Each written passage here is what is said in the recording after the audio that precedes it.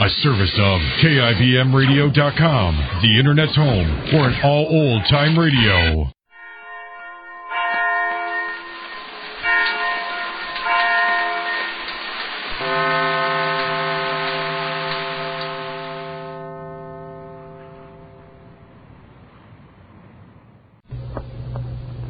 And now, the life of Mary Sothern. Mary had a long talk yesterday with her injured husband, Max Sanders, whose heroism at the prison fire had saved the lives of hundreds of his fellow prisoners. Neither Mary nor Max knows yet that the warden intends to accuse Max of setting fire to the prison in order to escape in the confusion. Dr. John Benson does not yet dare to tell them of this threat, for Max is lying now in County Hospital in a serious condition. Mary is driven home with Laura Barton, daughter of Jeffrey Barton, an important director of Sanders' Interest. Dr. John Benson has his own troubles, too, just now. Merlin Davis has threatened to have Dr. Benson discharged from the clinic if Davis's niece does not recover from a serious infection. Laura now brings disheartening news to Mary. Gerald Proust is trying to get an interview with her father, Jeffrey Barton. Proust, she says, wants to talk to her father about Mary and Max.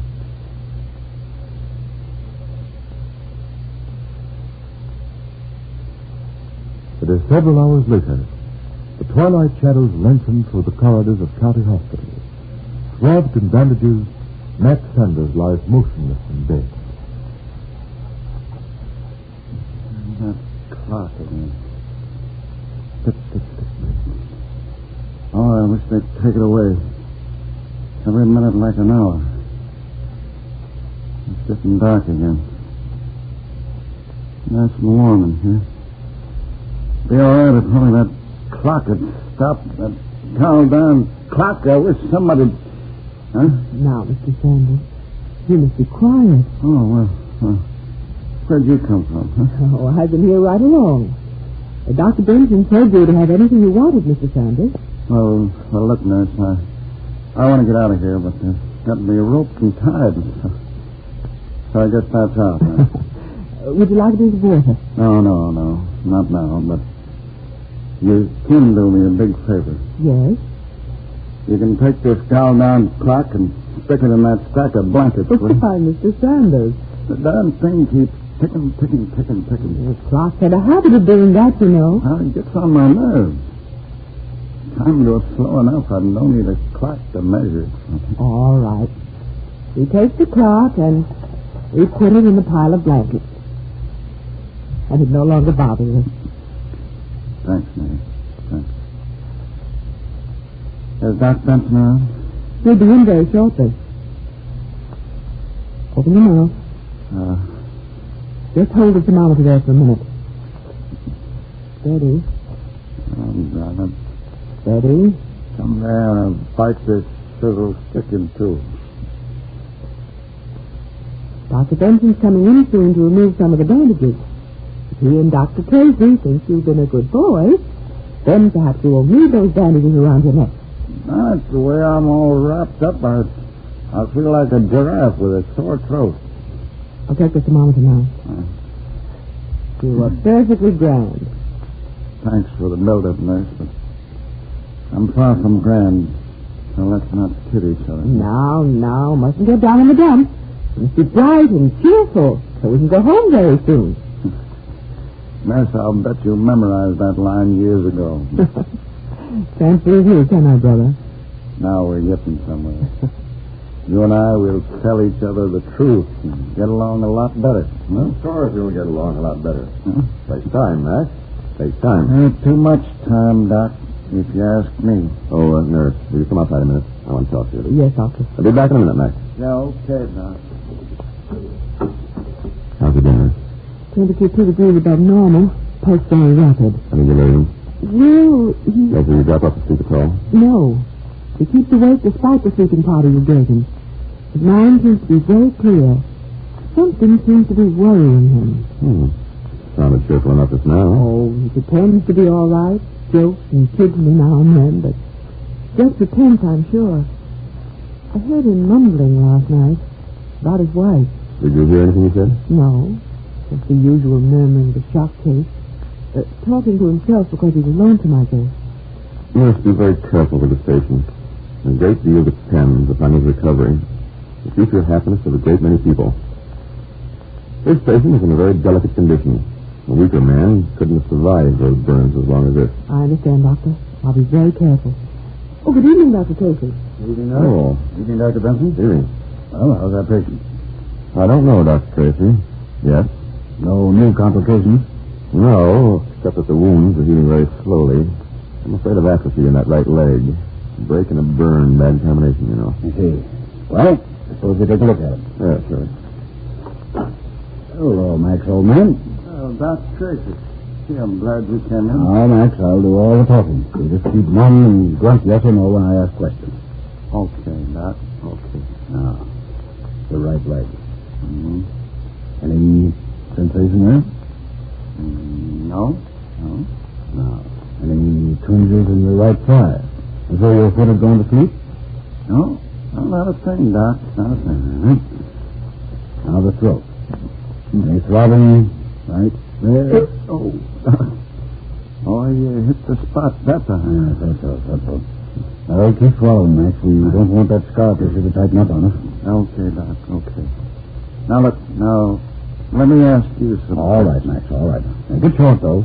Mustn't tire yourself. I want to know about Cheney. How is he? Well, Is he hurt bad? He's not in pain, Max. I can assure you of that. Now, if that's all you want to No, know. one thing more, Doc. Now, let's not kid ourselves about this fire. You know, and I know, the warden's going to fight us all the way. Now, don't worry, Max.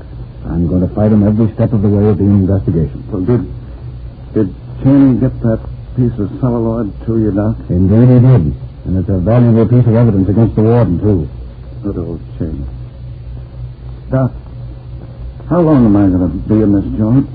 I got to get out and help you and Doc Benson. Max, you'll be out just as soon as you start relaxing and let nature heal those burns, and not 1 minute sooner. Now, don't worry, young fellow. You'll get your chance to tell all you know about the bad conditions at State Prison. Count on me, Doc. Count on me. Max, if you'll give me a moment of your valuable time, I'll change that bandage on your leg. Take your time, Doc. Take your time. I'm not going any place in particular. Won't take a moment. Here, those scissors, nurse. Here you are, Doctor.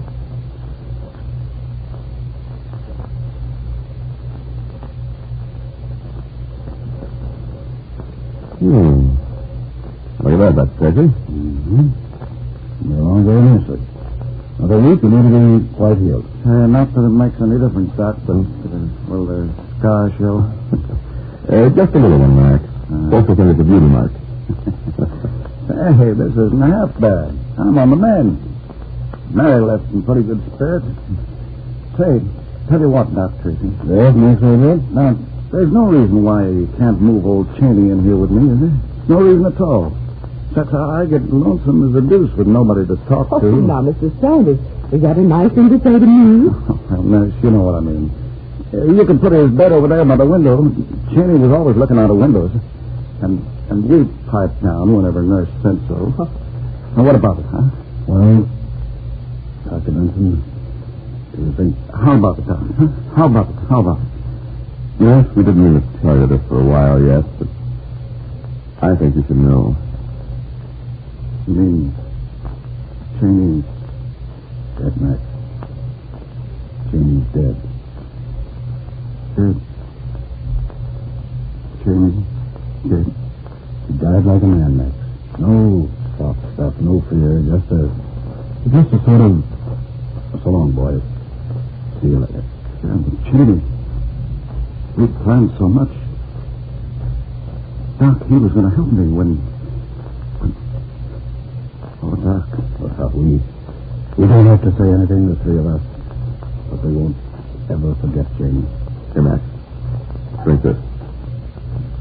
All at once now. That's better. Lie back. You'll be asleep very soon. Guess I'll reduce my down here. Maybe this is all a bad dream. No. Yes. Don't leave this patient's bedside. I'll bring you in at midnight. Yes, Dr. Benson. Dr. Mr. Benson. Come out into the hall for a moment.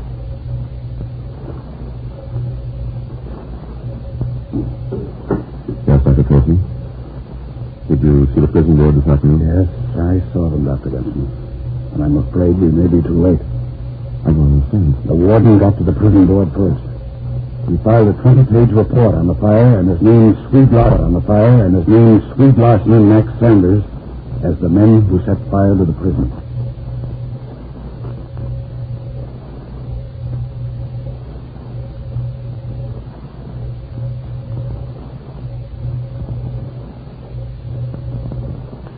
But now, because of the warden's terrible falsehood, are Max and Swede to be branded as the men who caused the death of 7 others?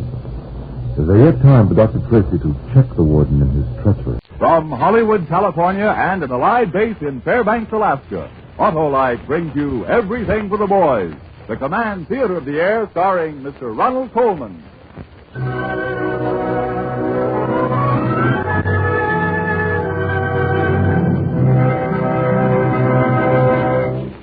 Because of the vital significance of tonight's play, This Living Book, based upon the Bible, the Electric Autolite Company has foregone its usual commercial messages.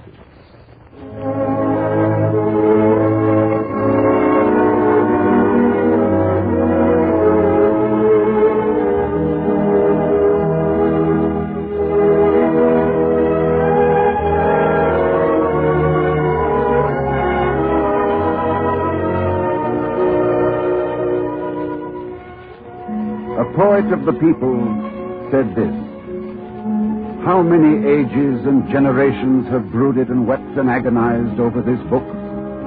What untellable joys and ecstasies! What support to martyrs at the stake! To what myriads has it been the shore and rock of safety, the refuge from driving tempest and wreck? Of its thousands there is not a verse, not a word, but is thick-studded with human emotion.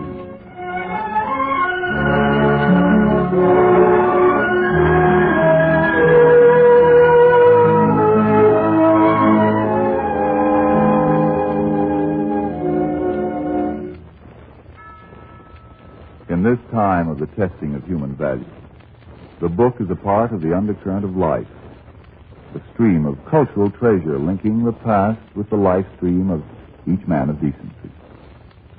Turn your thoughts, you who listen, away from yourself for these moments, and listen to the book as it lives.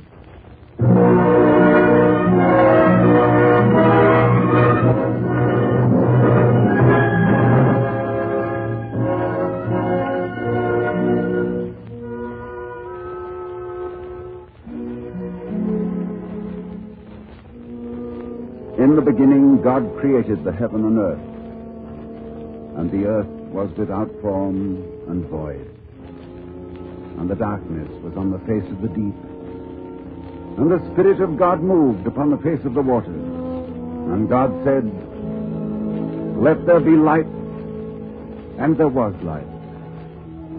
And God saw the light, that it was good, and God divided the light from the darkness.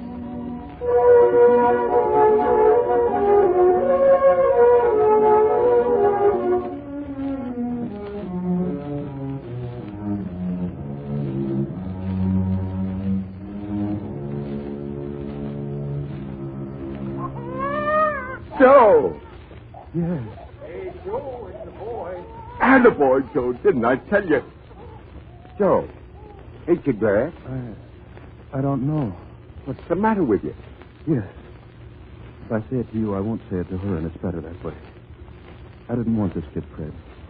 I didn't want it because every time I felt my empty sleeve and then read the headlines, I said to myself, no kid, no kid.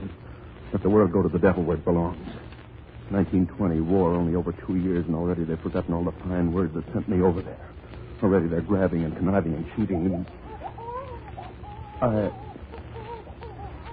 better go see her. And him. Yeah. Joe, listen. What you just said, but, well, think of this.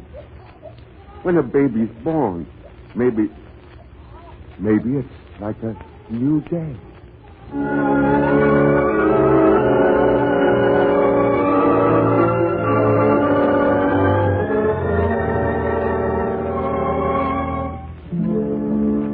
God saw that the wickedness of man was great in the earth, and that every imagination of the thoughts of his heart was only evil continually. And it repented the Lord that he had made man on the earth, and it grieved him at his heart. And the Lord said, I will destroy man whom I have created from the face of the earth, both man and beast and the creeping thing and the fowls of the air, for it repenteth me that I have made them.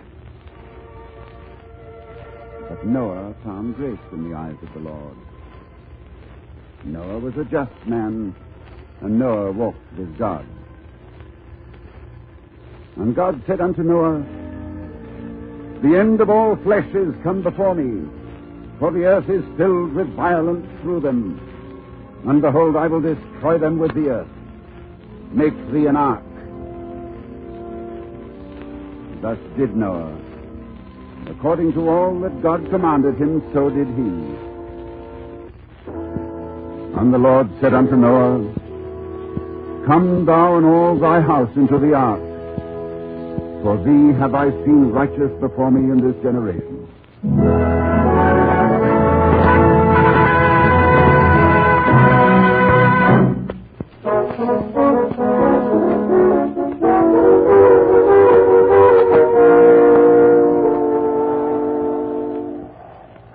Look at the wind blow the sails.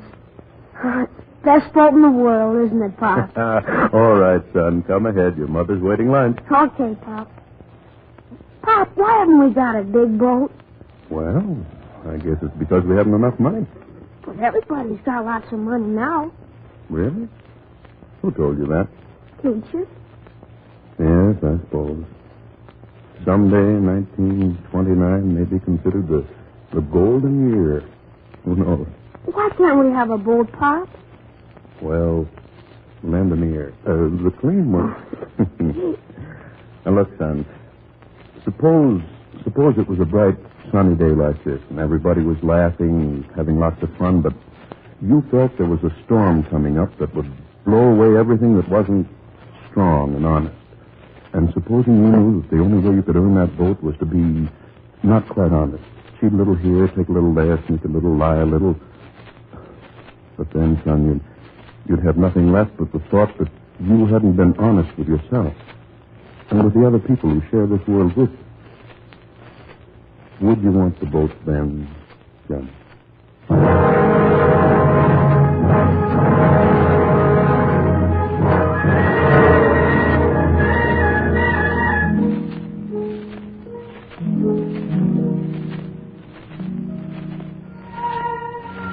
To whom shall I speak and give warning that they may hear? Behold, the word of the Lord is unto them a reproach. They have no delight in it. Therefore I am full of the fury of the Lord. I am weary with holding in. I will pour it out upon the children abroad, and upon the assembly of young men together. For even the husband with the wife shall be taken, the aged with him that is full of days. And their houses shall be turned unto others with their fields and wives together. For I will stretch out my hand upon the inhabitants of the land, saith the Lord.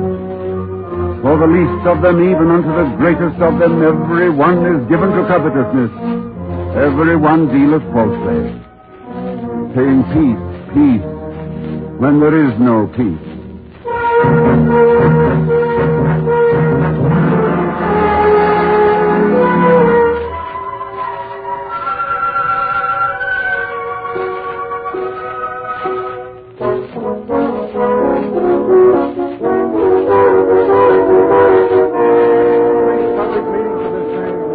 If you please. Ladies and gentlemen, order, if you please. Would the gentleman in the audience who just spoke state his name? John Eli Adams. John Eli Adams. Yes, we were quite sure it wasn't Quincy. I've just been informed that you're a member of the sophomore class. Please, gentlemen, let's hear what Johnny Adams has to say. May throw light upon certain opinions, fortunately very much in the minority on this campus. Enlighten us, Mr. Adams. Please, enlighten us. Well, this is called the University Conference for Peace in Our Time. But I always thought that in order to have a peace conference, all the combatants had to be present. Where are they? How can you talk of peace in our time if the beast isn't here? That's our only antagonist. Do I have to tell you about it? It's the beast that calls itself blonde but has many colors and many faces. And one of them is cowardice. And the other one is the selfishness of the child mind. You're talking no war now. But what you're really saying is, I'm 18 or 19 or 20, so don't damage this world in any way that'll cheat me of what I want. But I tell you, gentlemen, the cost of peace in your time is too much for even you or me to pay. Sure, I'm 18, and sure I want a chance at loving and having and being. But not at the cost of men and women hunted like animals. Not at the cost of leaving the world free for the beast. How dare we, the young, expect peace in our time when there is no peace in the world?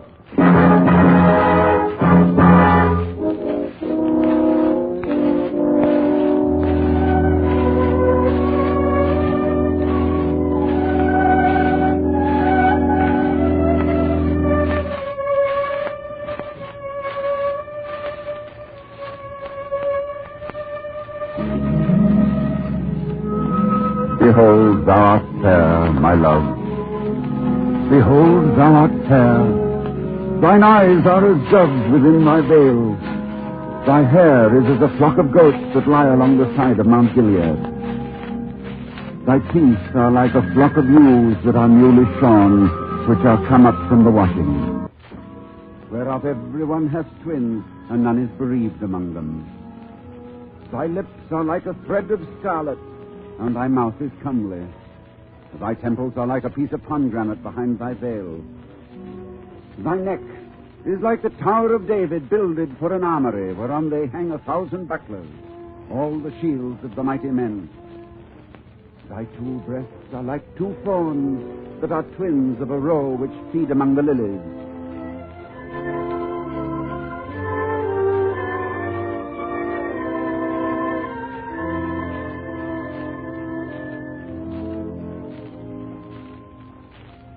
Until the day be cool and the shadows flee away, I will get me to the mountain of myrrh and to the hill of frankincense. Thou art all fair, my love, and there is no spot in thee. Come with me from Lebanon, my bride.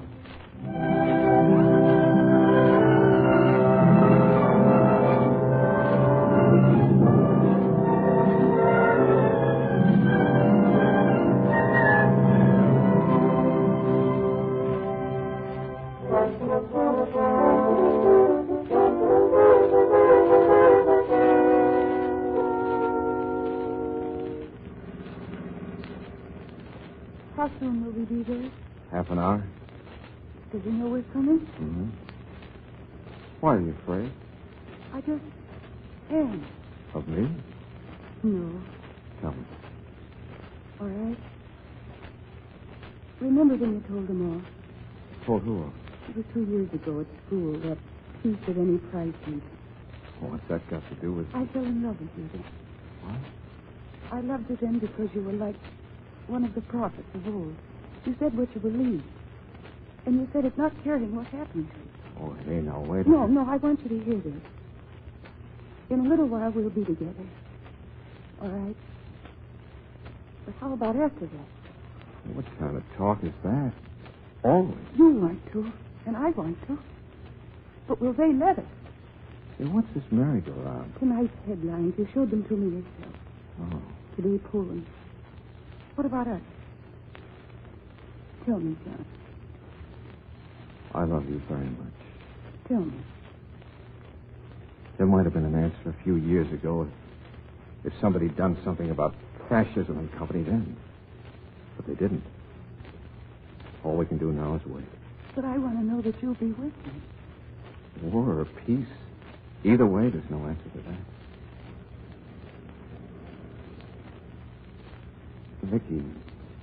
Yes? All these miles. You know what I've been thinking? What? About love and loving. That used to mean that a girl in a certain line which depended on who she was and how I felt and where we were. Then I met you. And it began to mean the way your eyes go wide and then sort of crinkle up when you laugh. The way you walk as if it was wonderful to be a woman.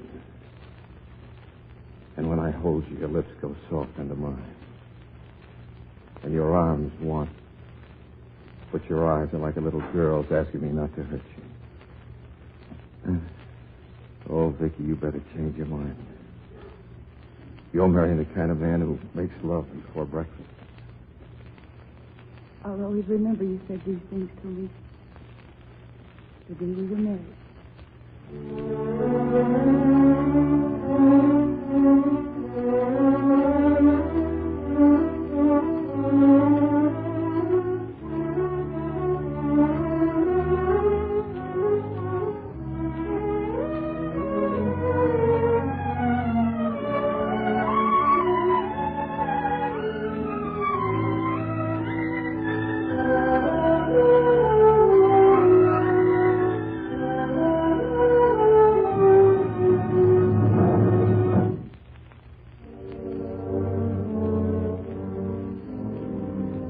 Righteous art thou, O Lord, when I plead with thee. Yet let me talk with thee of thy judgment. Wherefore doth the way of the wicked prosper? Wherefore are all they happy that deal very treacherously? Thou hast planted them, yea, they have taken root. They grow, yea, they bring forth fruit. Thou art near in their mouth and far from their reign. But thou, O Lord, knowest me. Thou hast seen me and tried mine heart toward thee. Pull them out like sheep for the slaughter, and prepare them for the day of slaughter. How long shall the land mourn, and the herbs of every field wither, for the wickedness of them that dwell therein?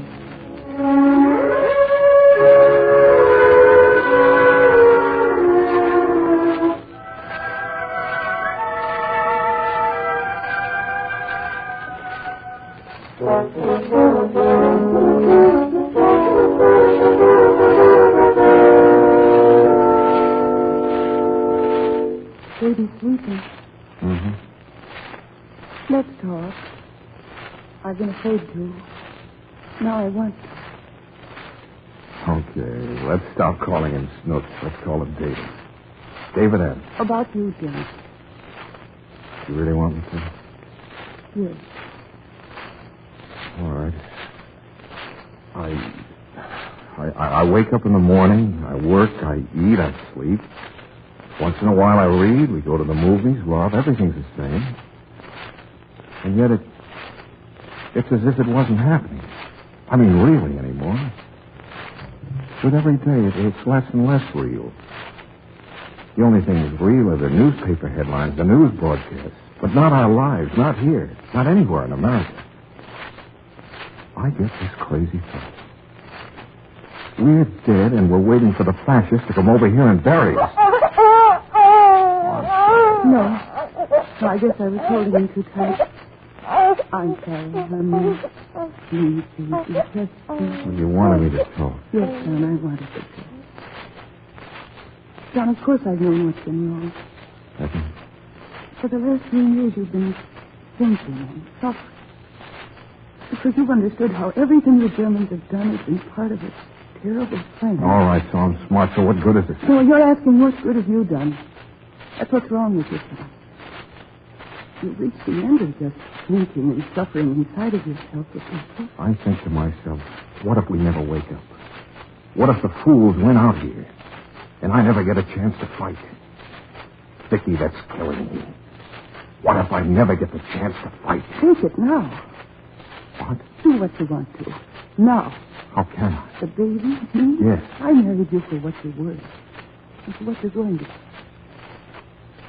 Maybe this is what you're going to be. You couldn't get along. I will. Vicky. You're living. Oh, Vicky. August. All right. right, all right. What? Mr. Adams, your radio on? No, I heard it. I think I just heard it. The Japs, they're bombing us someplace. Does that mean we're in this war?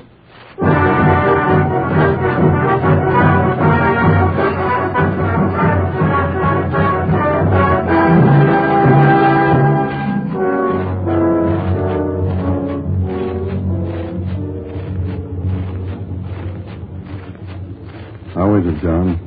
All right, Chaplain. The men? Oh, a few seasick, but they'll be all right, sir. Been waiting a long time for this. Yes, sir? The first invasion barge to get to the continent. That'll be all right, eh, Captain? Right, sir. You're married, aren't you, John? Yes. Of course. You showed me a picture of your wife and child. Strange. Ever since we started over the channel, all I can remember is something from the book. It's something I used to say to myself back in the days when I doubted whether America would ever wake up to the fight. I've trodden the wine press alone, and of the people there was none with me.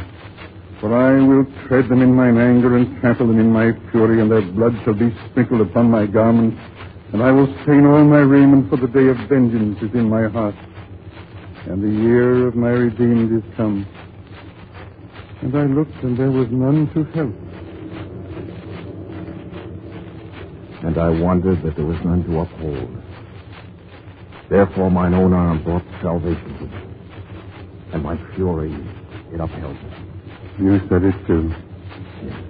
Now the greatest crusade of men in history. I call it a prayer. I don't... This whole invasion, Captain, it is a prayer. A prayer and a promise. A prayer to God to help us destroy the evil. And a promise to God that once it is destroyed, we'll never let it happen again. I saw papers from home. There are people saying that the peace is already lost. That what we win will be destroyed by selfish groups of selfish men. I can't believe that. I won't believe it. I have faith in people, in the living God that sent it. One more minute, man. Oh, boy, this is it. I've thought of this minute. I have. Chaplain, will you pray for us? Yes, of course, soldier. No, John, you say it. I? All right. Our Father which art in heaven, hallowed be thy name. Thy kingdom come. Thy will be done.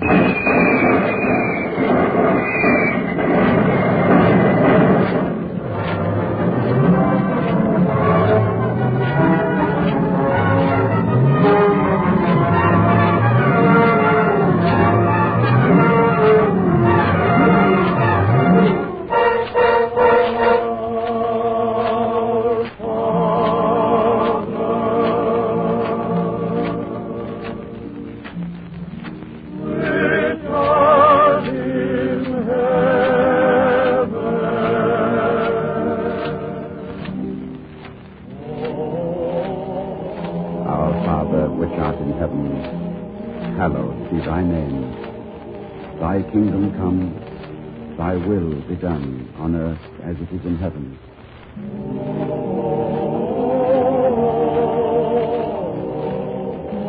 Give us this day our daily bread, and forgive us our trespasses, as we forgive those who trespass against us. And lead us not into temptation, but deliver us from evil. For thine is the kingdom, and the power, and the glory.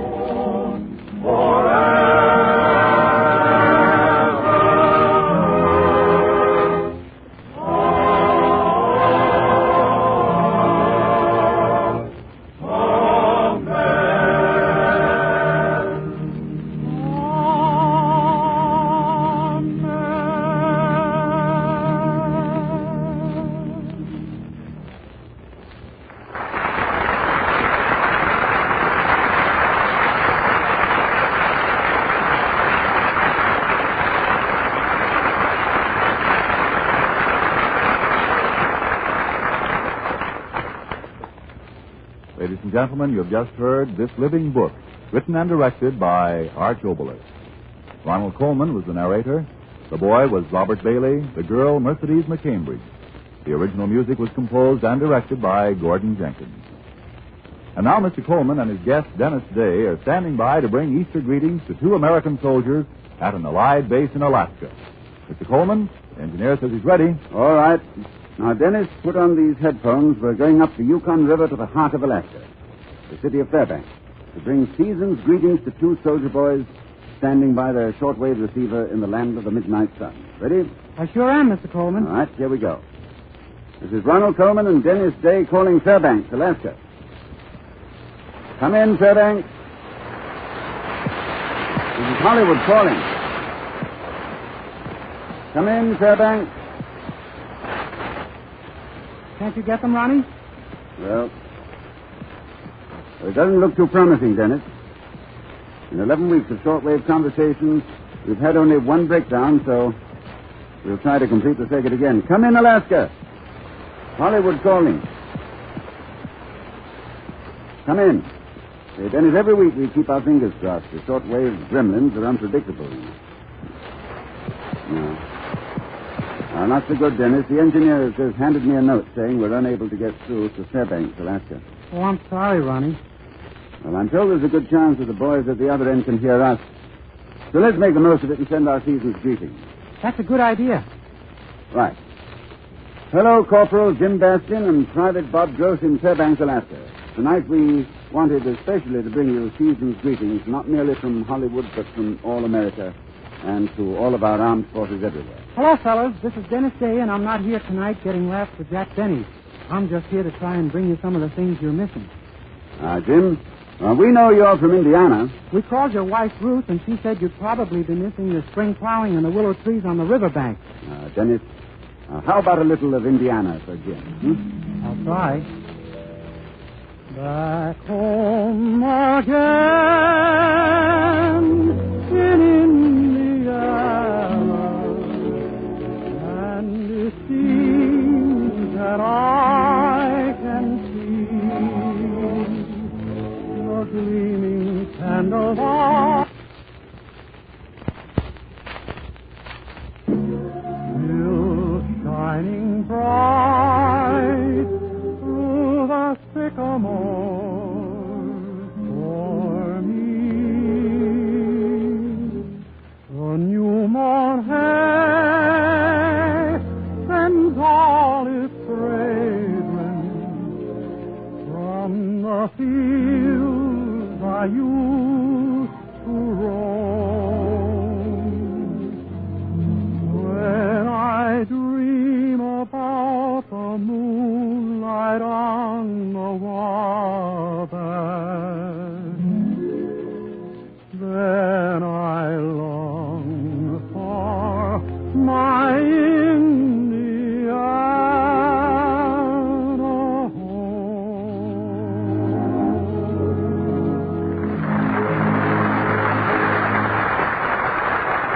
Well, that was fine, Dennis. I hope that brought Jim back home to his wife and baby for a moment. Now, you, Bob Gross, we called your family in Elkins, West Virginia. They're well, and they send their love, but they also told us that your sweetheart, Catherine Dillon, misses you. So, Dennis, since it's spring, and Bob's fancy surely must be turning to thoughts of love, don't you think you can do something about it for Bob? Well, how's this? I'll take you home again, Kathleen, to where your heart will feel no pain. And when the fields are fresh and green, I'll take you to your home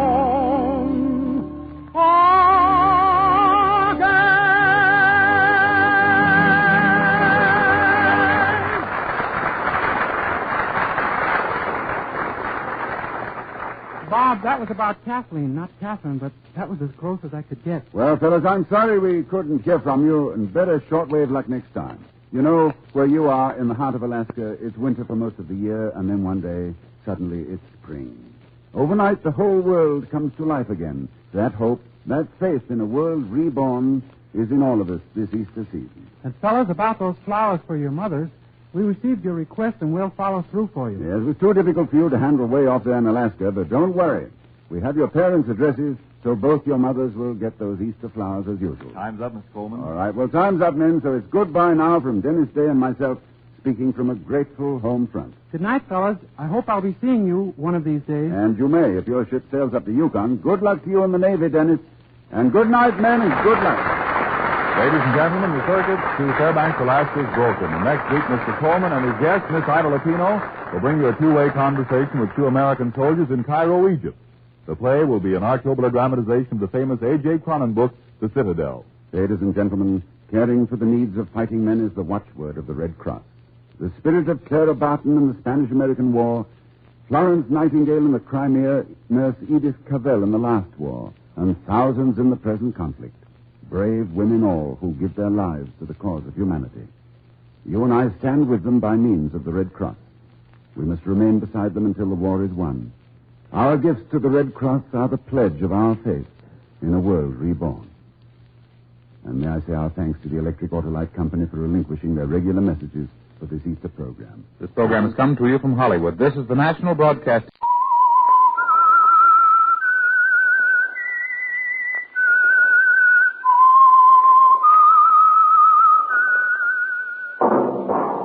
Yes, friends, that whistle is your signal for the Signal Oil program, The Whistler.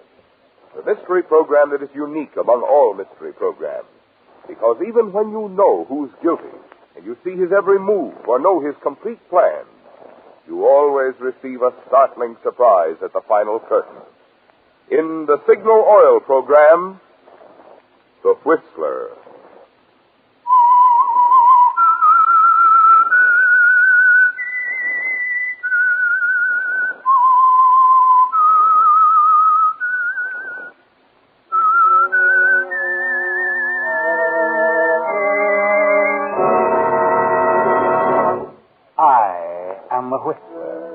And I know many things, for I walk by night. I know many strange tales hidden in the hearts of men and women who have stepped into the shadows. Yes, I know the nameless terrors of which they dare not speak. Yes, friends, it's the Whistler for tops in entertainment. And for tops in gasoline quality, it's Signal. It takes extra quality, you know, to give you extra mileage. And Signal is the famous Go Farther gasoline. So look for the Signal circle sign in yellow and black that identifies friendly independent signal stations from Canada to Mexico. And now the Whistler's strange story. Man on the Roof. Eddie Welch was a young man who enjoyed his work. Yes, he loved every moment of it. As he sat before the microphone in the booth high on the roof of Crandall's department store, his voice booming out over the public address system, directing the attendants, the movement of the automobiles in the parking area below. 2 spaces in aisle 4, 1 in aisle 5, aisle 6 is full, 3 spaces in aisle 7, 4 against the wall. Number 1, keep the driveway clear, clear the driveway. Yes. It pleased Eddie to run the lot from his lofty perch on the roof of the department store. Pleased him to see the movement of the traffic below respond instantly to the sound of his voice. But though he liked it here on the roof, Eddie had made up his mind a long time ago he'd leave this job when the right opportunity came along, something worthy of his talent. He wasn't quite certain just what it would be, a break, a lucky chance. But it would come sooner or later. So Eddie Welch waited. And that break finally came late one afternoon. Aisle 1, 2, 4, 6, and 8, full. 2 spaces in aisle 3, 1 in aisle 5, 4 in aisle 7, 1 against the wall. Plenty of room in the overflow. Hello. All right if I come in? Well. Sure, come in. Haven't seen you around the store before. I'm new. The latest addition to the glassware department. Well, I ought to get around more. If you'll stop leering at me for just a moment, I have a message from Garcia. Peggy Garcia, that is.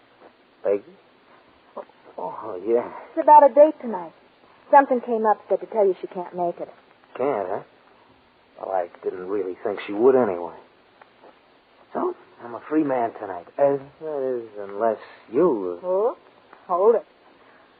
Gee, you get ideas fast. Anything wrong in my asking you for a date? Oh, I might be booked for the evening. Okay. Suppose I stop by Glassware, say closing time, and check with you. Oh, what about Peggy? Won't she be... She has no strings on little Eddie. No strings at all. Besides, baby, she's engaged. Didn't you know? Oh, I see. Check with you later. Check with me later.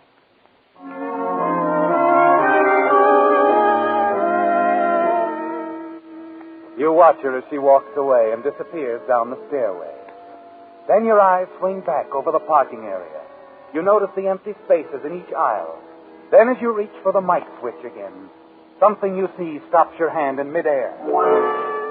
Against the far wall, you see two men struggling between the parked cars. You reach for the binoculars and train them on the scene in time to see one of the men fall back. His head hits the car bumper and he doesn't get up. Quickly, the other man jumps into a car, a light green convertible, and drives away. An instant after you've jotted down the license number, you pick up the phone and call downstairs. Operator. Now, this is Eddie Welch on the roof. Look, get one of the store cops out to the parking lot right away. What's wrong? There's a man stretched out on the ground near the back wall. I think he needs help.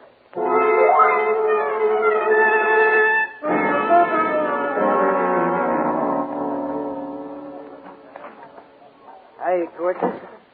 I understand the big wheel wants to see me. Well, if it isn't the Romeo of the rooftop. Yes, Mr. Crandall wants to see you, Eddie. Hey, how about doing the town Saturday night? Huh, sweetheart? Sorry. I'll be at the wrestling matches. Junior. You think you'll win? Well, why don't you drop dead, huh? See you later. Oh, come in, Eddie. Come in. Eddie, this is Lieutenant Davis, Police Department. Hi, Lieutenant. Hello, Eddie.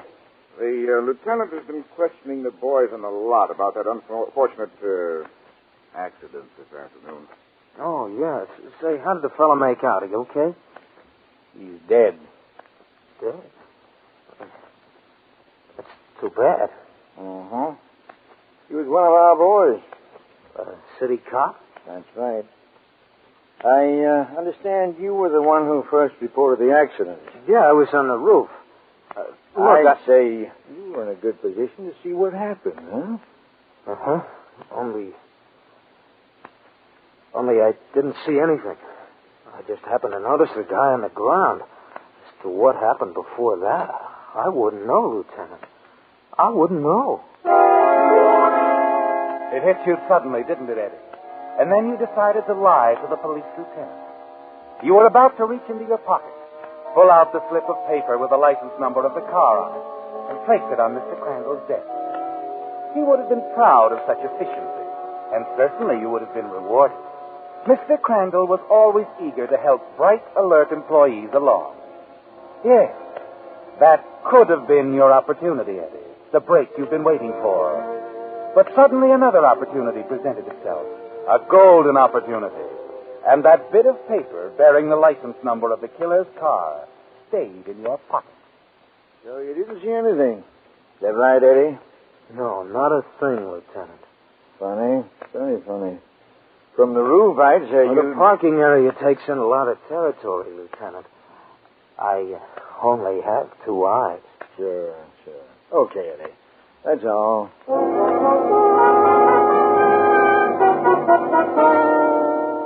You're excited, aren't you, Eddie, as you leave Mr. Crandall's office, anxious to make plans. You tell yourself you've got to move cautiously. Think it all over very carefully. Your first problem is to contact the driver of that new, expensive-looking green convertible. You think about it for a long time, and it's still on your mind the following day during your lunch hour as you walk across the parking lot with Jones, The girl you met on the roof. Eddie, what are those fellas doing? Huh? Over there. They seem to be taking down license numbers. Oh, that's right. You're new here. And they work for the store. Check the license numbers with the Motor Vehicle Bureau. Find out who the car owners are. Well, what's the idea? Survey of some kind. Find out where the customers come from. Help select the districts their advertising seems to pull the heaviest. Well, what's the matter? Nothing. Look, Joan, why don't you run on ahead? I want to talk to one of the boys. Okay. See you later. Thanks for the lunch. Hi, Gus. Oh, hello, Eddie. How's the boy? Fine. Hey, look, do me a favor, huh? I got a license number I'd like to slip into that list. Check it for me. Oh? That's, well, there's a paper comes in here regularly. I got to talking to her a couple of times. Very friendly type and very cute.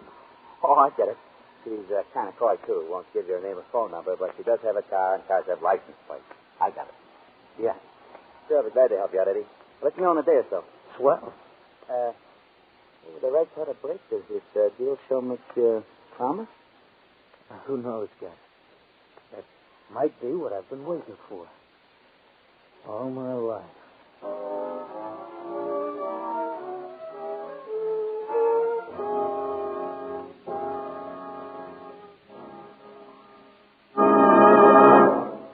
With the prologue of Man on the Roof, the Signal Oil Company brings you another strange story by The Whistler.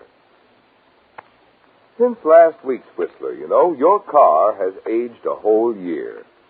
Yes, even those shiny 1948s are now technically last year's models. But after all, the important thing is not the year your car was made, but rather the care it receives. That's why, if you want your car's performance to stay young, it's so important for it to receive the more thorough, more conscientious service that cars get at independently operated Signal service stations. For example, when a Signal dealer lubricates your car, he checks against the official factory chart that shows exactly which of Signal's 9 specialized lubricants each part should have for long, trouble-free service. Then, just to make double sure not a single part has been missed, your Signal dealer checks the whole job again, which explains why we call it Signal double-check lubrication. This is typical of the many little extras you enjoy at Signal service stations. Because Signal dealers, being in business for themselves, have more reason to want to keep your business. And now, back to the Whistler.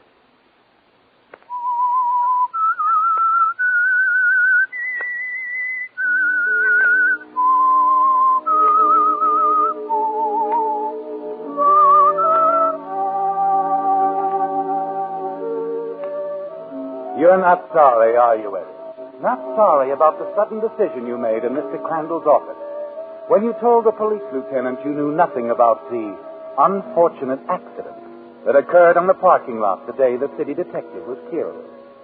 You didn't tell him that you saw the struggle of the two men between the parked cars, saw the killer ride away in a green convertible, that you had jotted down the license number of the car. No. You have other plans, haven't you, Eddie? Big plans. Then, 2 nights later, as you leave Crandall's department store, you run into your friend Gus. Hi, Eddie. I checked that Jane's license number for you. Oh, did you? Swell. Yeah. The car's registered to a guy named Merrick. Alton Merrick. Need her boyfriend, huh? Too bad, Eddie. He could be your old man, Gus. Oh, sure. Who knows? Anyway, that's who the car belongs to. Alton Merrick. It's 100 Weatherby Place. Yeah, it's a nice neighborhood. Uh-huh. Thanks, Gus. You've been grand, boy. Just grand.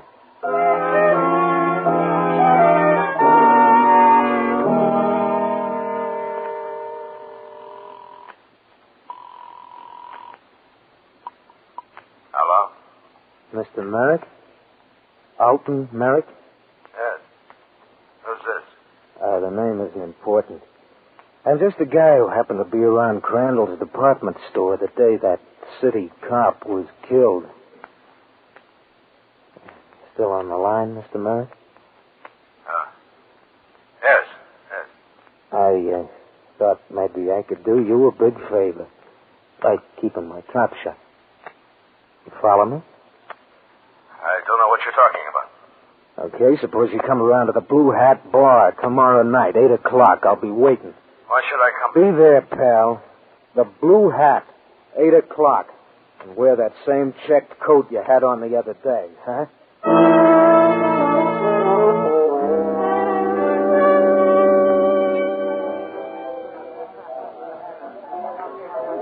Isn't he wonderful, Eddie? Huh?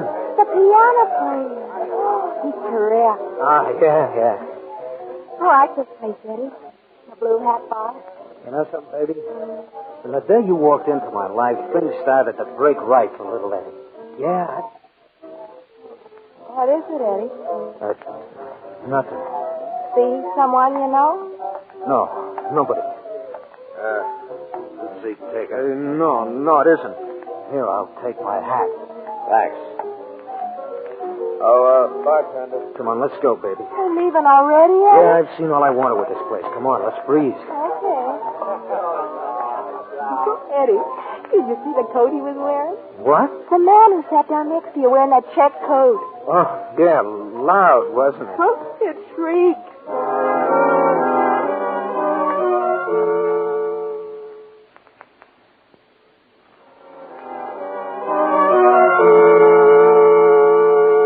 As you make your way out of the bar, the panic that swept over you a minute ago has left now, hasn't it? For a moment you were frightened when you saw him walking toward you. Merrick, the man in the checkered coat.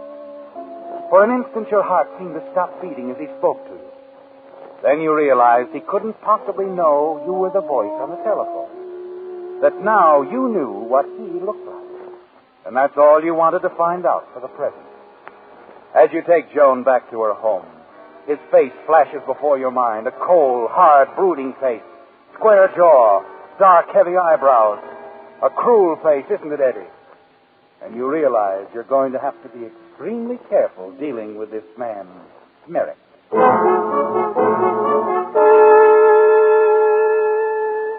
Late the following afternoon, you're on the roof again, directing the flow of traffic in the parking lot below. 3 spaces in aisle 4, 2 in aisle 5, 6 in aisle 6, 3 in aisle 7. No one seemed to notice the break in your voice, Eddie.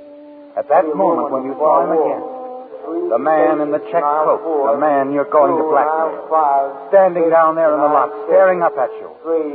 Now as your voice drones out over the lot, 1,000 frantic thoughts race through your mind, and you wonder if he knows.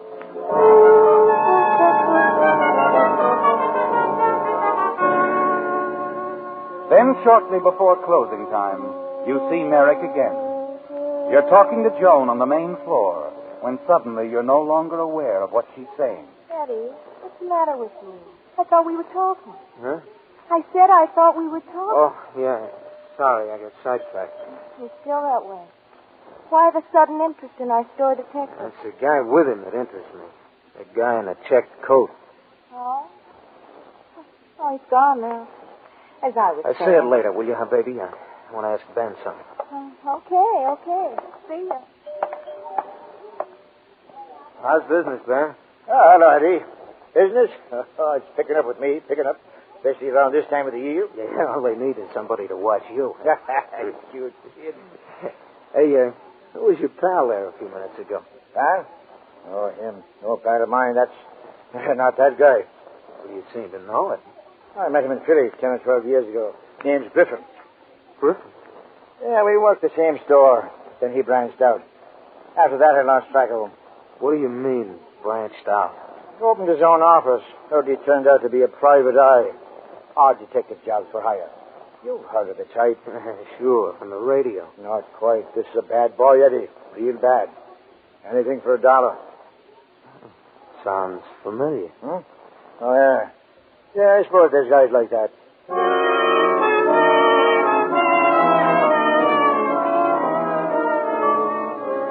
Ben smiles as you walk away from him, doesn't he, Eddie?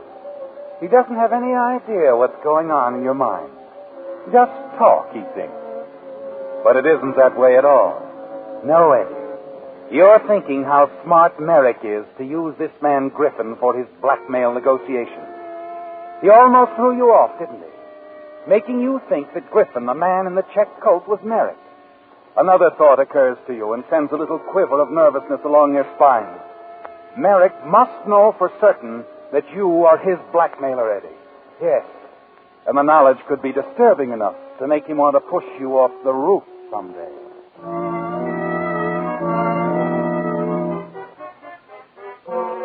You're anxious now to find out what Merrick himself looks like before you plan your next move. And so that night, you call Merrick's home again.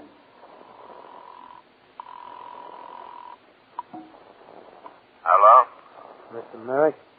Oh, yeah. Eddie? Huh? Eddie Welch? You know my name? I know quite a bit about you, Eddie. Even what's on your mind this minute. Yeah, I guess you do. Well, we better get together, talk. Fine, Eddie, fine. Blue hat again? Good enough. Be there tonight. Say 10 o'clock. 10 it is, Eddie. You running the show. Huh? Oh, yeah. Don't you forget that. Not me.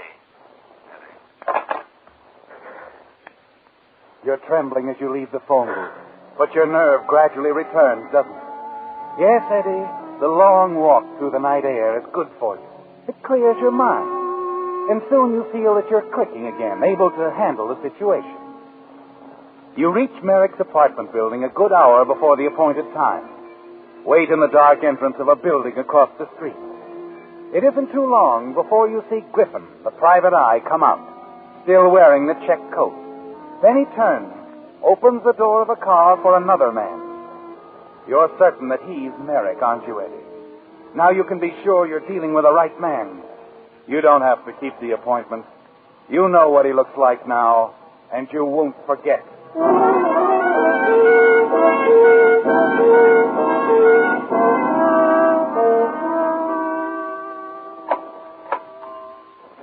Another day, Eddie. That's right, Al. Now, good night. Night. Oh, Eddie. Yeah? I almost forgot. There was a fellow hanging around the store. He wanted to be sure when you got off. Oh? I told him everybody was working overtime tonight. What did he look like? Heavy-set fella. Rough-looking.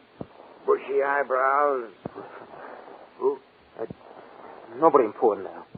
Thanks. Oh, sure. You expect to be followed, Eddie, and you are. And as you also expected, it is Griffin, Merrick's detective for hire, the man Ben thinks would do anything for money. And you know he's working for a man who'd do anything, too. You quicken your steps, hurry down the darkened street. Then as you move past an abandoned building under construction. Hey, Welch, wait. Oh, gotta lose him. You turn, run into the convenient protective darkness of the building, scramble wildly up a set of improvised stairs. Wait, listening.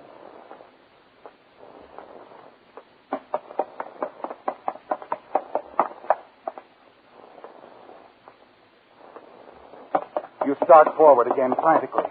Take another flight of stairs and leaping strides to the 5th floor. At the top, you freeze, almost paralyzed with fright. The wall at the outer edge of the landing hasn't been put up yet, and you almost stepped off into space to a 5-story fall to the street.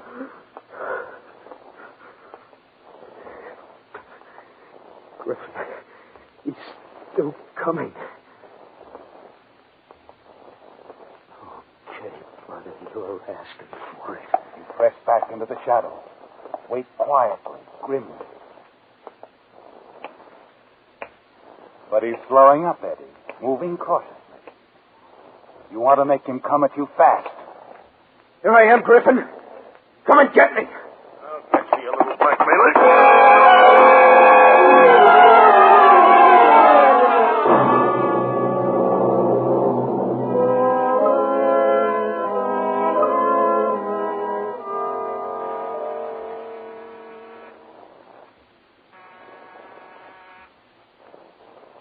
Mr. Merrick. Mr. Merrick, open up.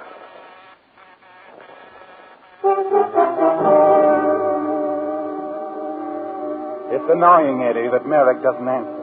Because you're sure he's inside, waiting for Griffin to come back and tell him that you're out of the way. Then from a sound down the hall, you're aware of an elevator stopping at Merrick's floor. You duck back out of sight. Wait nervously until you see who it is that stepped out of the elevator. You recognize him, don't you, Eddie? It's the same man you saw with Griffin last night. Well, Mr. Merrick. What? I don't believe I've had the pleasure. It isn't going to be any pleasure, Mr. Merrick. I've been pretty slick up to now. You and Griffin. But not slick enough. I'm Eddie Welch. I see. Sure you do. You see plenty. Like lots of dough changing hands, huh? That's what I want, Merrick. And I mean lots of it. You're a tough boy, aren't you? Well, we better talk it over. There's nothing left to talk over. Griffin's dead. What? An accident. Too bad, isn't it? Oh, don't you think it's a good idea to invite me in? All right, Eddie. You know you've got me stymied. Come on in.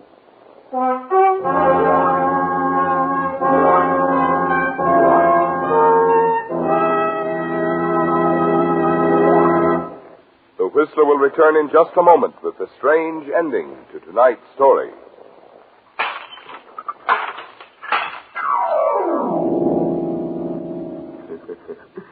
Recognize that noise? That was someone breaking a perfectly good New Year's resolution. And here it is, only January 2nd. There's one resolution, however, that I hope you won't break. The resolution we made on last week's Whistler to try, just try, Signal gasoline in your car. Because seriously, friends, there are real advantages for the driver who powers his car with Signal, the famous Go Farther gasoline. Mileage, of course, is one of them, but only one. For in order to give you such good mileage, today's Signal gasoline has to help your motor run more efficiently. And when your motor runs more efficiently, naturally you enjoy more exciting performance in the way of pep, power, and smoothness. That's why you'll find folks with big cars, as well as folks with small budgets, patronizing Signal service stations. They've both discovered that in gasoline it takes extra quality to go farther. And Signal is the famous Go Farther gasoline. And now back to the Whistler. You knew it all the time, didn't you, Eddie? Knew that someday that golden opportunity would present itself. The break you were waiting for, and you'd be sitting on top of the world. Then it came suddenly. Remember, Eddie, that day at the parking lot of Crandall's department store, when you saw the struggle of the two men between the parked cars, saw the killer race away in the green convertible. It was a smart move, wasn't it? Taking down the license number of the car. And a smarter move on your part not to tell the police about it. And now the killer, a man named Alton Merrick, is at your mercy. And as you sit in his apartment, facing the tall, cold-eyed man, you're waiting to discuss the financial arrangement. Well, Merrick, that was kind of cute of you, sending Griffin around to keep your appointments with me, wearing that check coat of yours. About the same build, too. At the start, I really thought he was you, Merrick. Didn't know what you looked like until last night when I saw the two of you leave the building. Mm-hmm.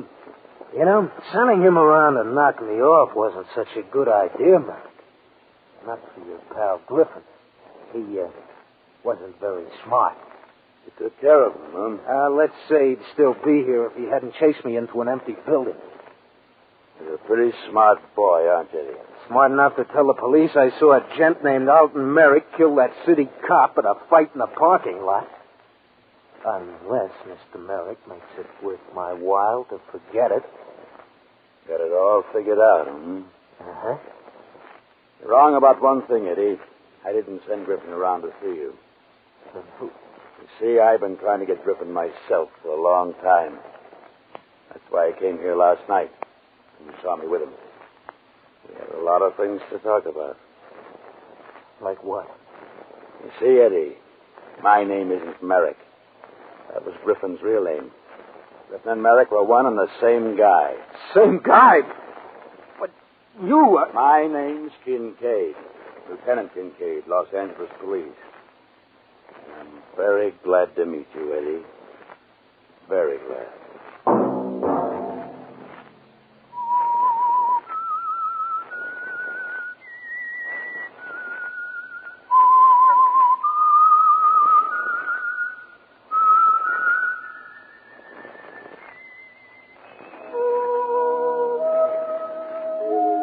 Let that whistle be your signal for the Signal Oil program, The Whistler, each Sunday night at this same time.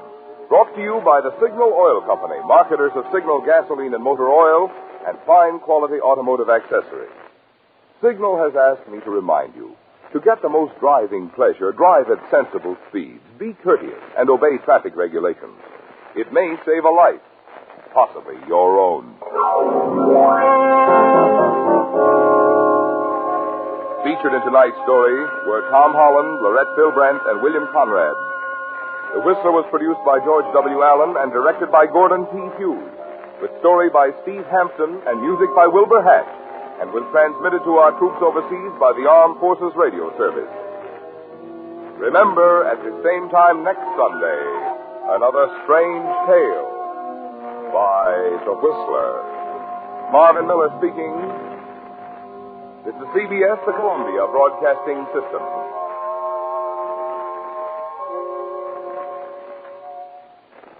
The Signal Oil program, The Whistler.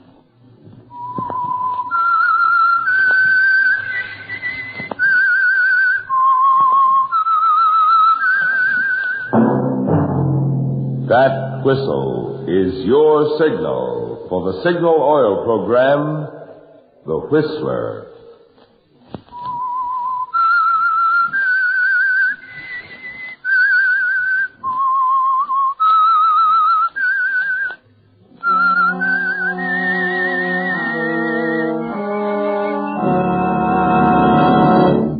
I am the Whistler, and I know many things, for I walk by night. I know many strange tales, hidden in the hearts of men and women who have stepped into the shadows. Yes, I know the nameless terrors of which they dare not speak. Yes, friends, it's time for the Signal Oil program, The Whistler, rated tops in popularity for a longer period of time than any other West Coast program in radio history. And Signal gasoline is tops, too, tops in quality. It takes extra quality, you know, to give you extra mileage. And Signal is the famous Go Farther gasoline. So look for the Signal circle sign in yellow and black that identifies independently operated Signal stations from Canada to Mexico.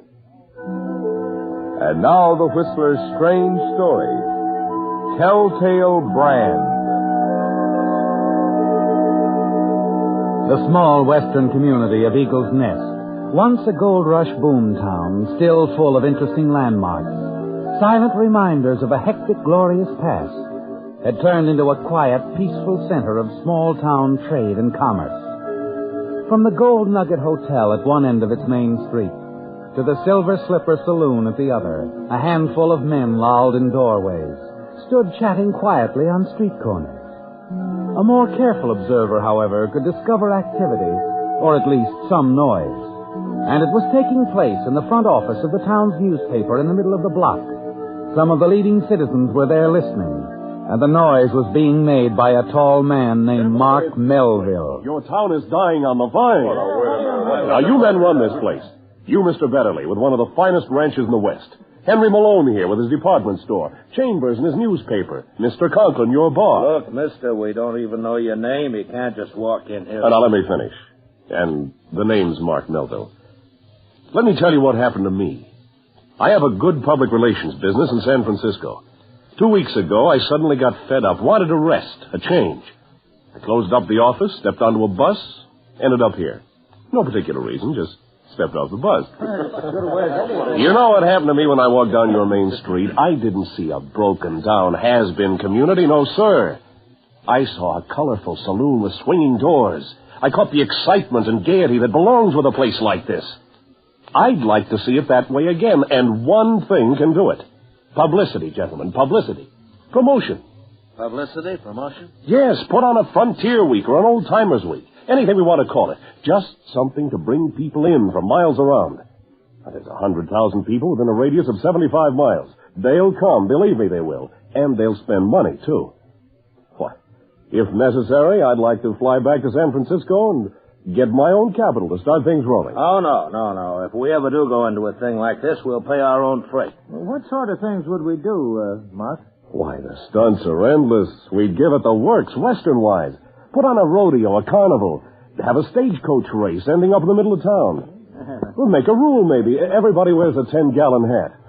Or we could even organize a vigilante committee. Anybody caught with his hat off gets his head dunked in a horse trough. Hey, Melville, how much would you want for your services? Oh, if you insist on a business basis, well, you can give me a percentage of the overall take, say 10, 15%. Have it your way. 15% it is. Boys? Yeah, that's right. When can you get started? Why wait another minute? I'll go back to my hotel, start setting things up right now.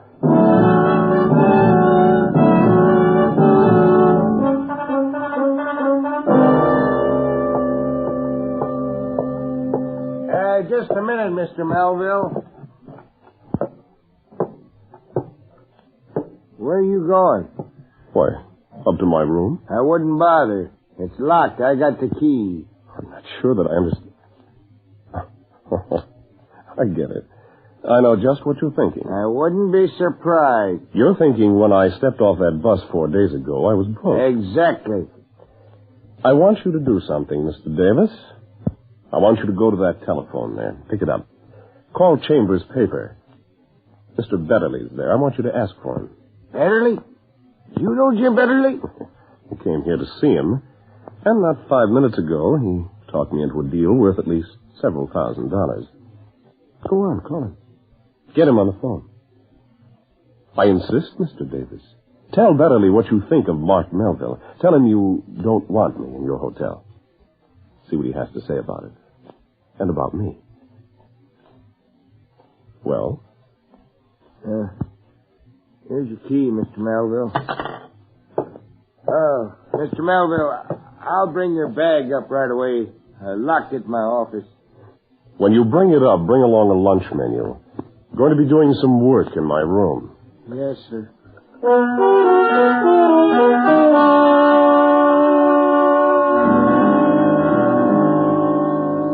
It's amusing, isn't it, Mark, how people can be impressed. You've often thought that, given the means, you could change a universe. Only right now, and for several thousand badly needed dollars, you must concentrate on changing Eagle's Nest, putting it on the map as you promised. The next day, you move your headquarters over to the newspaper office. It's while you're at the typewriter pounding out the first publicity release on the Eagle's Nest Frontier Week that you met someone else. Hello. Hello?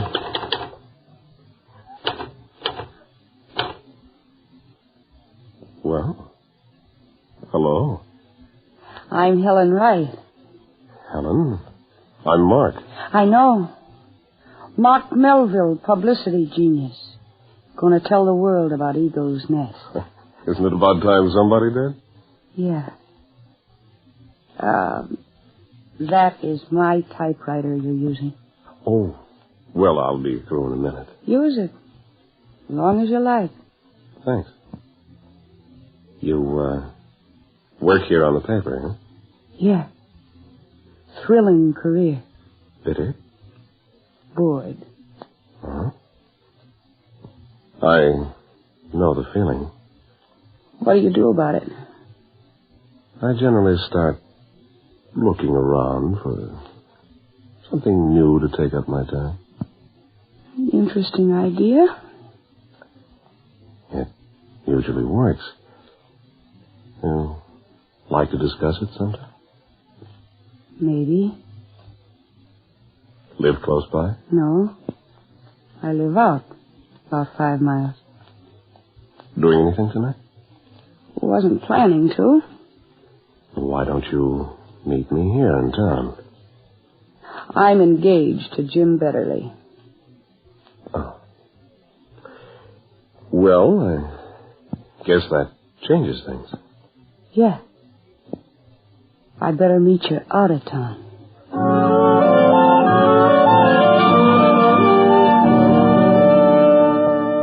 So now you have two things to amuse you, Mark. The Frontier Week plans and Helen. Soon you're seeing Helen every night late, always meeting her out of town so nobody will see the two of you together.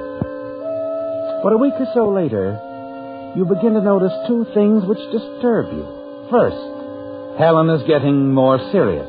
And second, her fiancé, Jim Betterly, is staring at you very curiously these days.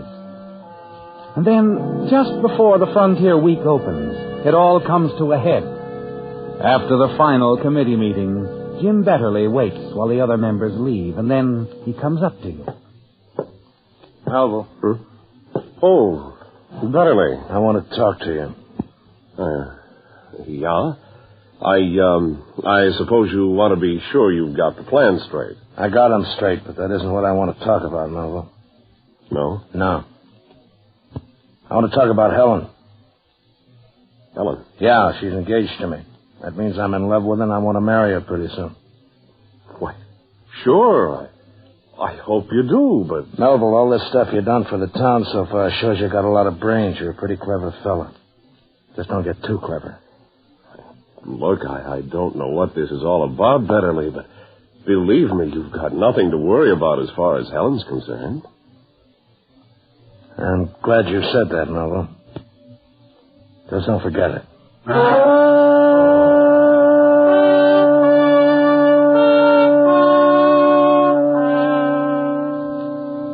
Jim Betterly walks out the door, and you sit there at your typewriter thinking.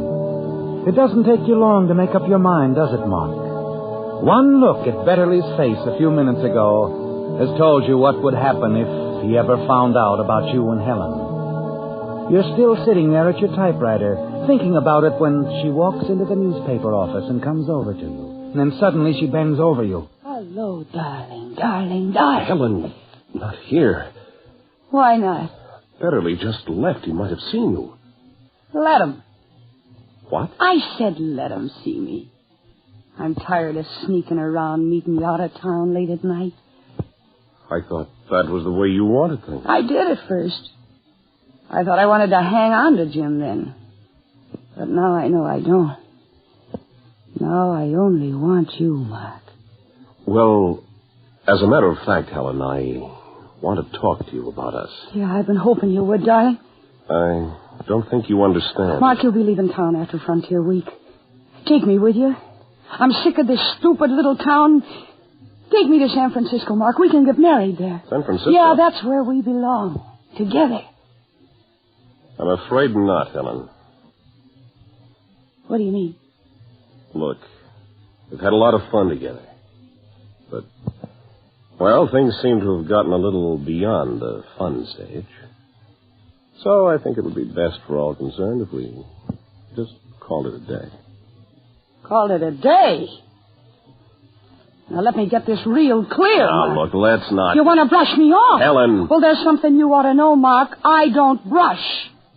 When there's something I want, I hang on to it.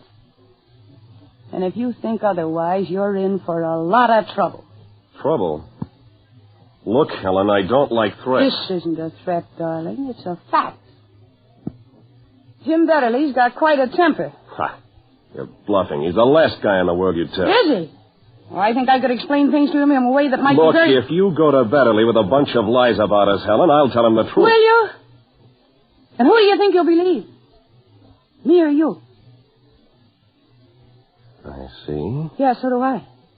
And I know just what you're thinking, that you could leave town right now and be in the clear. Well, it wouldn't work. Because once I told Betterly about us, he'd follow you and he'd find you no matter where you went.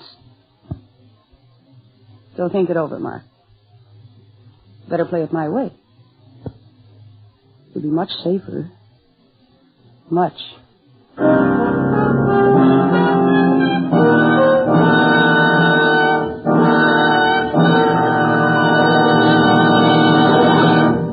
the prologue of Telltale Brand, the Signal Oil Company brings you another strange story by The Whistler. Now that the holiday season is over, most of us are settling down to some serious thinking about economy. And economy, that's one place where Signal, the famous Go Farther gasoline, shines. Of course, if you've lived out west any length of time, you already know that throughout the Pacific Coast states, from Canada to Mexico, Signal has an enviable reputation for mileage. But mileage, mind you, is only half of Signal's story.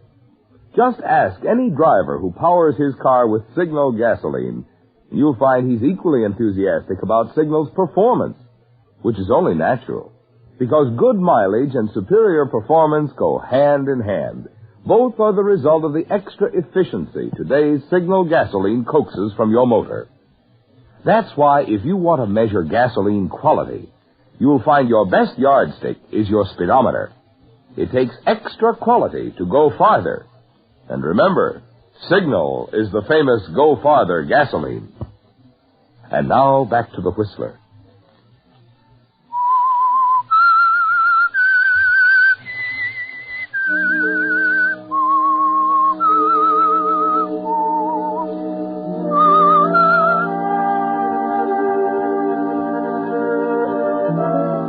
It had been so simple at the start, hadn't it, Mark? So easy selling the citizens of Eagle Nest on the idea of a Frontier Week celebration. And you looked forward to the day when it would all be over, and you could ride out of Eagle Nest with $3,000 or $4,000 in your pocket for masterminding the affair. Yes, it was a perfect setup. Until you became involved with Helen, Jim Betterly's fiancée. Now there's no telling how much trouble she'll make you.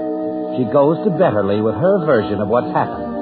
And yet you can't leave town. Not before you've collected the money that will be waiting for you at the end of the celebration. You think about it in the days that follow and struggle to reach a decision. Then Frontier Week opens, and you plunge into the 1,001 details of running the affair.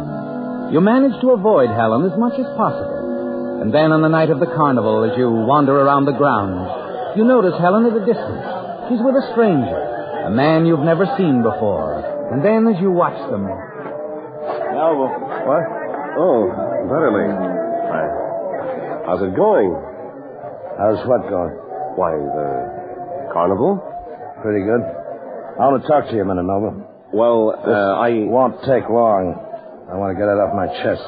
Why, how come you're not making the rounds of the sideshows tonight, Betterly? Because I've been looking for you. Say, I see you've got a friend to show Helen around. A friend? Yeah, I saw her with someone a few minutes ago. He's no friend. I've never seen him before. Oh? Look, Melville. Hey, grab the tourist, boys. He hasn't got a hat on. Come on, get him over here. Your vigilantes are doing quite a job, Betterly. That horse trough's gotten a lot of business. Yeah. Melville, quit changing the subject. What I got to say isn't easy, and I want to get it over with. All right. What is it? Last week, you and I had a little talk. Remember? Yes, but I told you then, Betterly. I thought you and Helen had been seeing each other. Look, Betterly. The last couple of days, I've hardly seen her, and now, tonight, she's with a stranger. You say you haven't seen her much lately? No. And, well, maybe I was wrong about you, Melville. I just wanted to tell you I'm sorry for shooting my mouth off the other day. Why, that's okay, Betterly. Sure, forget it.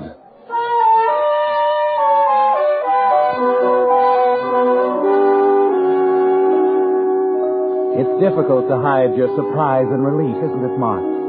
And now it looks like Helen has found a new interest, the stranger. Yes. Suddenly it seems that all your troubles are over, doesn't it? It's almost 2 in the morning when you go back to your hotel room. But then as soon as you close the door, you see it. The note on your pillow.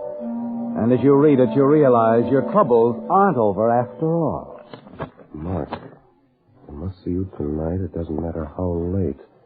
I'll be expecting you. You'd better not disappoint me. Helen. Well, it looks like this is the showdown, doesn't it, Mark? 10 minutes later, you arrive at her house. The shades are drawn, but there's a light inside. You open the door and go in. Your eyes flick past the empty bottle on the table to Helen's sullen face.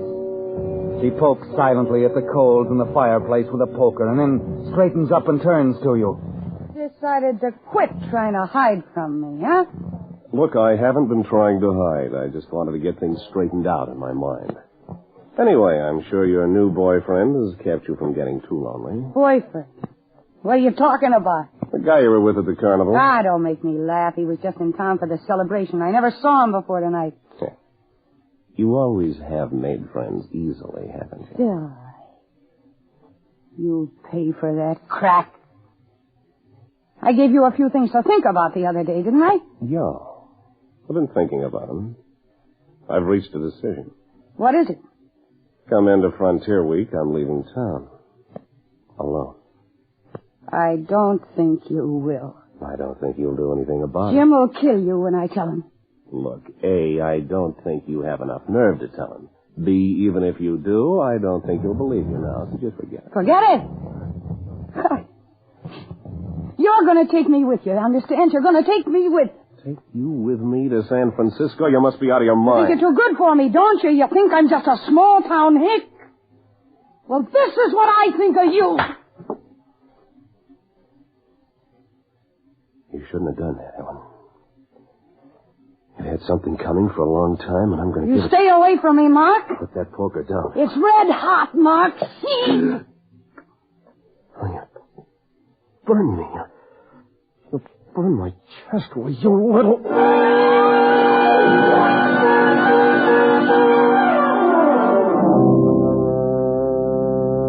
Moments later, you're standing there in a daze, Mark, staring at Helen's lifeless body on the floor. Then at the angry X-shaped burn on your chest. Finally, your mind begins to clear. You look around the room. There's no sign you've been there.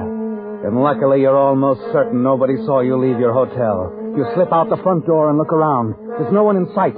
So you hurry back to your hotel room, rip off your charred shirt, and hide it temporarily in your closet. Then you collapse on your bed. The burn on your chest is throbbing painfully now, but you have no bandages or salve to put on it. So you just lie there staring into the darkness. And then finally, just before dawn, your eyes close from sheer fatigue.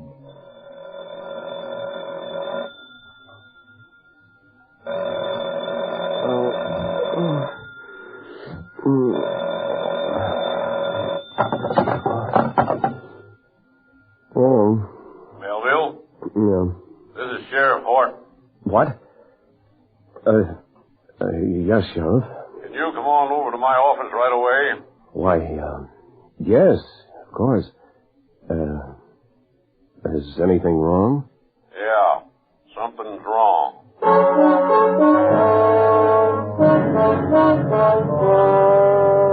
And you know what he means, don't you, Mark?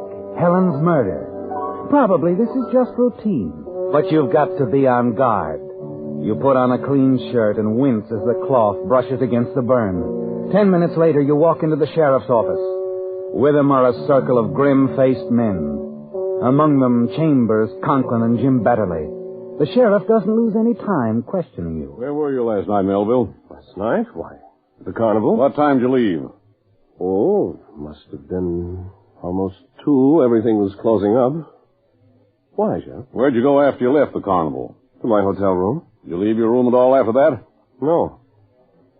Look, would you mind telling me what this is all about? Sometime between 2 and 3 this morning, Helen Wright was murdered. What? Oh, no. Yeah, and I think you might have had something to do with it, Mobile. Sheriff, I'm getting sick and tired of this guy throwing nasty accusations at me. 2 weeks ago, he got the crazy idea I was seeing Helen secretly. He even threatened me about it. But you admitted to me yourself, Betterly, that you were wrong just last night. Yeah, that was before I talked to Joe Merrill. Joe Merrill? Who's he? He drives a truck between here and Little Creek every night. He says he's seen Helen riding on the highway more than once lately. And the man she was with looked like you. Like me? Why, that's... No, Betterly. Joe didn't make a positive identification. He said it was too dark. Sheriff, this whole thing is ridiculous. Anyone that says I was ever with Helen is lying. If I just had one little shred of proof, Melville, just one little shred... But you don't, Betterly. There's no case against Melville, and you know it.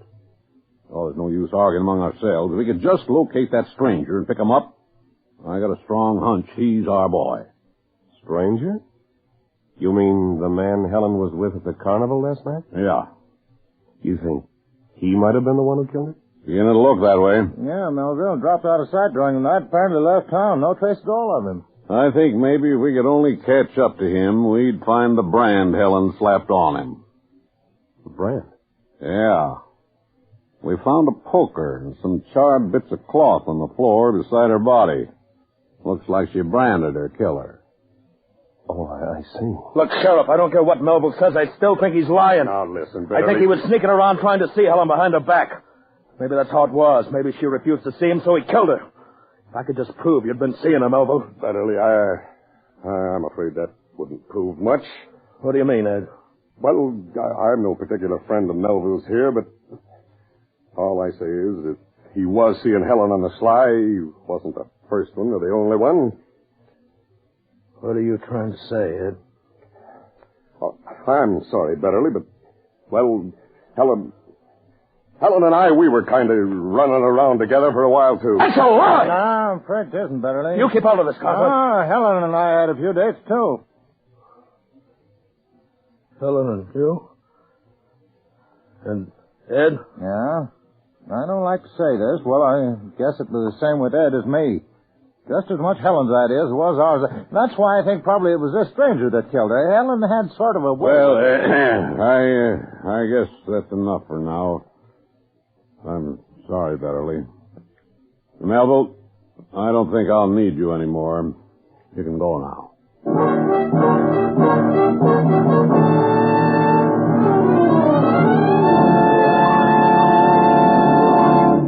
The Whistler will return in just a moment with a strange ending to tonight's story. Meantime, a brief weather forecast. Winter rains ahead. And every rain means more auto accidents. Consider, 1 out of every 5 deaths caused by autos occurs when roads are wet or slippery. Another 1 in 5 deaths occurs when driver's vision is obscured. Fortunately, there are 2 precautions you can take to avoid these hazards. 1, if a worn windshield wiper is leaving streaks across your vision, your signal dealer can install a fine new Rainmaster blade while you wait. And 2, if your tires are worn smooth, signal dealers can now equip your car with new 8-rib Lee Super Deluxe tires. The broader, flatter tread on these new Lee tires guarantees quicker stopping and greater non-skid protection. Well, there you have it. 2 items that can play a big part in helping you prevent an auto accident. So have your signal dealer check your windshield wiper and your tire treads this week. You'll feel a lot better knowing your car is equipped to take you safely through the rainy months ahead. And now back to the Whistler. It was a stroke of luck you hadn't counted on, wasn't it, Mark? Just when things looked darkest for you, the unexpected character witness, Ed Chambers and Bud Conklin, took the pressure off you, didn't they? The surprising light they threw on Helen's activities makes the missing stranger a very promising suspect in her murder. So now you're as good as in the clear, and it's a very pleasant feeling, isn't it? Even the burn under your shirt, the killer's brand, doesn't seem to hurt as much anymore. You follow them in out of the sheriff's office. Betterly stands at the horse trough, staring emptily down at the water. And you go over to him. Betterly, I'm sorry about what happened, Betterly. Leave me alone, Melville. Okay, Betterly. Hey, what's that bunch of men heading this way for? Huh? Oh, that's the Frontier Week Vigilante Committee. Vigilante Committee? Well, haven't they heard about what's happened? I don't know, guess not. We better call the rest of this Frontier Week off, Melville. Yeah, guess you're right. Well, hey, look if it ain't the big boss himself. Looks like the joke's on you, Melville. Come on, take your medicine. Hey, what is this? Let go of me. This is Frontier Week, remember? And you don't have your hat on, so you get your head ducked. Yeah. What? Just a minute. I'll get my head. It's right inside. Listen to him. Now, come on, get your shirt off. We're going to duck you. My shirt? Sure. Oh, no. Notice. Get your hands up. What's the matter? Can't you take it when the joke's on you? I said, get your hands up. Okay, boys, get his shirt off. Let go of me. Let go. Okay, we'll take his shirt off the hard way. Here goes. The brand. That burn on his chest. Ed, you better call the sheriff.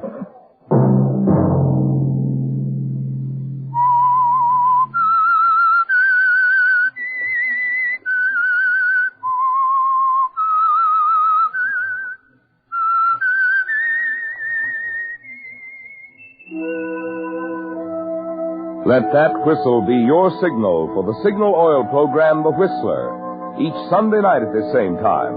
Brought to you by the Signal Oil Company, marketers of Signal gasoline and motor oil and fine quality automotive accessories.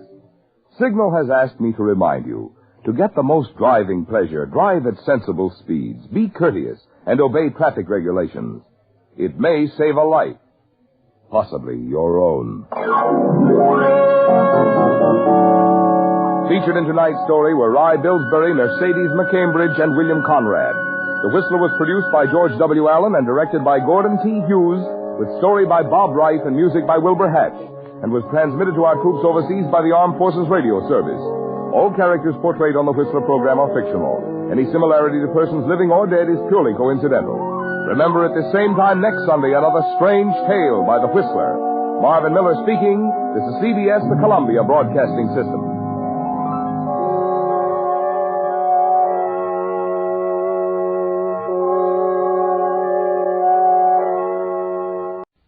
Quiet, please. Quiet, please.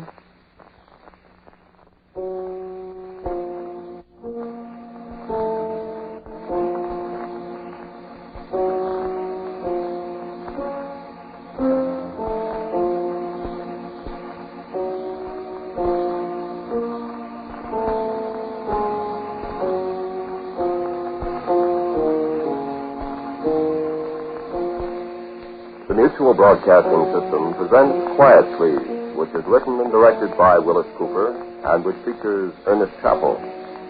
Quiet Please for tonight is called As Long as I Live.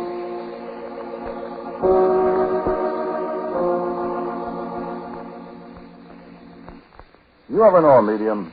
I mean, that produces ghosts and spirit voices, does table rapping and stuff. Yeah, I was married to one.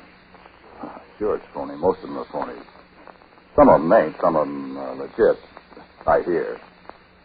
You got a minute? Let me tell you, huh? Me? No, I'm not going anyplace for a while. Time I got lots of. You go for this stuff? You don't, huh? Don't believe in it? Yeah, that's what they all say. Never had your fortune told, huh? Never had your hand read, the palmistry, at a carnival, amusement park, anything like that? I thought so. Sure, everybody's made one pass at least at supernatural stuff, occult. Sure, even when you read the fortune on the card that comes out of the penny weighing machine, you're on the edges of it. Human nature, that's all. Human nature. And it pays off right well when you're in the business. I know. Listen, it's good money, the psychic business, but stay out of it. It's not all phony. Yes, Georgie was here. But Georgie ain't. Georgie. My wife, the medium. We had this old house in Chicago out on the west side, Georgie and me and Uncle Lars. I never knew a good deal about Uncle Lars, except he was born in 1845, which would make him 97 years old. He was my father's great uncle. He was a kind of recluse when I was a kid. Tall, skinny old Swede, lived all alone in a little brown painted house on Margaret Street. Never went out without a shawl around his head. But he always kind of liked me, even when I was a little bitty kid. Had my first drink at Uncle Lars' house, Swedish punch. Man. And glug at Christmas time, hot and full of raisins and nuts and spices. Quite a thing, glug, especially for a 10-year-old brat. Well, Georgie and I had quite a discussion about Uncle Lars when he got the letter saying he was coming to live with us. Well, you're going to have to look after him, Jen. I'm not picking up after you, let alone an old man that probably hasn't got all his buttons. No, he's got good sense. He's only 97. He comes from Dalina, where they live to be 1,000,000 years old and dry up and blow away. You got any money? Yeah, must have. Couldn't he go to an old folks' home or something? And leaves the dough to the old folks? You crazy? Wonder how much he's got. Oh, damn it, I'm sorry. That was a terrible thing to say. Poor old guy all alone. Sure. He was nice to me when I was a kid. Sandy won't cost much to keep. He says he'll pay his keep. Oh? That's just like him. You like him, Georgie. Ever been married or anything? Well, there's a kind of mystery, you know. No? There was a cousin Flora. I don't know who she was, but there was some kind of story about this cousin Flora back in Sweden. She came over to this country. They were going to be married, but she died in the Chicago fire in 1871. And he kept house all by himself all those years. Yeah, I suppose. Maybe he's forgotten her, though. Long time ago, I guess. No, he hasn't forgotten her. I don't think he has. I remember when I was a kid, he used to have a big carved Swedish chest. A hope chest, I guess. Yeah, I guess so. It was all full of old-fashioned clothes.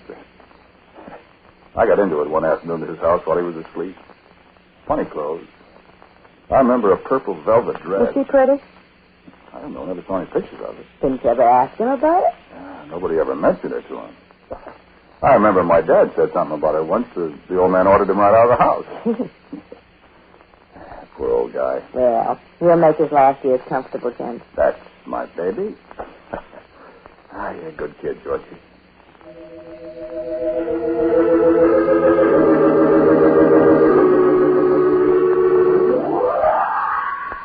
The mists are clearing now, and the ray of moonlight, is it moonlight, falls between the tall trees. And I see a face. It is a little girl, a golden-haired little girl in a gown of shining silver. Her arms are outstretched. She is seeking someone. She stops. She wants to tell me her name. Her name. Wait. She says her name is Rosalind. Rosalind, for God's sake, Georgie. Oh, that's right. I forget it all the time, darn it. Rosalind. Rosalind. Okay, don't forget it. If old lady watches hears you calling her darling baby out of her name, it'll screw up everything. Ain't she's worth go, Kitty. I know. I'll remember. Where's Uncle Art? In the hammock out in the backyard. I don't think he likes me very much, Jim. You're crazy. He thinks you're swell. Uh-uh. Well, he don't talk much to anybody, not even me. That's like he's scared of me. What are you talking about? I'm not kidding. You ever see anybody put their hand like this? No. I have. Tell you what it is. Well? That's what people in the old country call horns of the devil. Corny di Diablo, old man Garbacho used to say down on Taylor Street when I was a kid. For what? Well, you see, you hold your two middle fingers with your thumb, stick your first finger and your little finger out like horns, see? And you point at people. Well, what for? To charm against the evil eye. What are you talking about? Well, that's Uncle Art when he's with me. He holds his hand like that all the time. You think you got the evil eye? He sure does, honey. Funny part of it is, baby, maybe I have. You're screwy. You know, fooling around with all this psychic stuff like I have, every once in a while you begin to wonder about things. Like what? I don't know, James. I mean, things. Well, like what things, sweetie? James, listen. When he makes the corny di Diablo at me, I get the most awful pains around my heart. My darling. Honey, you stop. You stop that, you hear? You're letting this stuff get to you. You can't do that. You're just being silly. I know. I know, James. It's silly, all right, but... You know, if you fool around with this stuff, you begin to wonder if maybe you really are psychic. You said that. You're nuts. I know, but... Oh, Georgie, what's the matter? My heart. What's the matter, James? Is your wife sick all of a sudden? And I looked up, startled, as the old man spoke from the doorway. Uncle Art stepped forward, his hand outstretched to help me support Georgie. The fingers of his right hand were still clenched into the horns of the devil, into the charm against the evil eye. And then he opened his hands, and Georgie straightened up in my arms and drew a long breath and smiled at me. But I looked into her face, and there wasn't any smile in her eyes. I'm all right. I'm all right, James. Tell Uncle Art I'm all right. And I looked deep into her unsmiling eyes, and I felt my own right hand twitch, and I looked down at it. My forefinger and little finger had formed the shape of the charm against the evil eye.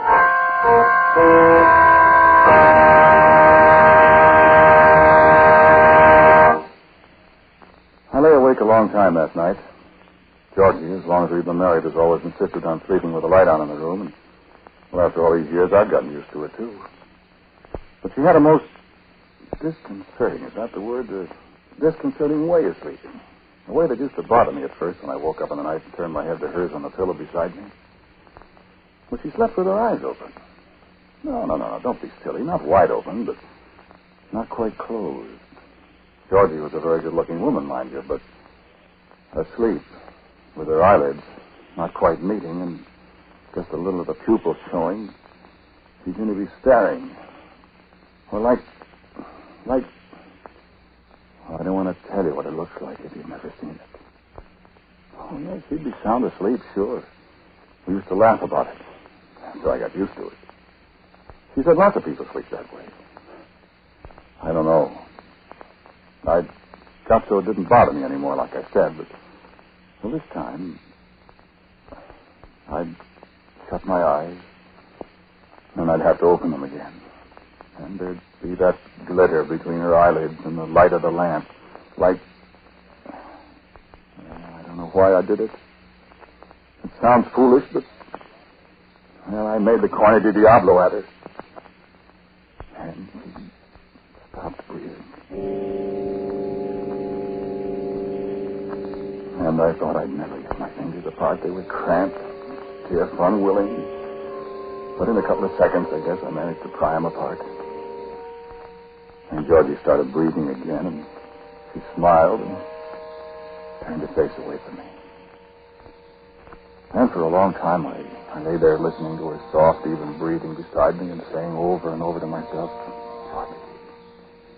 Georgie, I love you. And believe me, I did love her. But a thought came crawling in from the back of my mind, and it took hold of my brain. The first thing I knew, I was in those dreadful minutes between being awake and falling asleep, and I thought, Georgie, I love you. And I can kill you whenever I want to. And at last I fell asleep. And I dreamed about a woman in an old-fashioned purple velvet dress. A woman who laughed in a strange way. And I could never see her face. Only the purple velvet dress.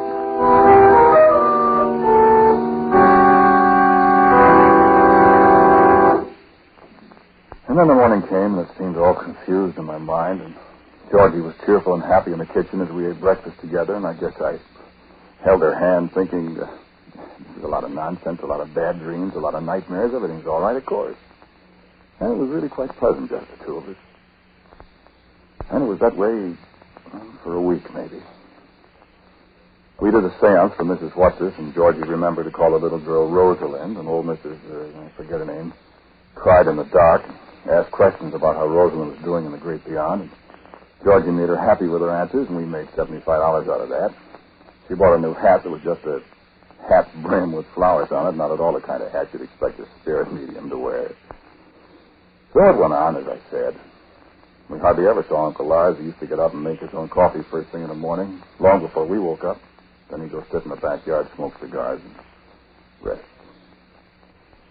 So this one morning, we're sitting there, looking at the papers and being quietly happy.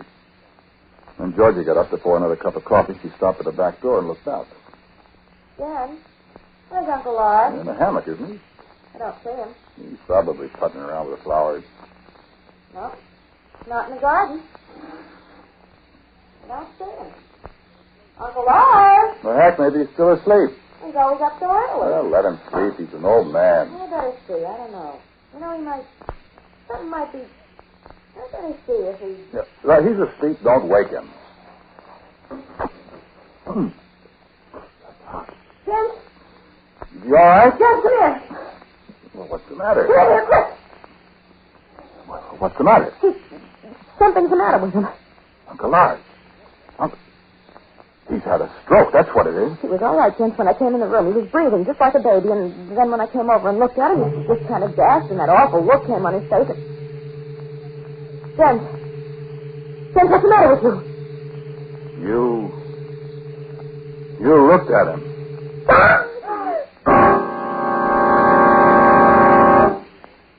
All right, he was 97 years old. He was entitled to a stroke. How do I know she did it? How do I know anything? How do I know when I pointed my finger at her that night she stopped breathing? All I can do is tell you what happened. No, he wasn't dead. We took him to the hospital, and he was there a long time. The doctors told me it was perfectly natural. A stroke. He'd be all right for a while, they said. Then he'd have another, and that'd be that. So I said to myself, sure, it's natural. There's nothing magic. There's nothing, evil about this thing. Georgie couldn't be to blame.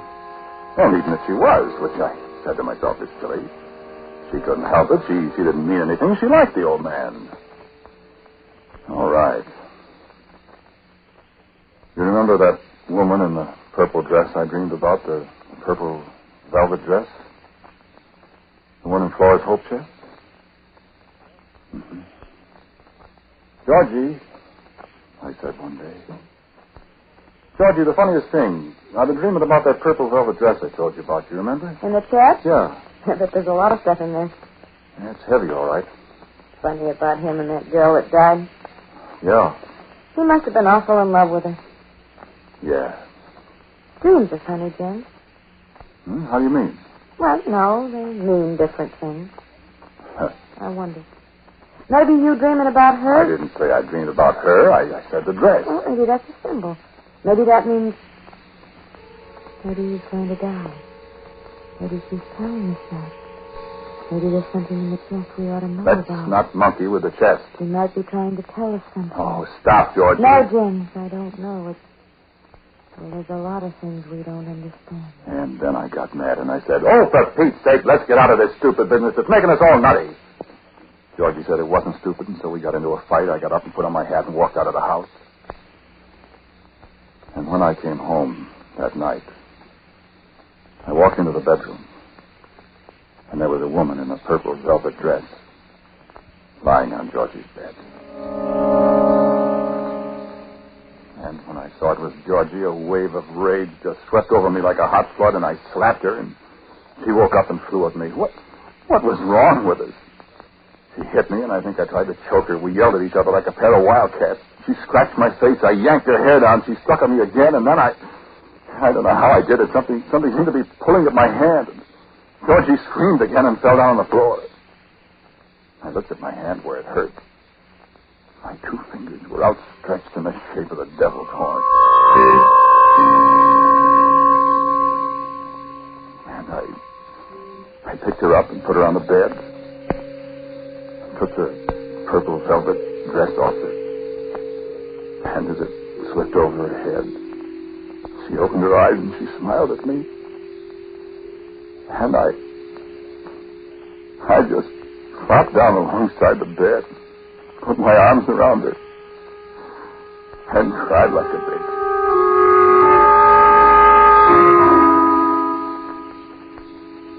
And then a few nights later, we brought Uncle Lars home from the hospital. I put him to bed. Georgie went out in the kitchen to make coffee. She knew Uncle Lars was nervous with her around. Georgie was a good kid, like I told you. So I sat on the edge of the bed. Felt sorry for the old man. Jens. Yes, Uncle Lars. You feel all right? The purple dress. What? The purple dress. Well, what about it? Your wife put it on. Why? I know. Laura told me. Uncle Lars. You must not put it on, Jens. Oh, I'm sorry, Uncle Lars. She didn't mean anything. You know that. She has the evil eye. Your wife. Oh, Uncle Lars, now let's not. You know she has. Don't you? Well, No, I don't know it. Then, beware of an evil woman. Well, George, she's not. I speak of Flora. Why, I thought you... I mean, you...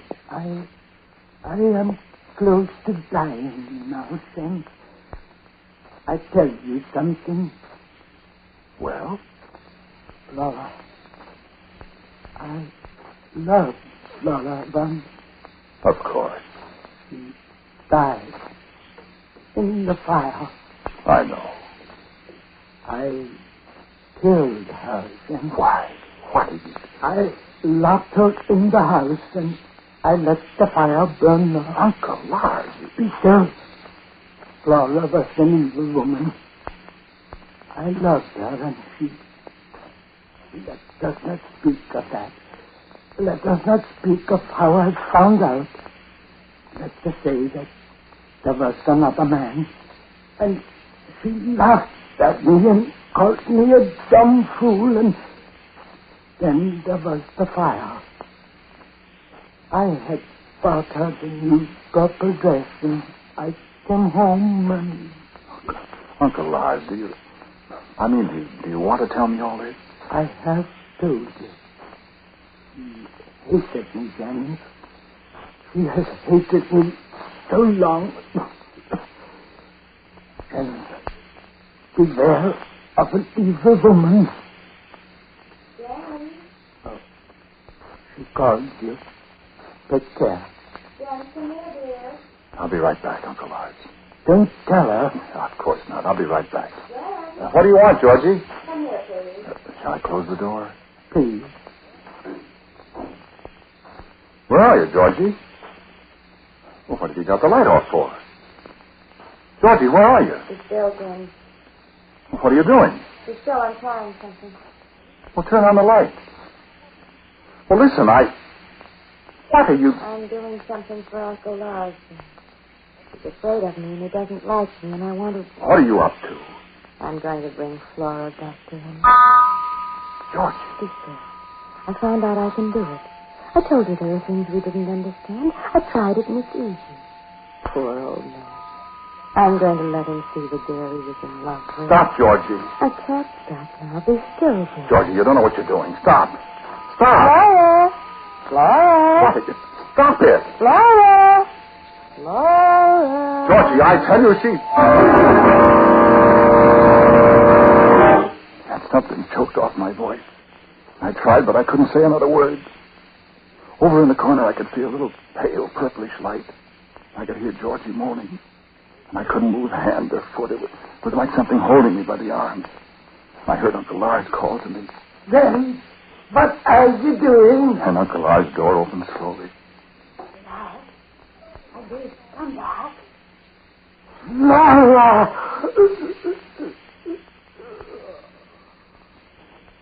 And I felt something release my arms then, and I reached for the light switch, and suddenly the room was bright again. Georgie was huddled in a chair across the room, her eyelids nearly closed, and the bare light glittered between them. And she was breathing heavily. But at the open door beside me there stood a tall woman in a purple velvet dress. And I heard her laugh. And she turned to look at me. And she had no face. She raised her arm toward me. I felt my own right arm lifting and my fingers squirming into the shape of the Corne di Diablo. Into the charm against my wife who had only tried to be charitable to an old man and who had brought his death upon him. And so I brought my wife's death upon her, too. In that old house. Georgie struggled to her feet, took 2 steps toward my outstretched fingers and said, "Thanks, darling," very clearly, and fell. And I felt something soft clinging against me. I dropped my eyes, and there was the purple dress, slowly sinking empty to the floor at my feet. And there was the sound of soft, distant laughter in my ears. And so, I'm here.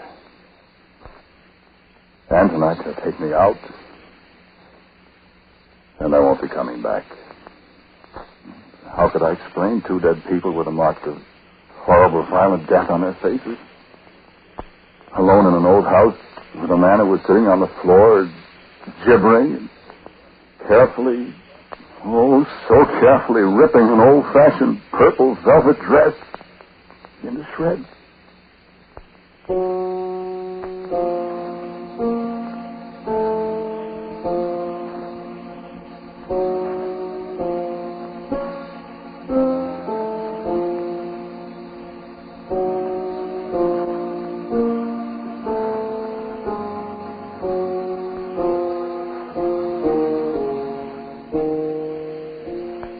Your Quiet Please story tonight was called As Long as I Live.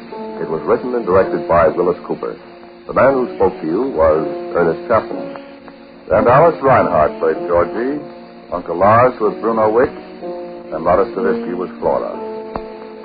As usual, music for Quiet Please is played by Albert Berman. Now, about next week, here is Willis Cooper. All the characters in tonight's story were, as usual, figments of my own imagination. They have no relation to anybody living, dead, or undead. Next week, our story will be The Man Who Stole a Planet.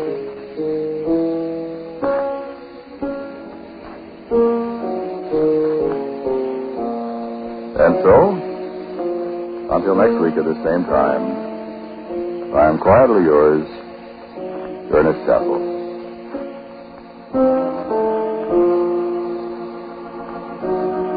Quiet Please comes to you from New York and a certain Canada through the facilities of the Canadian Broadcasting Corporation. This is the Mutual Broadcasting System.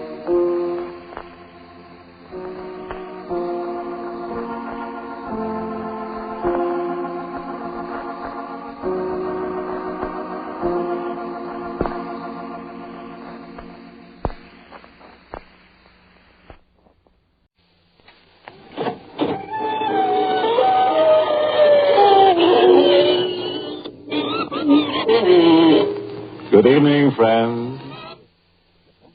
This is your host to welcome you through the creaking door into the inner sanctum.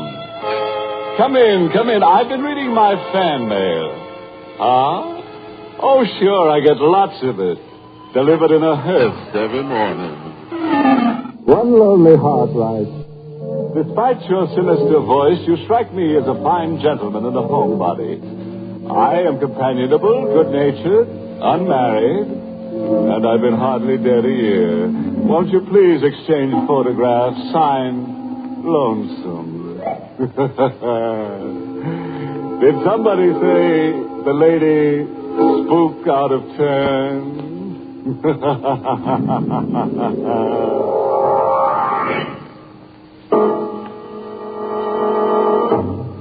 Tonight's Inner Sanctum mystery, The Devil's Fortune, was written by John Robert and stars Carl Swenson in the role of Tracy with Charles Irving as McNamara.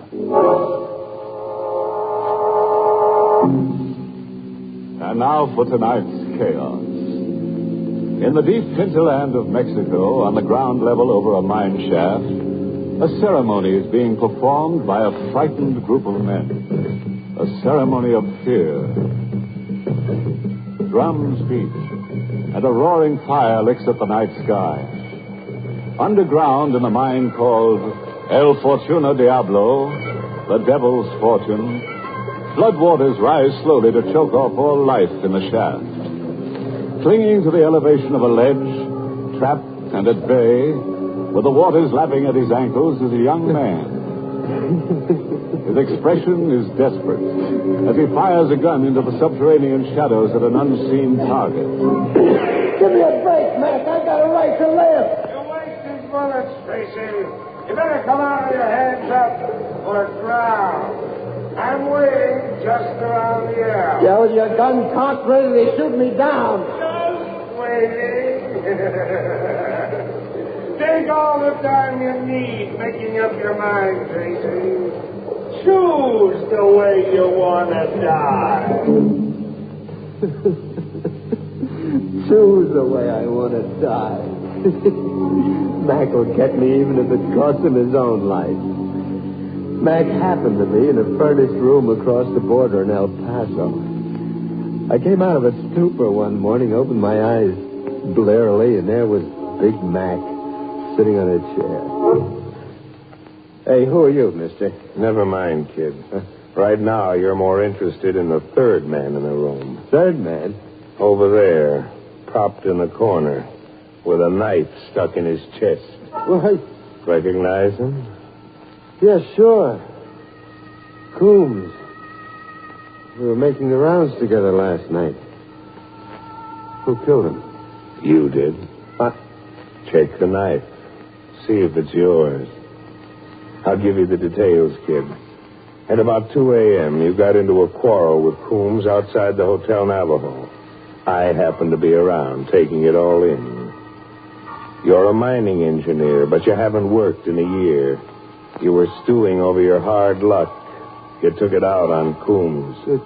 It's hard to believe that... Take the corpse's pulse and then believe it.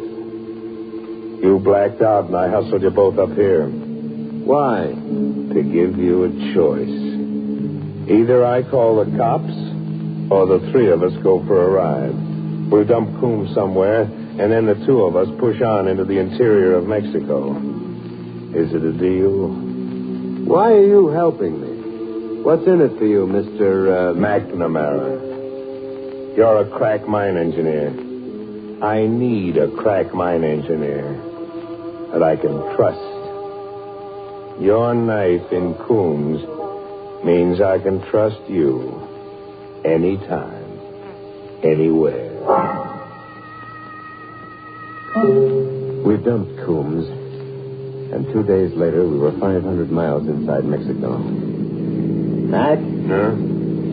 I've been thinking. That story that you palmed off on me about Coombs. You stuck that knife in him. Maybe. But you'll never be able to prove it now. Mac, you're crazy. And you're soft. Soft and sentimental. The world's an anthill. Knifing Coombs was like stepping on an ant. Get tough, Tracy. Think big. How big? This big.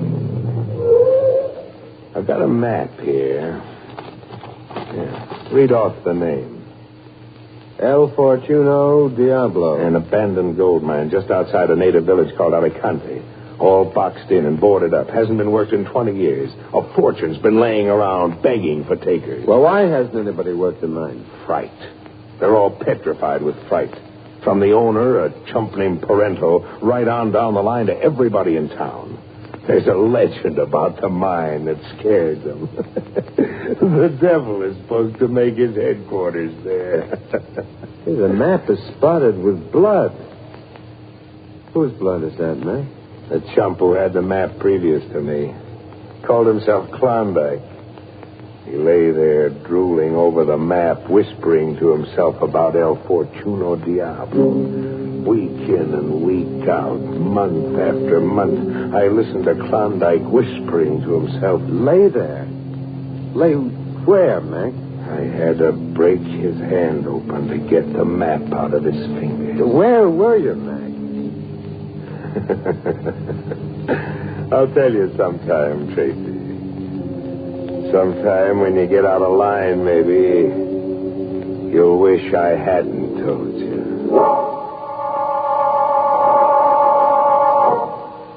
We reached Alicante, a bleak, backward village, where civilization came trickling in slowly by donkey cart over narrow mountain passes. From here on, kid, watch me operate. How are you going to get El Fortuno Diablo? Steal it. We steal the mine from a Senor Parento, that owner I told you about. It's all fixed. Tonight, Parento's being told the hoodoo is off the mine, and that he's a dope not to cut me in as a partner and start operating El Fortuno Diablo full blast. Who's telling all this to Parento? The one guy he'll listen to and believe. What passes for the village wise man in these parts? A joker named Montesano. Montesano has this town organized, like Al Capone used to operate in Cicero. Everybody's scared not to listen to Montesano. Well, why will Montesano play ball with you? A gun in his ribs and $500 in his palm. Just you watch how Montesano plays ball. I watched Montesano bat a home run for McNamara. We were in a room with Montesano, Parento, and a sharp-nosed fellow named Salvador. Salvador acted as a sort of bodyguard, advisor, and local technical expert to Parento. You will work the mine, Parento. You and the Senor McNamara. Boy, they're legenda del Diablo. The curse is no more. When your father was killed, he put the 20-year curse on El Fortuno Diablo. And now the time is over. Boy, the mine. They will not work the mine. In all Alicante, I can find nobody to work the mine. You will tell everybody in Alicante and in the mountains that Montesano say It is good to work the mine. Machinery trickled in by cart over the mountain passes. Fearful workers grumblingly responded to Montesano's call. The shafts were rebuilt. The mine began operating. At the end of the first week, McNamara played his trump card. He stole the mine. It was Sunday, the day off. Parento and his man Salvador had just left a conference with Mac. Mac was laughing. The kind of laugh that meant he was grinding his heels into an anthill again. Happy days, Tracy. You've pushed your master plan another foot forward, huh? Oh, my old Tracy. Take a gander at this. It's a contract for purchase. For $1 and other valuable considerations, Parento signs the whole mine over to Mr. McNamara. Parento signed this? Yeah, he did. But he thought he was signing a requisition for supplies from Tampico. I pulled the old document switch on him. Mac, that's an outright steal. Parento will call you a liar and a thief. You'll never get that chance, Tracy. Mac, what are you up to with Parento? Parento and his stooge, Salvador, have just gone into the mine for an administrative look-around. At my suggestion. And, Tracy, I've got a hunch they're going to meet up with that El Diablo. Mac, what have you done? Those other valuable considerations I gave Parento. There were a couple of lunch boxes, packed nice and appetizing with chicken sandwiches and hot drinks. In just 1 minute, I'm going to pull the steam whistle cord so that Parento and Salvador get the idea that it's noontime and they're hungry. Mm-hmm. Minute's up.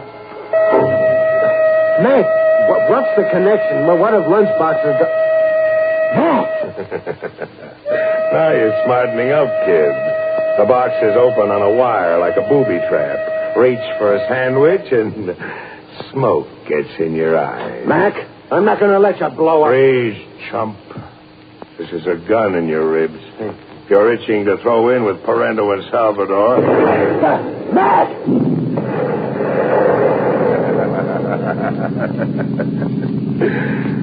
Parento and Salvador got hungry. Now we're really in the mining business, Tracy. Big.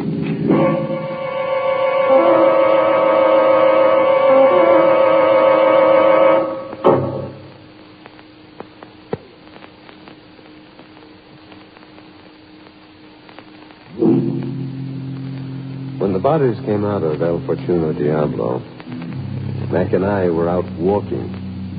The idea was the Sunday explosions happened mysteriously while we were away. That night at the hospital, I talked to the local doc. Yeah, poor Parento. We didn't even find enough of him to make a decent burial. Oh. Blown to bits. And Salvador? Well, with Salvador, it was a miracle, Senor Tracy. Salvador lives, but not his face. Now, when the bandages come off one day, it will not be the face of the Salvador we knew. Just like his mind, poor Salvador left his face behind him in El Fortuno Diablo. Parento blown to bits and Salvador with his head swathed in bandages. McNamara's master plan was going great. Now the mine worked full blast, round the clock, day and night. Montesano was on hand when needed, telling everybody the hex was off, keeping the men in line for Mac. The men were working overtime, but so was the accident emergency bell connecting the shaft to the shack we supervised from. The bell meant an injury, or worse. Tracy, if it's another casualty, I'll fry somebody in oil. We're running a mining operation, not a hospital. It wasn't a hospital case this time. It was a case for the coroner. In the mine shaft, face upward, with his eyes fixed and unwinking, lay a miner. Miguelito. All of a sudden, senor, it's Miguelito. He let out a cry and dropped to the ground. I live 1,000 años and I never forget Miguelito's cry. What killed him, Tracy? Well, nothing apparent, Mac. No wound, nothing. Shock, I'd say, from the look on his face. It was El Diablo. El Diablo come before Miguelito. His face is black and standing from the side of his head I see horns. Not that line of talk, Manuelo. You're scaring the men. Scared men don't mind gold. Senor McNamara, is it true? It was the devil who come before Miguelito. See, up there to the ground.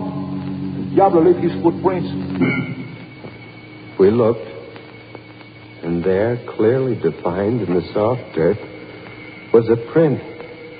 A hoof print. Mac, it's a hoof. It's a cloven hoof. Tracy, so help me if you blow your top in front of the men. Miguelito had a heart attack, man. He was just a kid, not up to being a miner. Now everybody back to work. The men went back to mining for gold. And the emergency bell kept ringing. Tracy. Yes? Go fetch that Alicante wise man. Tell Montesano the men need another spiel about how the devil has called it quits and the hoodoo's off the mine. Has the devil called quits, Mac? Tracy, you blow your top and I'll blow your head off. I'm here to mine gold. If I have to kill every mother's son of you and work the mine myself. How do you explain the 4 murdered men, then? Bad hearts, the 24-hour shift. Maybe the men got to brawling among themselves down there. It's easier to blame a killing on the devil than face a murder rap. Now what? That's the fire bell. Fire, Mac. Another omen of disaster. Your gold mine is going up in smoke.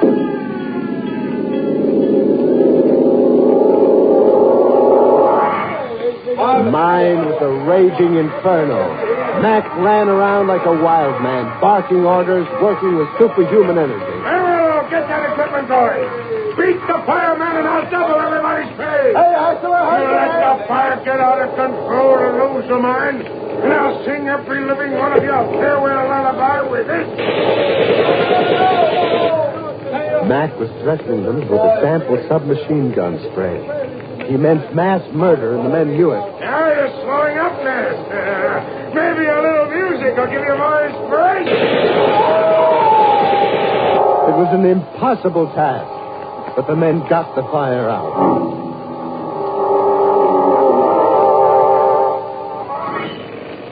Tracy. Yes? About those hoof prints around the mine. The cloven hoof. I've been giving it a lot of thought. I thought those things didn't bother you. Not like they bother you, chump. They bother me another way. To me, it's a gimmick. And I get nervous if I can't figure out how a gimmick operates. A gimmick? I don't get you. We'll take a walk tonight, the 2 of us. And I'll show you what I figured out. I've been playing timekeeper to the devil for a week now. Clocking him in and clocking him out. We took that walk. With the wind at our back, we hauled up outside a deserted mud house, located halfway between El Fortuna Diablo and the town. According to my timepiece, the devil is 2 minutes late. Mac, you're not making sense. Now, have yourself a look at the devil, Tracy. The devil was walking stealthily toward the door of the mud house. He looked just like Manuelo had described him. Black from head to foot, horns rising from his skull, and feet formed into hooves. We watched him, and he came after me. I ran in panic into the mine. Here, in the trap. The waters are rising. Mac's around an L somewhere in the tunnel, waiting in ambush. And I have got a choice.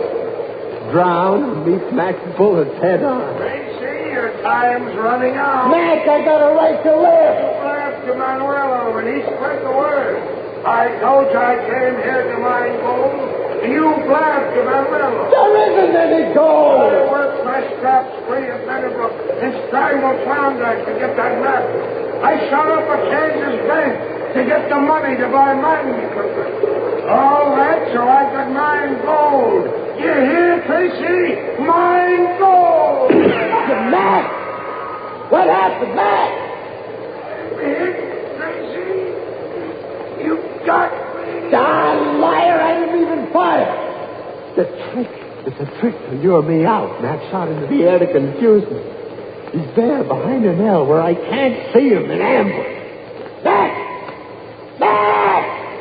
He cannot hear you, Senor Tracy. Mac, he's dead. El Diablo. It's the devil standing there. Like Manuelo described him, black from head to floor with horns rising from his skull. How many devils are there around here? First Montesano, now you. Montesano was a faker. He sees Trevor. He do many things. Kill many men. I have come to know, senor, that there is no Diablo. No devil? You're not standing there, huh? But I am real, senor. Behind this face, I am Parento. Parento? They couldn't even find enough of you for a decent burial. For Salvador, they could not find. In the hospital, the doctor agreed that Parento will drive the devil from El Fortuno Diablo. And the police agree Parento will be their deputy. You killed Montesano and McNamara? Si, senor. What is so funny, senor? McNamara. I was thinking of Mac's master plan. He never figured that booby trap he planted in your lunchbox would blow up in his face.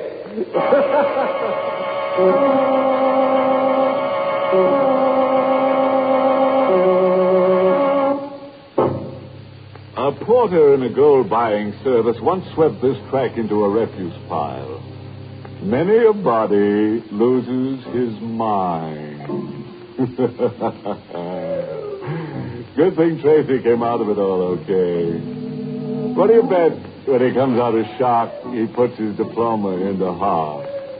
The way Mac framed him, I'd say Tracy was more engineered than engineer. So Montesano, the Al Capone of Alicante, got his unexpectedly. The only thing he'll collect from now on is dust. The greedy old devil.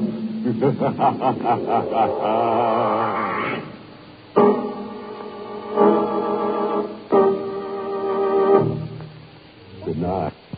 This is WRR.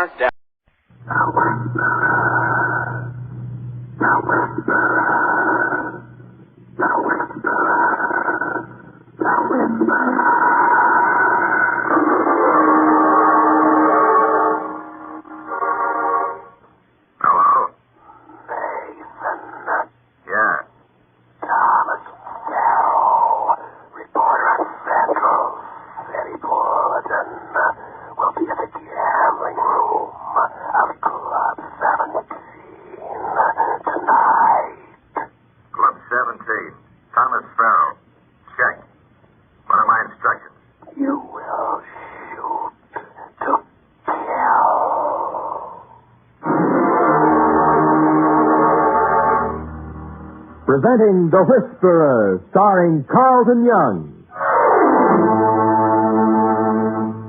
The Whisperer, a brilliant man who, losing his voice in an accident which crushed his vocal cords, worked his way deep within the crime syndicate to help destroy it from within. To the underworld, his familiar rattling hiss is the voice of authority, to be obeyed without question. Then a miracle of surgery performed by Dr. Benjamin Lee restored his natural voice, enabling him to resume his real identity. Now, as Philip Galt's brilliant young attorney, he skirts the thin edges of death, living his dual role. For as the Whisperer, he sets in motion the forces of the syndicate in Central City. Then, as Philip Galt uses his knowledge to fight the organized network of crime which seeks to control the fate of millions in cities and towns across the nation. The only person besides Dr. Lee who knows the true identity of the Whisperer is the doctor's nurse, Ellen Norris. Now, in the oak-paneled office of Philip Galt, counselor at law, she watches him at the telephone, speaking in the voice of the Whisperer as he talks with his superiors of the syndicate in New York. Hello, New York.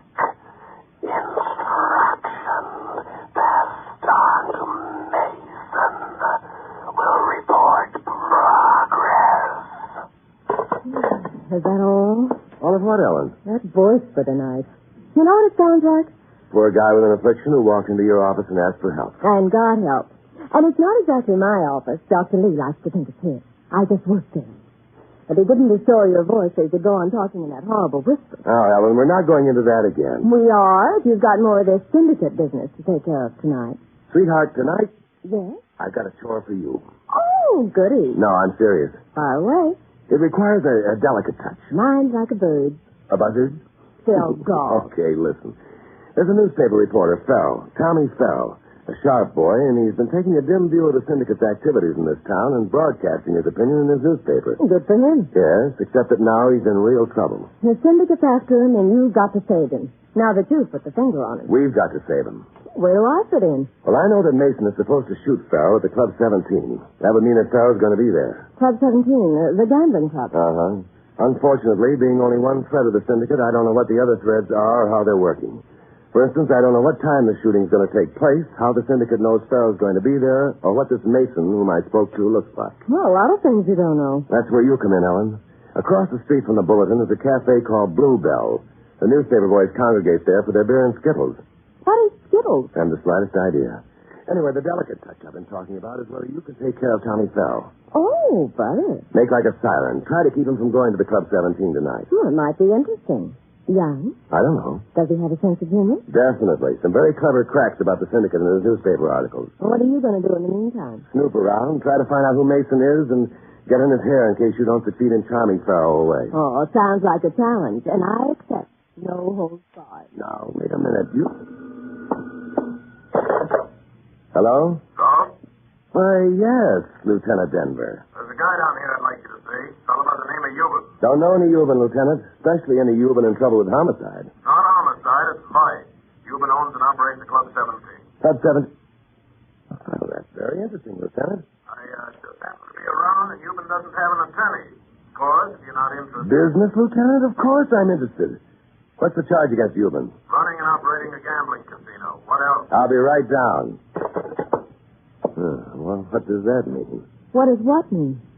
Well, why did the police pick this particular time to book the owner of the Club 17? That's where the shooting's supposed to take place. Something's cooking, Ellen. Well, before it gets to a boil, I'm off to intercept reporter Tommy Fell. He sounds very romantic. Now, just stick to the necessities, Ellen. Don't take this job too much to heart.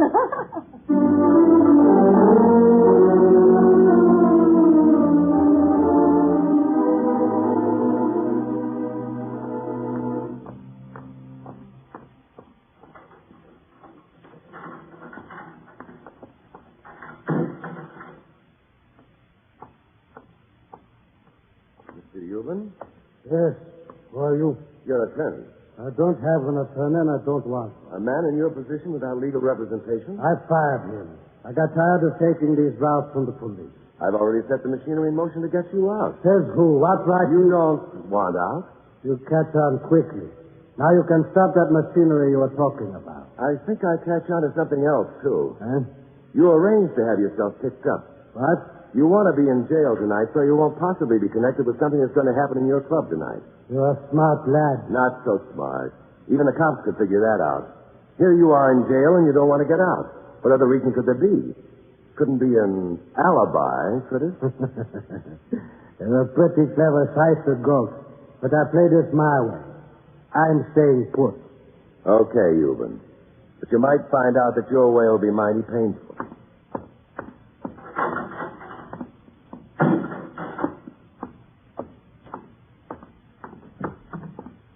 Oh, can I see a minute? As soon as I make a quick phone call, Lieutenant. I suppose, as usual, you want privacy. Use that phone booth over there. Thank you, Lieutenant.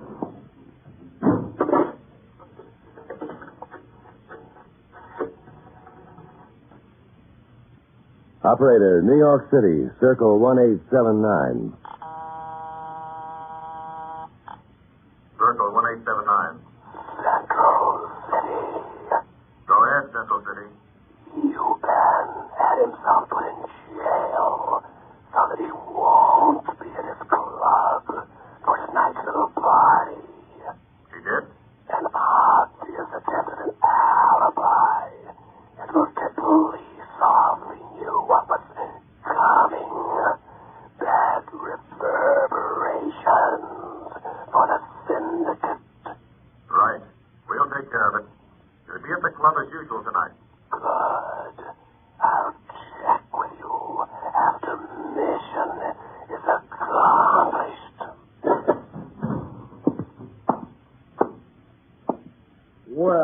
Mr. Galt. You, spend a lot of time in phone booths. I'm developing telephone here, Lieutenant. Now, tell me why you called me for this little job. Oh, I like the way you operate, Galt. Uh-huh. And I like you, too, Lieutenant. How come you've forsaken homicide for the Vice Squad? Extracurricular work. Boys in the detail are a little rushed. Yeah. Why'd you want Euban released?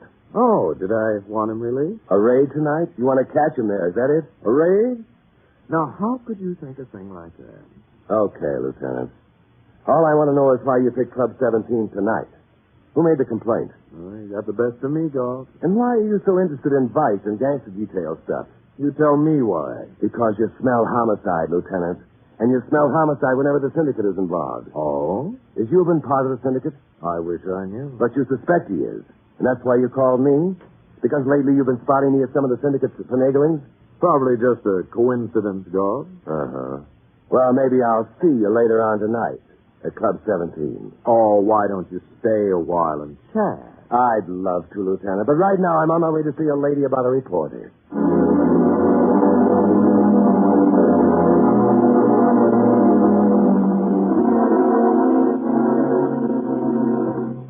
In the meantime, Ellen Norris enters the smoke-filled Bluebell Cafe to fulfill the mission assigned her by Philip Galt, alias the Whisperer. A mission designed to keep Thomas Farrell from going to the Club 17, where a killer waits for him.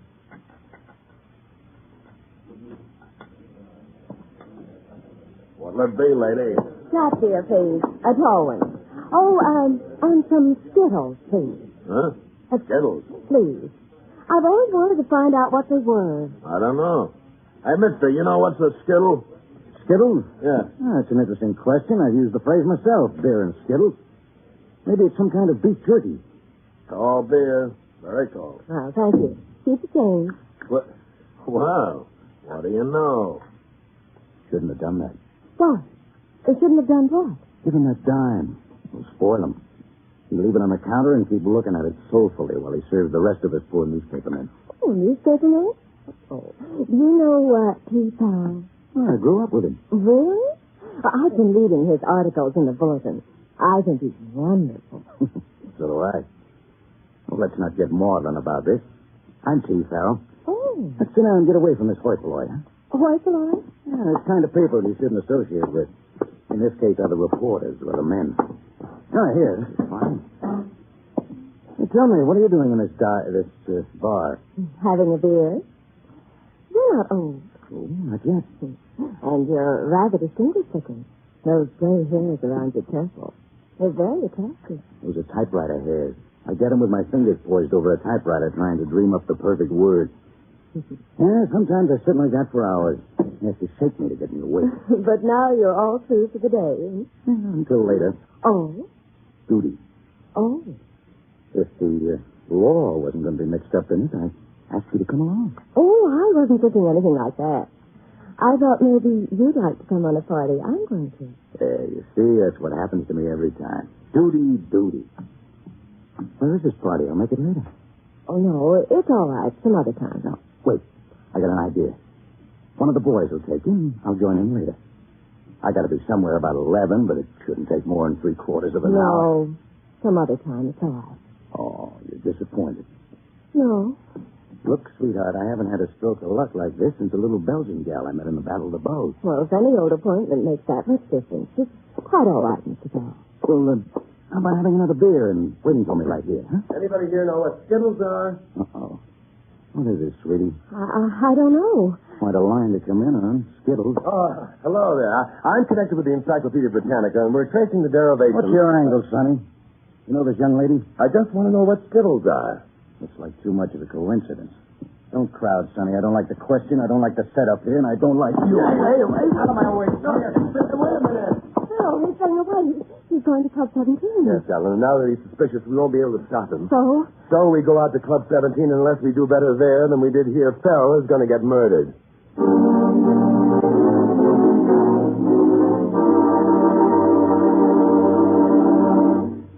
You are listening to The Whisperer, the story of Philip Galt, the man who walked the thin edge of death, living a double identity.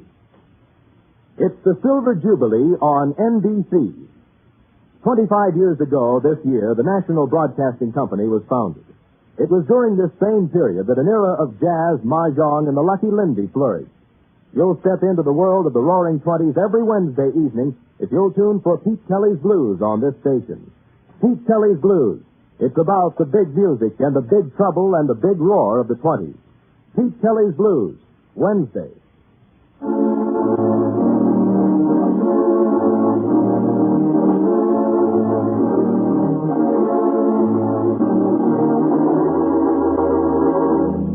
Philip Gulch, known to the underworld as the Whisperer, has set in motion the syndicate's plan to kill Thomas Farrell, newspaper reporter who's been uncovering some of the syndicate's activities.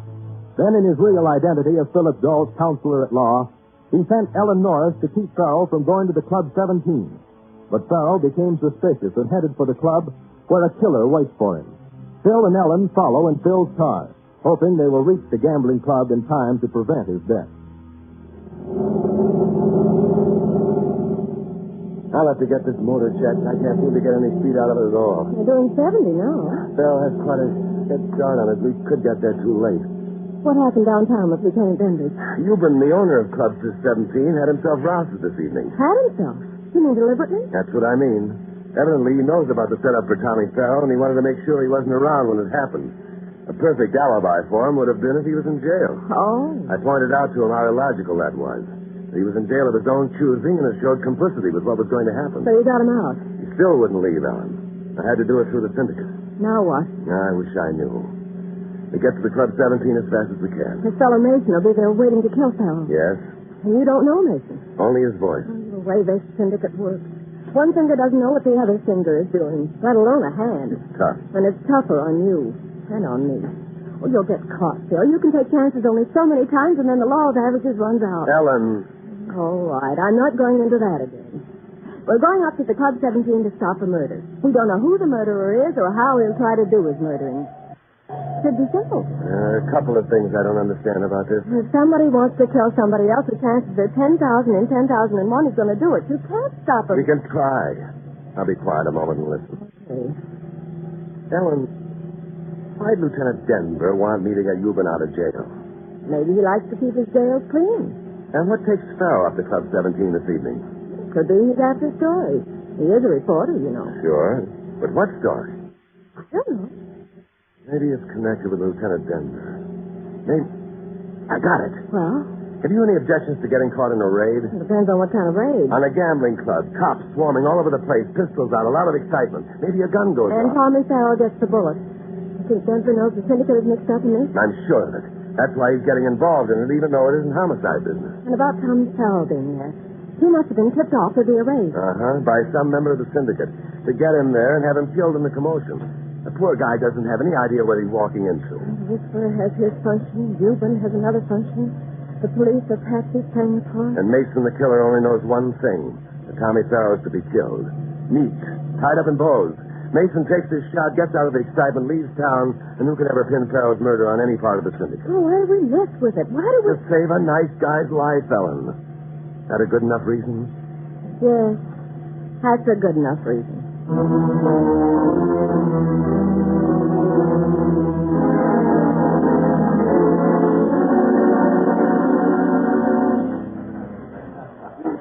Place your bets, ladies and gentlemen. Place your bets. Place your bets, ladies and I don't see Farrell anywhere, sir. Place your bets. This is certainly booming from a few. Uh-huh. Here he comes. Hello, Counselor. Hello, Euban. Ellen, this is Mr. Euban, Miss Norris. The way the counselor talked, I thought he was all business. It's a pleasure. Your place here is very quiet. Just a little thing. Will you excuse me? I think I see a friend of mine.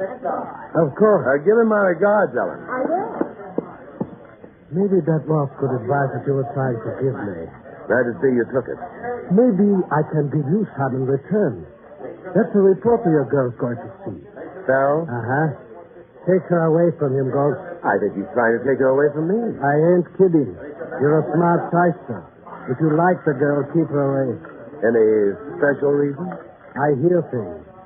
About Farrell? Yes, about Farrell. The kind of things he's writing in his paper. Certain people don't like him, and it ain't healthy to be near him. Certain people? The syndicate? I didn't say nothing about no syndicate. That's what he's writing about. Yes. Well, I ain't well read. All the reading I do is the names of horses and what the round robin figures out. Thanks for the tip about Sal. I'll see what I can do about it. Sister, I'm not as young as I'd like to be anymore. I can spot a plant at... Oh.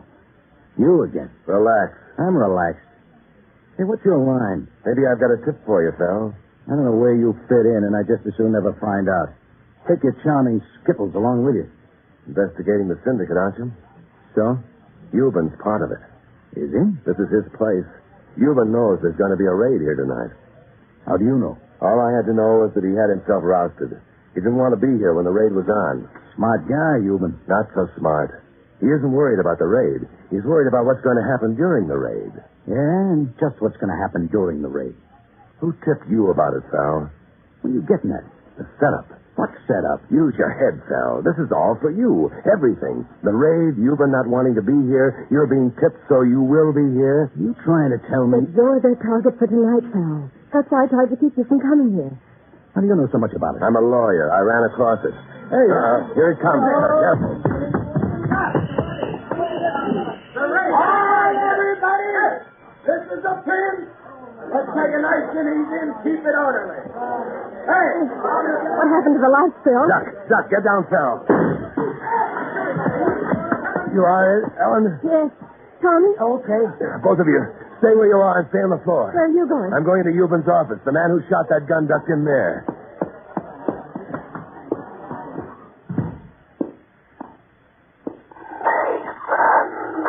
The Whisperer. What are you doing here? You missed Pharaoh. Yeah, I know. I won't the second time. See that you don't. Stay here. I'll send him in. Okay. Get the lights out in a minute, folks. Everybody just stay where you are. There won't be any more shooting. Take it easy. Oh! Ellen? Yes? I thought I told I you wanted to find out what's going on. Mason, the guy who shot at Farrow, is in the office. I'm going to get Lieutenant Denver to smoke him out with tear gas. Oh? Yes, Euban? It's Doc. Over here. Out of my way, Counselor. I got people protecting my office. There's somebody in there. Don't go in. Out of my way, I said. Wait, I told Euban not to go in there. But the other shot. It sounded like a different gun, Phil. Okay, Harrison, get these lights out. I said everybody stay wet.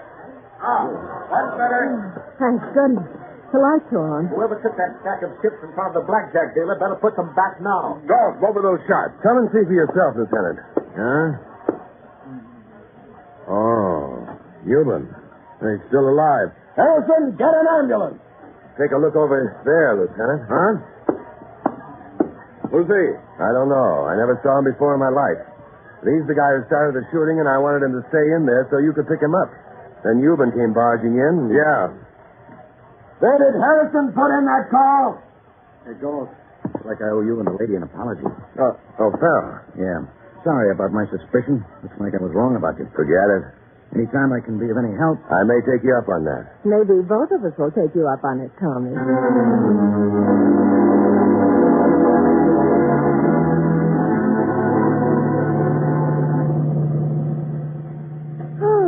Every time we get through one of these, it's as though I've just had a terrible weight lifted off my shoulders. That's nice and neat when they kill each other off. Both of them dead? Uh-huh. Euban died before they could get him into the ambulance. 2 less in the syndicate. What are we stopping at your place for? Just to have the Whisperer make a report. And then? Then? There are several questions I want to ask you. Oh, personal. Extremely. For instance, just how well did you get to know Tommy Farrell? Why, Phil, you're... Jealous, uh-huh. I noticed one startling thing. When that shot rang out in the dark. What?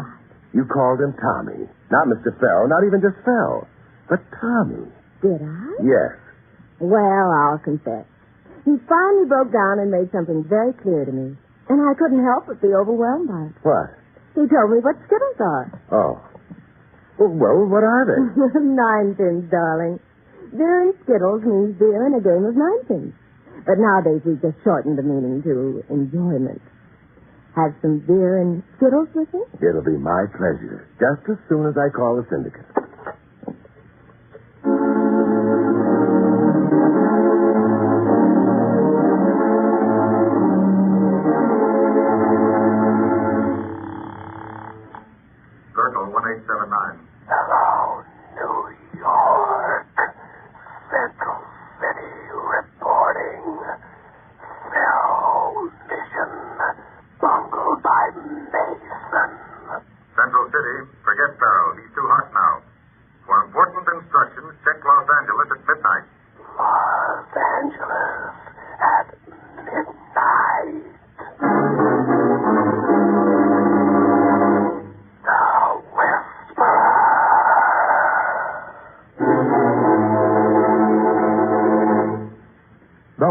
Whisperer is based upon stories and characters created by Stetson Humphrey. Any similarity to persons living or dead is purely coincidental. Carlton Young is starred as the Whisperer. Betty Moran is Ellen. Others in the cast were Paul Frees, Julius Kraulbein, Jack Moyles, Frank Gerstle, and Jan Arvan. Script was by Jonathan Twice. Original music by Johnny Duffy, and the entire production was directed by Bill Carnes. Next week, listen to another exciting adventure with...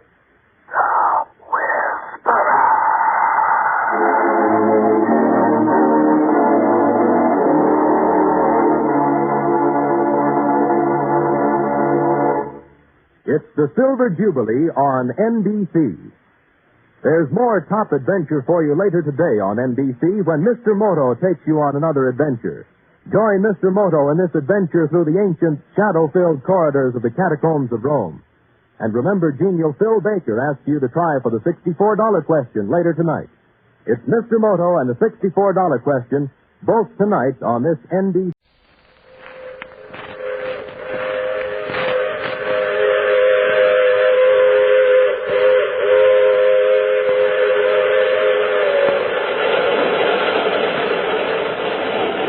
The Mutual Broadcasting System presents The Mysterious Traveler, written, produced, and directed by Robert A. Arthur and David Kogan, and starring tonight two of radio's foremost personalities, Eric Dressler and Brett Morrison, in I Died Last Night.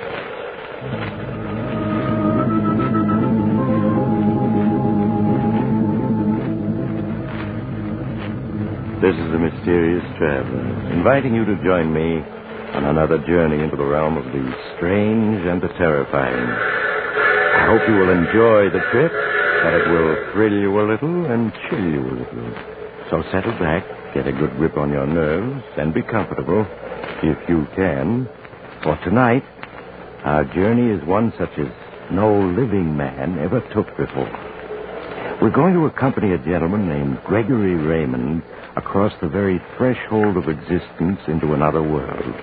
It's a story I call I Died Last Night.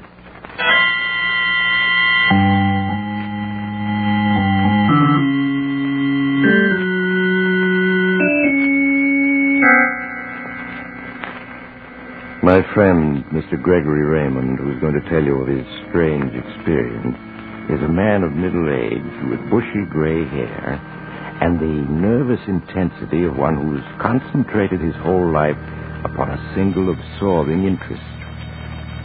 As he proceeds with his tale, please overlook the inconsequential fact that he's dead.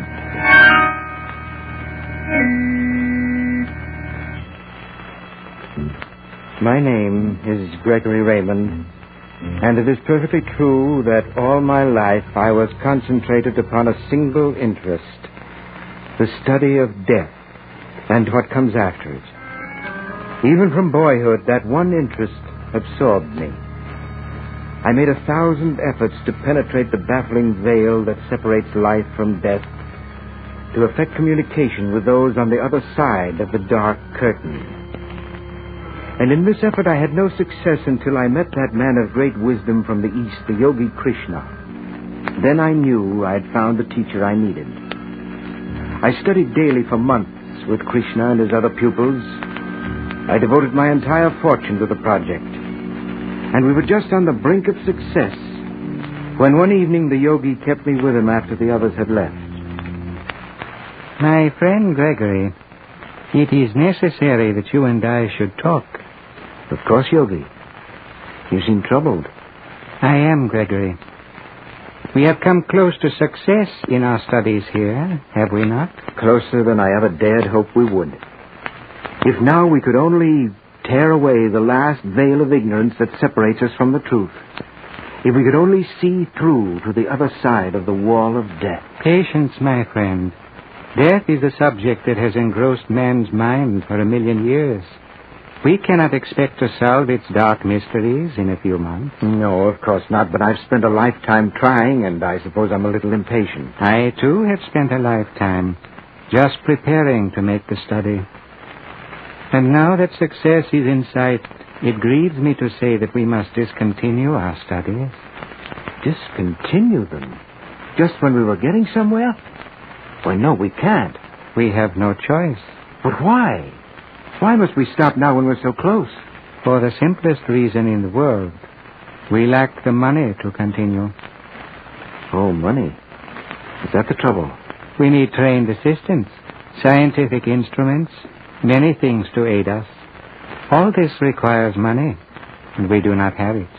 Well, how much? Many thousands. $100,000, perhaps. 100,000. It's a lot. But we'll get it. We have to. Alas, my friend, I do not know where. Listen. My brother, John, is a rich man. He's head of the Raymond Foundation, which makes grants for all kinds of important studies. Yes, I have heard so. I'll ask him for the money. For a cause like this, he'll give it to us. I know it. It would mean everything to us. But suppose he refuses? He won't refuse. And if he does, I'll get the money from him somehow. I swear it.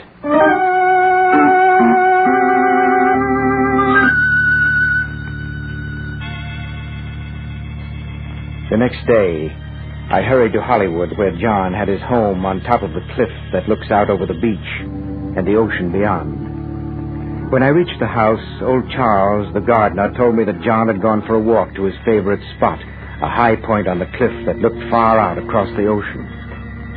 I hurried there and found him alone, smoking and watching the sunset. Swiftly, I told him why I'd come. And to my amazement, he refused my request. Gregory, my answer is emphatically no. I will not put up money for any such crackpot scheme. But, John, you're head of the Raymond Foundation. Father left it millions to carry on research in every field of human welfare. And you consider this wild notion of yours a field of human welfare? Well, of course it is. Don't you understand? We're on the very verge of solving the greatest mystery of all, the mystery of death, and what follows it. Indeed, Gregory. But it's true. We only need a little more time and money. Time and money. And when we've succeeded, when we've definitely established communication with those who have left this sphere of existence, think what that will mean to the world. Just what will it mean to the world? Why, it will mean everything. Think of the comfort it'll give mankind, the peace of mind, the tranquility of soul that will result when we know what is to come, what our future life is to be like. Can't you see that? No, I'm afraid I can't. Old-fashioned faith is good enough for me. Furthermore, there can never be such communication as you're dreaming of. It's impossible. But it isn't. The Yogi Krishna has already achieved it. Your yogi, my dear Gregory, is a fake. I've had him looked up. He's nothing but a trickster and a charlatan, running a nice little racket to get money out of deluded fools like you. That's not true. I tell you it is. While I live, the Raymond Foundation will never furnish a cent for this fantastic scheme. No, John, you can't refuse me. You can't. I do, Gregory. That's final. I see. I'm sorry you said that, John. What do you mean? I see that there's only one thing that I can do. What the devil are you getting at? This project must not be allowed to fail. It means so much that the life of one man is a small price to pay for that success. Well, what nonsense are you talking? When you're dead, I shall become the head of the Raymond Foundation. Gregory, get away from me. Take your hands off me. No, John, you wouldn't listen to reason, so I have no alternative. Gregory, let go of me. You're pushing me to the cliff, Gregory. Believe me, John, I don't want to do this, but our studies cannot be allowed to fail. Gregory, come to your senses. You're out of your mind. You'll see, John, in just a moment you'll know that I'm right. No!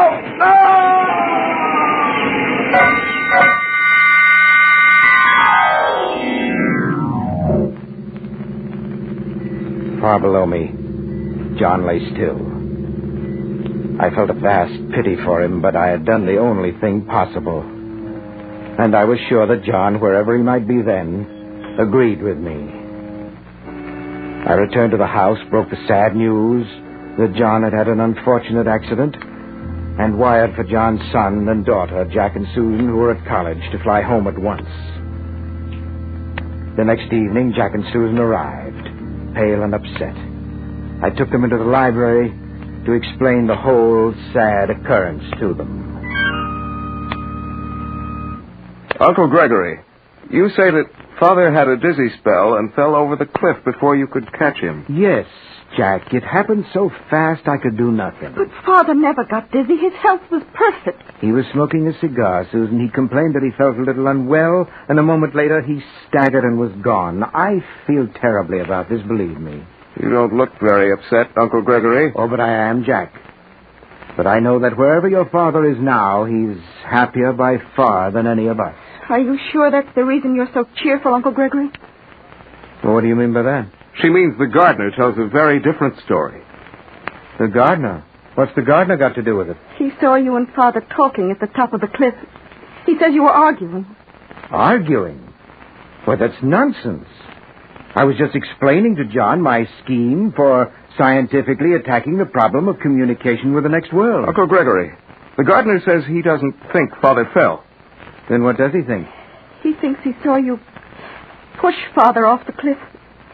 That is utter nonsense. He saw me try to grab John as he was falling, that's all. I wish I could believe that. But I can't. Jack, you must. Uncle Gregory couldn't have pushed Father. It just isn't possible. Of course not, Susan, and I'm glad that you at least realize I'm that. not so sure. He seems awfully pleased about being head of the Raymond Foundation now. Now listen to me, both of you. The coroner says that your father died accidentally, and that ends matters. Not for me, it doesn't. And just what do you think you're going to do, Jack? I don't know yet. But I'm going to Dad's lawyers and have you declared incompetent to handle the Raymond Foundation. I warn you, I'll brook no interference. I am head of the foundation, and from now on it will be run as I say. Not if I can help it. And the first thing I'm going to do is pour all the resources of the foundation into an institute for the study of death. Uncle Gregory, you can't mean that. The foundation scientists are on the verge of a cure for cancer, for tuberculosis. You can't stop their work now. I can and I will. No, I'm certain you killed Dad. You killed him to get control of the foundation for your crazy schemes. You get out. Get out, both of you. Get out! Jack, catch him. He swung at me. He lost his balance. I couldn't catch him. He's lying so still. He hit his head on the fireplace as he fell. It's bleeding. Jack, is he all right? Just a minute and I'll see.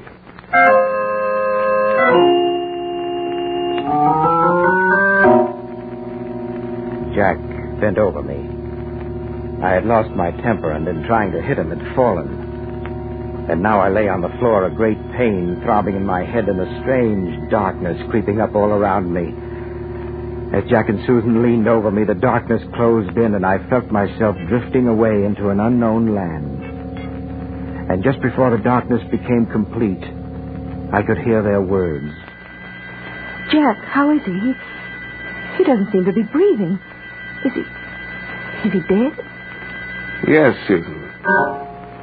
All his life, Uncle Gregory has been trying to learn what happens when you die.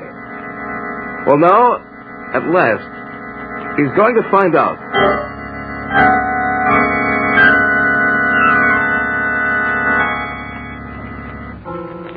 How long I lay in vast dark nothingness, I do not know. But at long last, consciousness began to return to me. First, I realized that the sweet, cloying scent of flowers was heavy in my nostrils. Then I opened my eyes. I lay on a couch at one end of a great dim room with windows of stained glass, like a church. And then at the other end of the room, I saw 3 coffins. One of the coffins was banked with flowers, and candles burned at either end of it. Dazed and bewildered, I got to my feet and walked slowly toward them. I reached the side of the one covered with flowers and stared through the small glass plate at the man inside. And then I knew. The body in the coffin was mine. Oh, you mustn't be so upset, mister. Most of us feel pretty startled at first. Yes. Joshua and I were upset just as you are, but this will pass soon. I whirled about and saw 2 dim figures coming toward me from the shadows. They were smiling, and I knew that they were trying to be helpful. Who are you? I'm Joshua Brown. This is my wife, Nellie. Our bodies are in the other 2 coffins. Your bodies? I don't understand. Of course, you're still confused. That's only natural. Look through the glass in this coffin. That's my body. There, you see? Yes, it looks just like you. Yes, of course it is me. The earthly me. Well, then we're really dead, all three of us? Of course. You died last night. You slipped and fell and hit your head. Yes, I remember now. It's taken you until now to become aware of things, to get over the shock. But where am I? This is the mortuary chapel of the cemetery. They'll be coming for you soon to prepare to bury you. To bury me? No. Oh, you mustn't be upset. Just to bury the mortal you, the empty shell you've left behind. Yes. Nellie and I were killed 2 nights ago in an auto accident, but we won't be buried until tomorrow, when our son gets here. But I never dreamed that it would be like this. Why, I can still see and hear. I still breathe.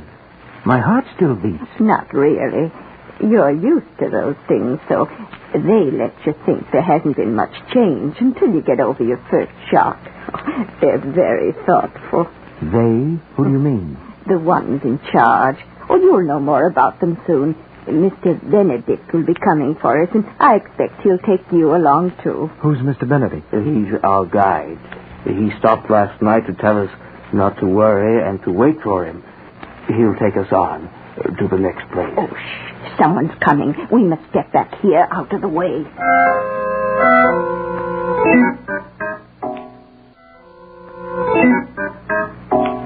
We stepped back a few paces as a door opened. 4 men entered, pushing a carriage on rubber-tired wheels. Behind them came Jack and Susan dressed in mourning. They advanced toward the coffin that held my mortal body. All right, men, take it easy now. That's it. All lift together. They lifted and placed the coffin on the wheeled carriage that they'd brought. And a sudden panic struck me, a sudden fear that made me cry out, "Jack! Susan! No, you mustn't. You can't bury me. I'm not dead. I can't be." Oh, please, you mustn't give way. It's perfectly natural, really it is. No, let go of me. I've got to make them understand that I'm not really dead. Let go of me. Jack! Susan! Please, you mustn't distress yourself. You see, they can't hear you. It was true. None of them so much as turned. The 4 men wheeled my coffin out. Jack and Susan followed, and the door closed. I was alone again with the Browns. They didn't hear me. They didn't pay any attention to me. It was impossible for them to hear you. We cannot communicate with the living, nor they with us. But it must be possible. I'm sorry, but really it isn't. Mr. Benedict said so. But all my life I've worked to establish such communication, and now I have so much to tell the world. The people that I've worked with, Yogi Krishna, I must tell them all this. I must reach them somehow. Well, if it is possible, Mr. Benedict will tell you, I'm sure. Now, please, the only thing we can do is be quiet and wait for him.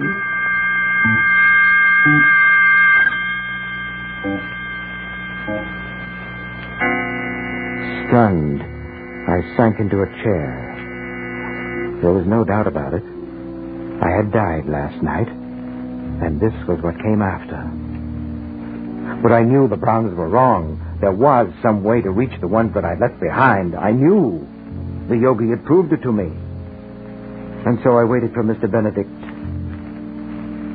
I don't know how long it was, but suddenly a strange musical note sang in my ears. I looked up. A shaft of white light shone directly down into the center of the room. And in it stood a tall figure hidden in a flowing robe. The light winked out, and the figure strode toward us. Are you ready, Mr. and Mrs. Brown? Yes, Mr. Benedict. Oh, Mr. Raymond, this is Mr. Benedict.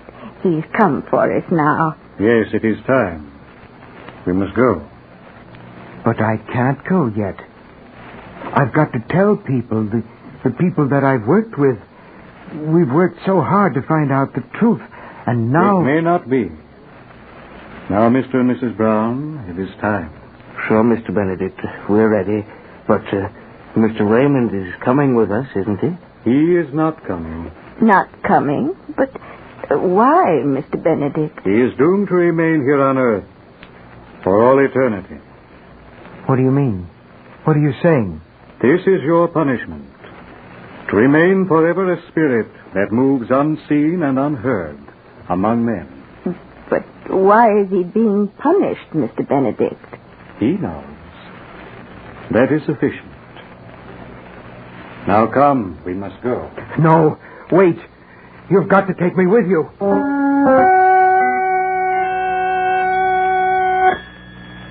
But they didn't wait.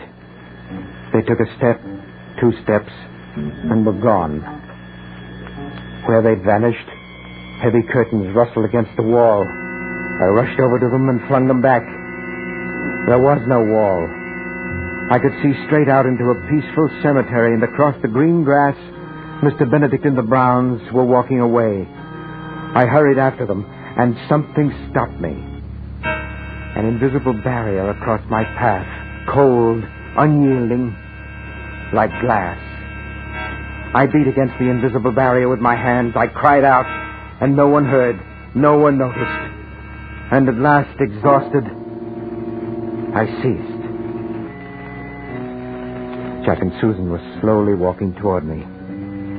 They came down a little path and stopped not 5 feet from me, yet they did not see me. And they were talking about me. Well, it's all over, Susan. Uncle Greg and Father are both gone. We've got to face the fact. I know, Jack, but do you think Uncle really did kill Father? I don't want to believe it. Well, I guess we'll never know. But if he did, he's been punished for it. Perhaps this punishment is worse than we can ever guess. Do you suppose that now, wherever he is, he's trying to tell the world what he knows? Probably, Susan. But if only Gregory hadn't become such a fanatic on the subject, none of this would ever have happened. They started to move away. And again I cried out to them, Jack, Susan, listen to me. You've got to hear me. You've got to. But they didn't turn. They didn't hear. They couldn't. They were alive. And I was dead. At last, despairing, I turned, and there was Mr. Benedict again, watching me, his deep-set eyes expressionless. Gregory Raymond, do you believe at last? Are you convinced now that there can be no communication? No, there must be. Yogi Krishna proved it to me. He was a trickster, seeking money from you. The most heartless kind of trickster, preying on your hope. I don't believe it. You must resign yourself to the truth. We are not unkind. We do not wish you to be tormented unnecessarily. Come with me. I shall show you.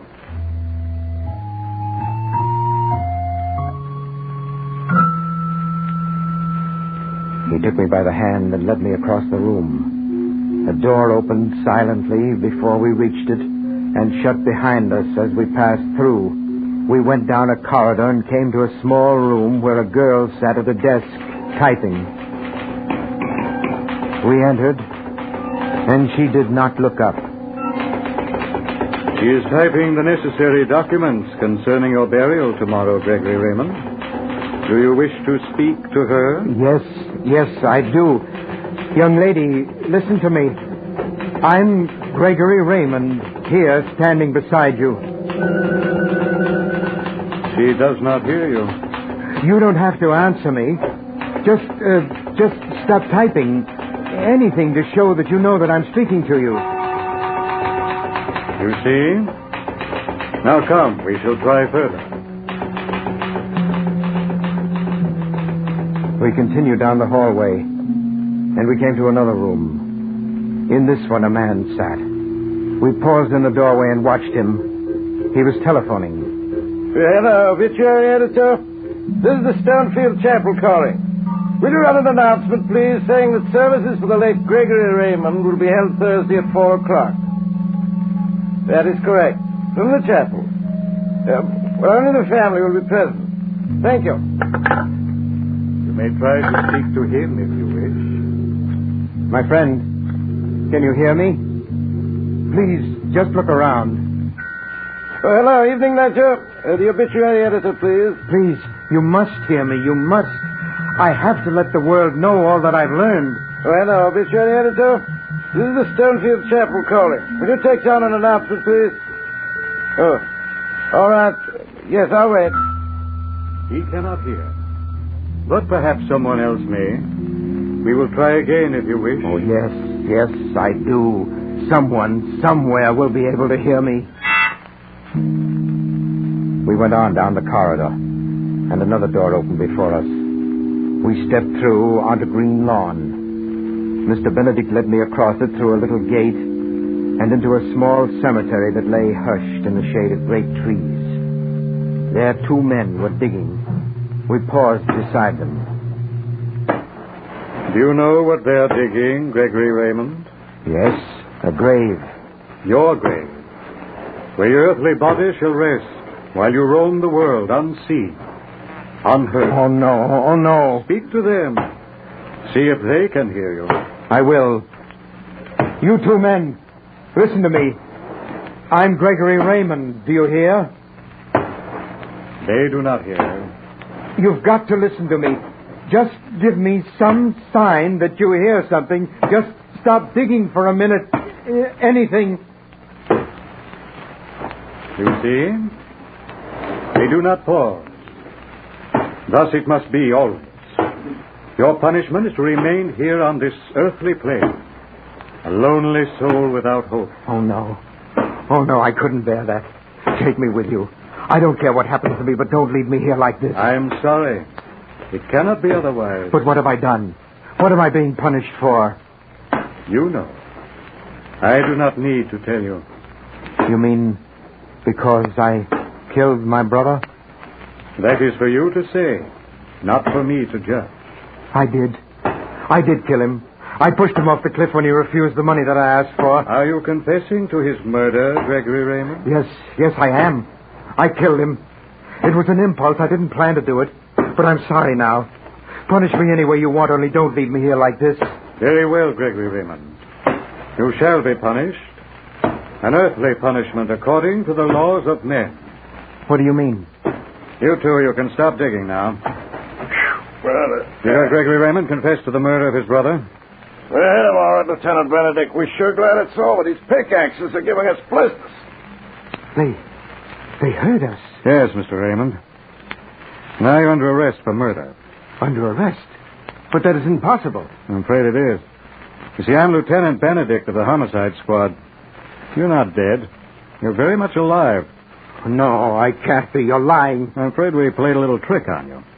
Out here in Hollywood, we have some very good actors, and, well, you see, your nephew arranged the whole thing with actors, wax figures, and coffins, and weird atmosphere to see if we couldn't get a confession out of you. No, I don't believe you. He figured you had such a one-track mind on the subject of death. When you knocked yourself unconscious, he decided to try and convince you you'd killed yourself. No. Looks as though he succeeded better than we'd hoped. Now, will you come quietly, Mr. Raymond? No. You can't arrest me. You can't arrest a dead man. And I'm dead. I know I am. I died last night.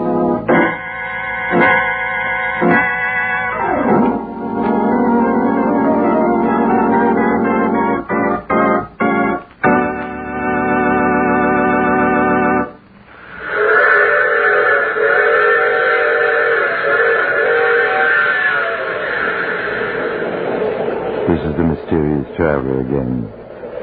Oh, you want to know whether Gregory really was dead or not? Well, it became a matter of some dispute. The doctors said he was alive, and he insisted he was dead. They argued back and forth, and neither side could convince the other. You know how it is when neither side will give in. To this day, nobody has convinced Gregory that he's really alive. It's probably the strangest punishment a man ever suffered. Which brings me to my story for next week, SOS. It's about 3 men who find themselves in the most dreadful predicament any man has... Oh, you have to get off here. I'm sorry. I'm sure we meet again. I take this same train every week at this same time.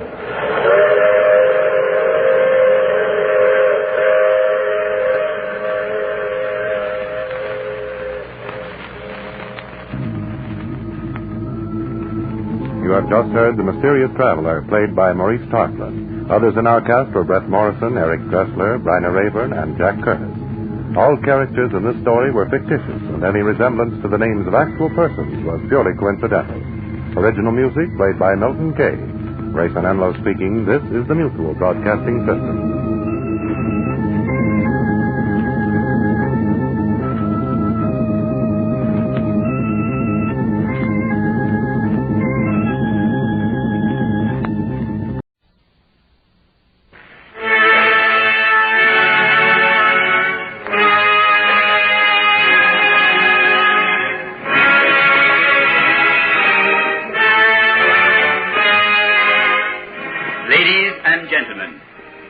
Present George Edwards in Dr. Jekyll and Mr. Hyde.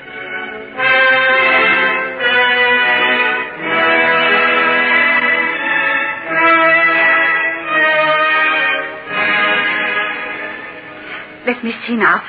I'll want this little box of medicines, the thermometer, a stethoscope, some cotton wool. Do you know where the doctor keeps his antiseptics, Nellie? I'm not sure, miss.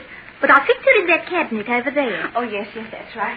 Now, I wonder what else I'll need. By the way, where's Poole? He went away yesterday morning, miss. Went away? Yes. I'm not certain, but I think he's gone to try and get Dr. Lanyon to come back from his honeymoon. He's been awful worried over the master, miss. Yes, I suppose so. Has Mrs. Poole been in charge while he's away? Yes, miss. She's downstairs now, getting a tray ready to take over to the doctor. A tray? That's his orders, miss. 3 times a day, food's to be taken over to him. It's to be placed outside the door, and then whoever goes over with it is to leave at once. We never see him, miss. There's the empty tray waiting for us when we get back, and not another sign. I see. There's Mrs. Poole coming up with his supper now, miss. Will I tell her you're here? No. I'll go out and see her myself. Ask someone to get me a cab, will you? I must hurry away as soon as I can. Yes, miss. I'll do it right away. Thank you. Mrs. Poole? Lord, Miss Peters, how you gave me a start. I never dreamt of seeing you back here so soon. Are you feeling better, miss? Yes, I'm all right. There was nothing really the matter with me. I only needed a little rest. Tell me, Mrs. Poole, have you seen Dr. Jekyll? No, miss. None of us has. Not since the night after you left. And how was he then? Oh, dreadful, moody and depressed, miss. Never touched a bite of his food and didn't say a word to no one. Poole told me that he spent most of the night in his study writing letters. Round about daybreak, he heard him pacing up and down like as if he had something terrible on his mind. Yes, go on. Well, you know, miss, that Poole's never the one to pry on his master. But the fact is that he was that worried he never slept a wink the whole night through. At last he got that bad that he got up out of his bed. Did he see the doctor? No, miss, but he heard him. He came back pale and trembling and sat on the edge of the bed not knowing what to do. He told me that he heard the doctor sobbing down in that empty room and it fair broke his heart to listen to. Oh, if only I'd been here. Well, I don't know that you could have helped, miss. It wasn't long after that we both of us heard him slam the door that leads to the courtyard at the back of the house. Then we heard his footsteps going over the paving stones and the sound of his key in the lock of that building where his laboratory is. I don't know why it was, miss, but the both of us held our breath. There seemed to be something strange about the sound of his footsteps dragging slow and terrible across them stones. And then the door was shut, and there was silence. And there's not been any one of us has set our eyes on him from that time on. Oh, Miss Peters, what do you think's come over him? I don't know, Mrs. Poole. I don't know. But we must do as he says. Leave him alone and hope and pray that it will pass. Will you come out with me now? I daresn't go alone. I always get one of the maids to come with me. Why, what are you afraid of? Wait till you hear. Hear what? Come with me now and listen for yourself. It's time I took this food across. I dursn't be a minute late. All right. Wait a minute. I'll open the door. Listen to that wind. Oh, I hate this courtyard. Always damp and never gets the sun. Look, the sky's quite bright, but it's dark in here already. Mind where you're going. Them stones are full of holes. Look, what? Oh, it's him, sitting at the window. Oh, the poor gentleman, how pale and ill he looks. Oh. He hasn't seen us yet. Don't move. Stay in the doorway, and I'll go and speak to him. Henry? Helen, what are you doing here? I came to see you, Henry. I heard that you were sick. I'm so glad to see you, dear. You must go away, Helen. Please don't send me away. I just want to be near you in case there's anything that I can do. No, it's quite impossible. You can do nothing. I beg of you to go. Now, at once. But why? Because... Oh, Helen! Henry, what's the matter? Oh, Miss Peters, Miss Peters. Oh, what does it mean? Did you see? Yes. What's come over him? That look on his face before he shut the window down. It froze the very blood in me veins. Listen. Oh, that's it. That's what we've been hearing all the week. Day and night it is. Do you wonder that none of us dares come out here alone? Oh, this can't go on. We've got to do something. Yes, but what? That's why Poole's gone for Dr. Lanyon. We had to have some help. Oh, but he mightn't be here for days. Oh, I'm going to do something now. Are you willing to come? I've got to go into that place for the food, and none of the others will venture. Come along, then. We'll go together. Oh, just listen to that wind. Heavens. Dark in here. I can hardly see a thing. There's a lantern just inside the door. Wait a minute till I light it. There. Oh, that's better. Now, you wait here.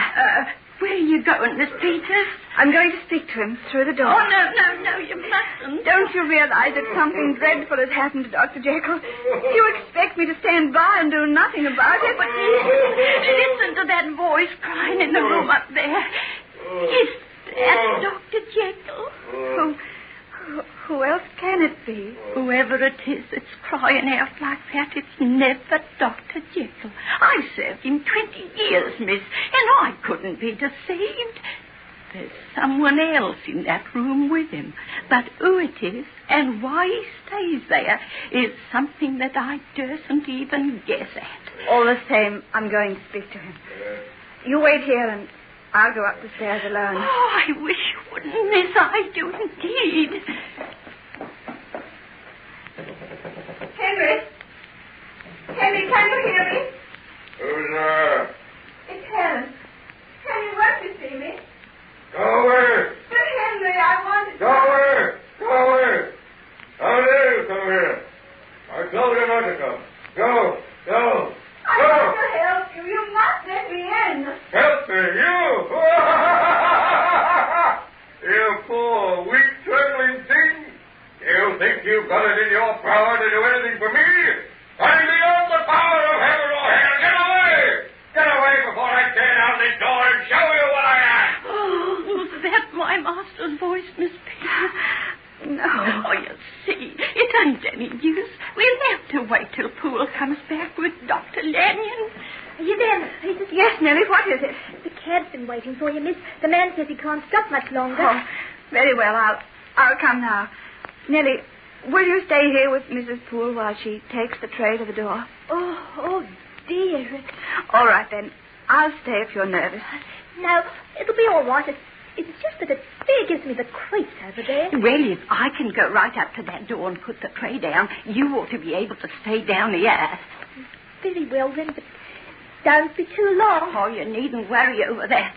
You go, Miss Peters. We'll be all right. I must go to that sick child. And if I miss this cab, goodness knows how long it will be before I get another one. Of course, miss. Nellie, stop looking over your shoulder like that. There's nothing in that corner but a pile of empty boxes. I'll come back just as soon as I can, Mrs. Poole. Will you prepare a room for me? I'll stay here until Until Dr. Lanyon gets back. Yes, Miss, that I will. And I'll be right glad to have you with us. I'll be back about 11 o'clock, I suppose. And you'll find me sitting up. I'll have some supper ready for you. Thank you very much. Goodbye. I'll go back to the house. Oh, listen to him. Oh, do worry, Mrs. Sue. I can't abide it if that's the truth. Oh, I'll go up right away. Pull yourself together now like a good girl.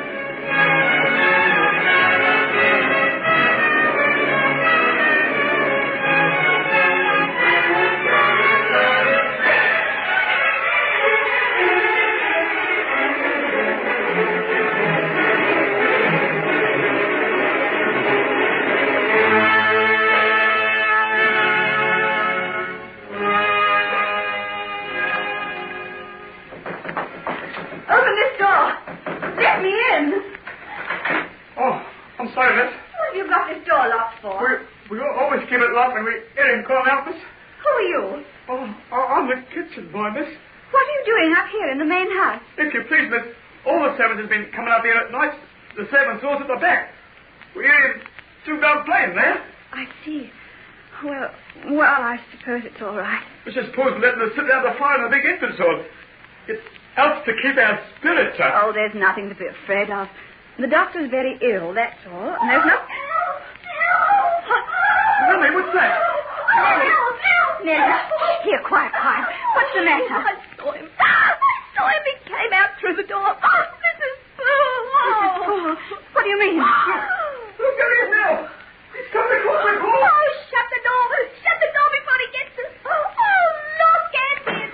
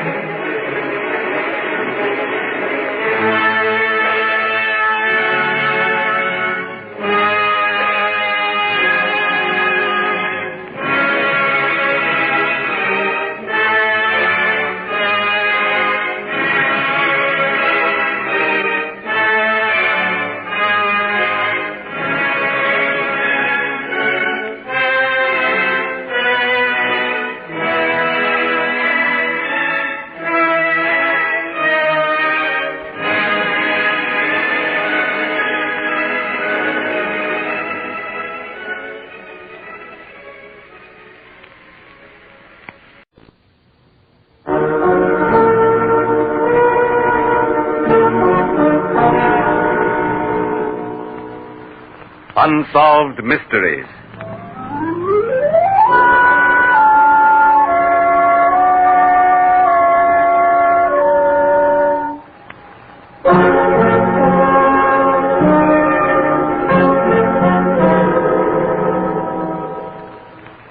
Truth is stranger than fiction. We are endeavoring to bring to you little-known mysteries of the entire world. And in this series of unexplained true happenings, we cannot overlook the puzzling and weird practices found in voodooism. There are strange stories of zombies, stories which filter into the world of everyday life, leaving no room for doubt that within the cult of voodooism in Haiti, zombies do exist.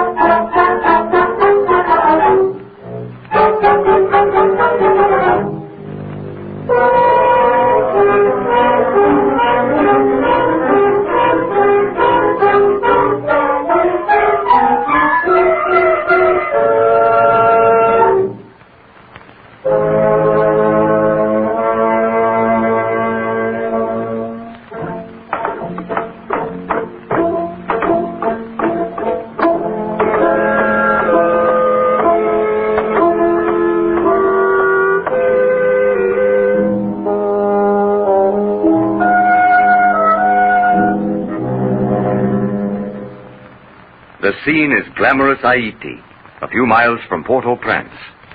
A long, low, rambling bungalow bathed in the liquid beams of a silver moon faces the open sea. Behind the keep rises in serried ridges of blacks and purples, and beyond that, faintly ominous, the deep, constant rhythm of the voodoo drums seems to belong to another world. 3 men sit on the lanai or veranda facing the beach. One of them, tall, slender, young in years, but with gray hair and lined face, stares out into nothing. The elderly man by his side looks at the third and raises bushy eyebrows. The third man, a stranger to Haiti, speaks. Very decent of you fellows to invite me out here. I sort of feel that I'm putting you to a lot of extra work. Not a bit of it. Servants take care of all the extra work. We're glad of your company. Clark. Yes, Strong? I'm going down there. You must? Yes. But don't be long. I won't. But don't wait up for me. Good night. Good night. Good night. In a moment, after Strong's out of hearing, I'll be able to explain. That's all right. I think I understand. Just a minute. I'll look down the pathway. Yes, he's gone all right. In spite of what he said, we can't turn in. And although you're a stranger here, I'm going to do what white men have to do in the tropics. I'm going to ask for your help, if I need it. You won't have to ask twice. I didn't think so. That's why I asked you at the hotel if you'd like to come out to our place. A few moments ago, you said you thought you understood. Yes, I know, of course. But it was just a year ago today that Strong's wife died. I was in New York at the time, and we were all very much upset. I never knew Strong, but I went to school with his wife, Helen. Well, it isn't because of his wife's death that I want you tonight, but because of what happened after her death. After her death? Yes. Do you know where Strong went just now? No. He went down to her grave, as he has every night for 6 months or more. Good heavens, why? That's what I'm going to explain. When Strong first came out here, he had a native servant girl. Clarissima, her name was. Attractive little thing, and she fell in love with Strong. Strong never gave her a thought. But you know native women. Yes, of course. Well, Helen came out here, and the night before their marriage, they were sitting just about here on the veranda.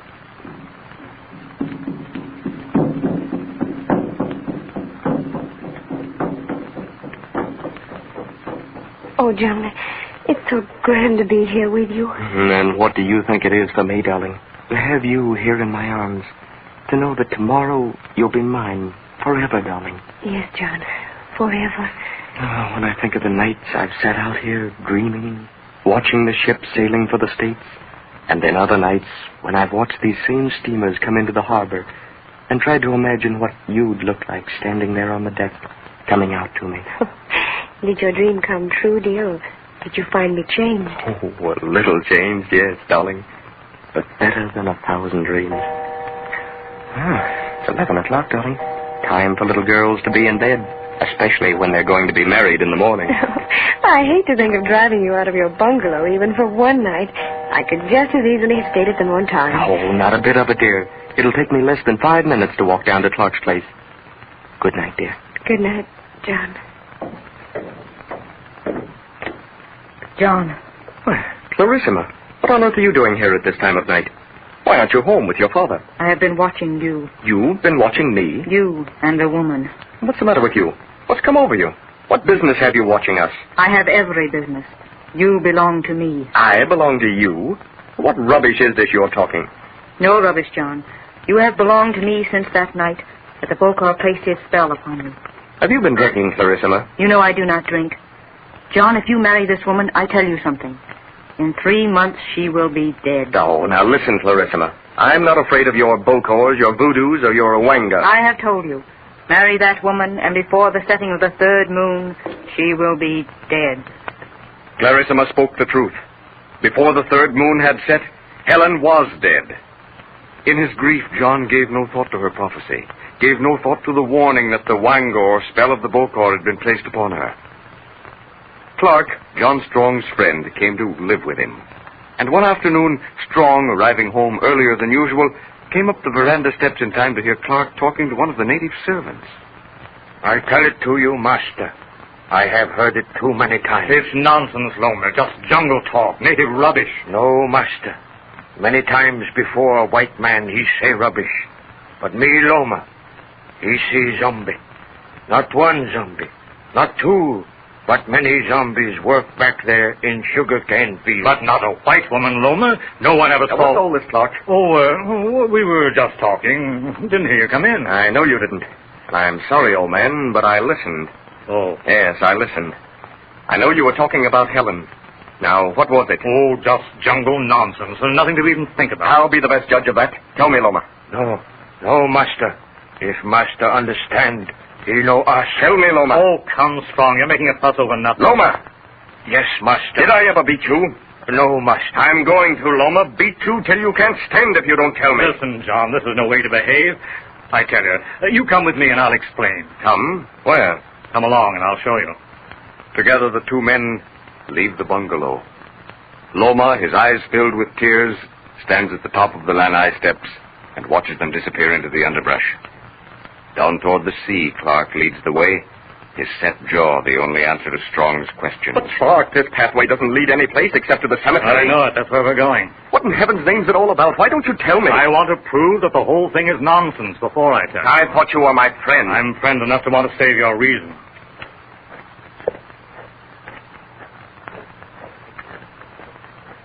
Oh, there's an open grave. Go ahead. I want to get that spade. Clark! What? Helen's grave. It's been opened. What? Her grave, Clark. It's been opened. You'll find out in a minute. Now stand back while I dig. Oh, let me, Clark. Let me. No.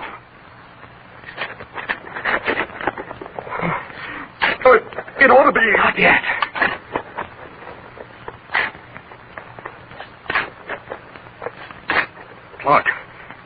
Clark, the casket's gone. These devils have taken her. My Helen for their damnable voodoo. No, John, no. Zombies. At breakneck speed, the two men race back to their bungalow. Loma from the veranda sees them coming up the pathway and runs to meet them. In silence, Clark points to the brush, and Loma in the lead breaks into the thick tropic growth. Dusk finds them struggling up the steep slopes of the cape with that energy born of frenzied fear and nameless horror. Loma holds up his hand.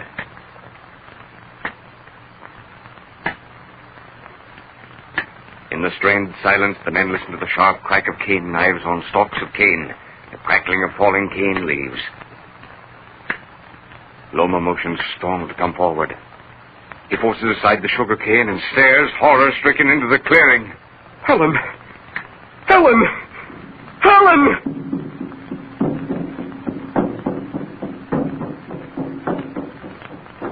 Horrible, Clark. Ghastly story. You understand now why John acts as he does. And why I wanted you here tonight. Then she was buried alive? No, she wasn't buried alive. But she wasn't dead? Yes, she was dead. She was a zombie. A dead person raised from the grave. The body without mind or soul. But it's impossible. That's what I said to Loma. No, Helen was dead. Killed by the curse brought on her by Clarissa's jealous hatred. And raised from the grave to be a zombie by the same voodooism that killed her. Yes. Clarissima, what happened to her? The natives killed her. And Helen, you buried her After again? we had fed her salt. Salt? Yes, salt. If zombies eat anything containing salt, they return to their graves in peace. And you fed her salt? Yes, she crumpled up at our feet, dead, really dead. Out of deference to people who are still alive, character names in these unsolved mysteries have been changed. Inasmuch as any solution must of necessity be supposition, liberties of time, place, and character exist in the solution that will be presented after you have heard from your sponsor.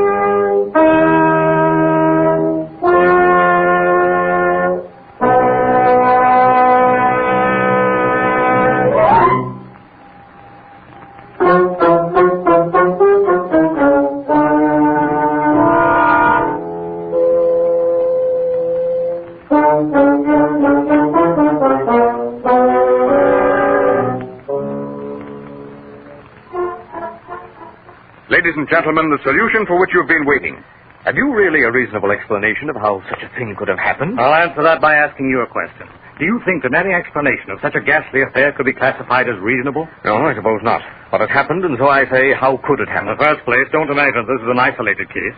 So serious is the matter of zombies in the island of Haiti that the government has been compelled to pass the following law, Article 249 of the Code Penal of the Republic of Haiti. Also shall be qualified as attempted murder the employment which may be made against any person of substances which, without causing actual death, produces a lethargic coma more or less prolonged. If, after the administration of such substances, the person has been buried, the act shall be considered murder, no matter what the result that follows. Then the government thinks that these zombies are people who have been poisoned and who have been certified as dead and buried, while in the state of suspended animation. I mean that they have been given a poison that kills the brain but leaves their motor faculties unimpaired. Between you and me, I don't think that the government really believes that. But after all, how would you try to frame a law against taking corpses out of their graves and making them work in the cane field? Yes, I see the difficulty there. But just the same, I don't see how even voodooism can make a corpse walk. Have you ever heard of inanimate objects being moved by the power of mind? Yes, I have. And isn't it possible that the same worker in black magic or voodooism that killed the person by power of mind could take that inanimate object to the corpse and make it move? Do you believe that? Yes. And I'll give you the final proof, at least my way of thinking. What is that? The fact that the natives themselves killed Clarissima, the native girl, because they knew that with the assistance of the witch doctors, she killed and made a zombie out of Helen.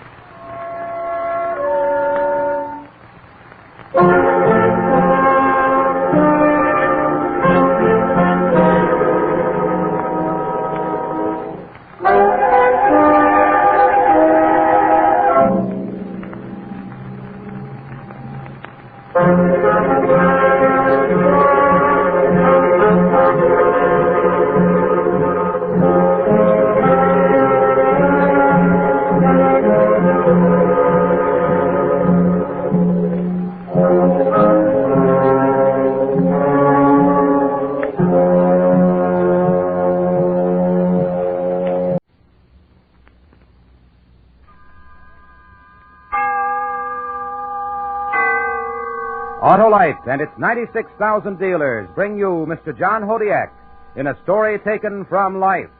Tonight's presentation of Suspense.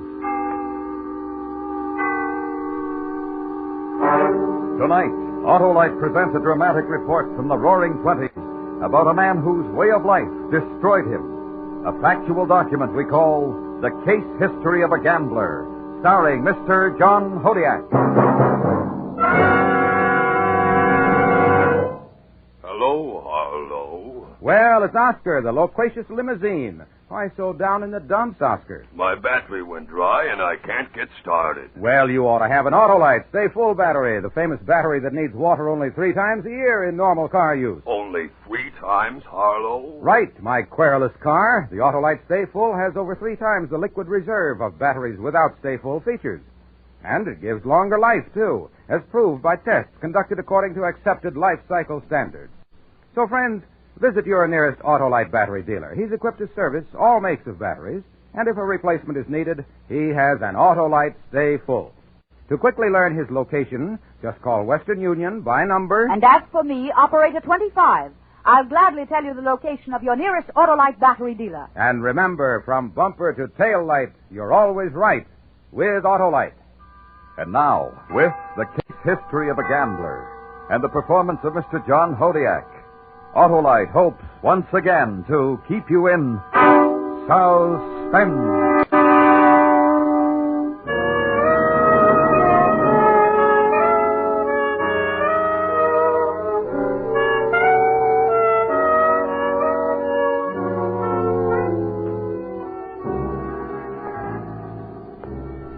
It's not easy to walk when you're weighted down with a bullet in your body.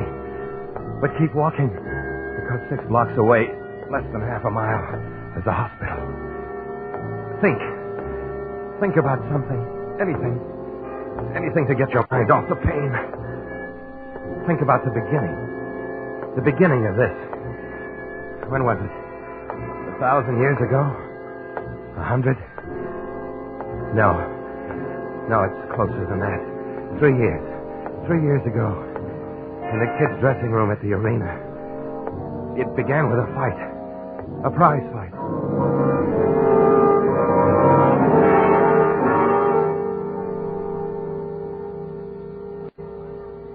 Look, Matt, when you called me and asked for $10,000, I sent it over and didn't ask any questions. Then why start now? I think I got a right to know why you wanted the dough. I'll tell you when the fight's over.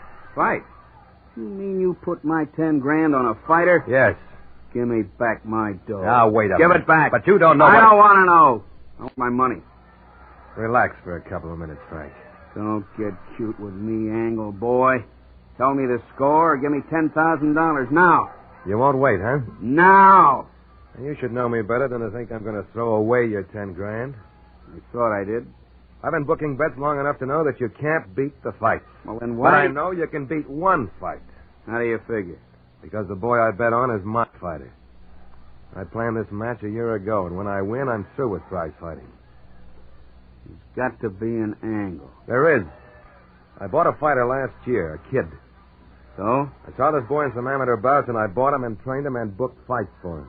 What's he done since? Lost 12 fights, 4 by knockouts, 3 by TKOs, and 5 by unanimous decisions. And how do you know he can win tonight? Up to now, I've had him fighting pretty good. Not the way he can. I've had him training at a little private camp up in the mountains, going 5 rounds with the best boys I could find. He's knocked them all out. That's all? You mean you took my $10,000 and put it on this wonder boy just because he's been knocking out bums in training camps? Oh, you're kidding me, Matt. You got the other boy to take a fall. You think I'd stick my neck out and try to fix a fight? You would if you thought you could do it. Well, even if I could, there'd be too many people taking a cut of the pie. My pie. Better to take a piece than try for it all and get none. Not me, Frank. I'll roll for the bundle. When you loaned me $10,000, it made an even $100,000 I've spread all over the country. Why the big deal all of a sudden? I want money, real money. I'm tired of nickel and dime operations.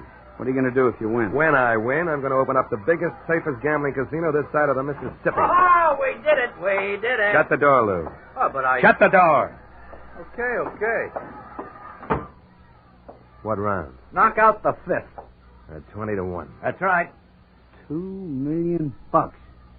Matt, you just won $2 million. Get in touch with the boys, Lou. I want Al to pick up the dough in Frisco, Seattle, Los Angeles, and San Diego. Tell Willie to cover Phoenix, Tucson, Albuquerque, and El Paso. Then go to see a guy.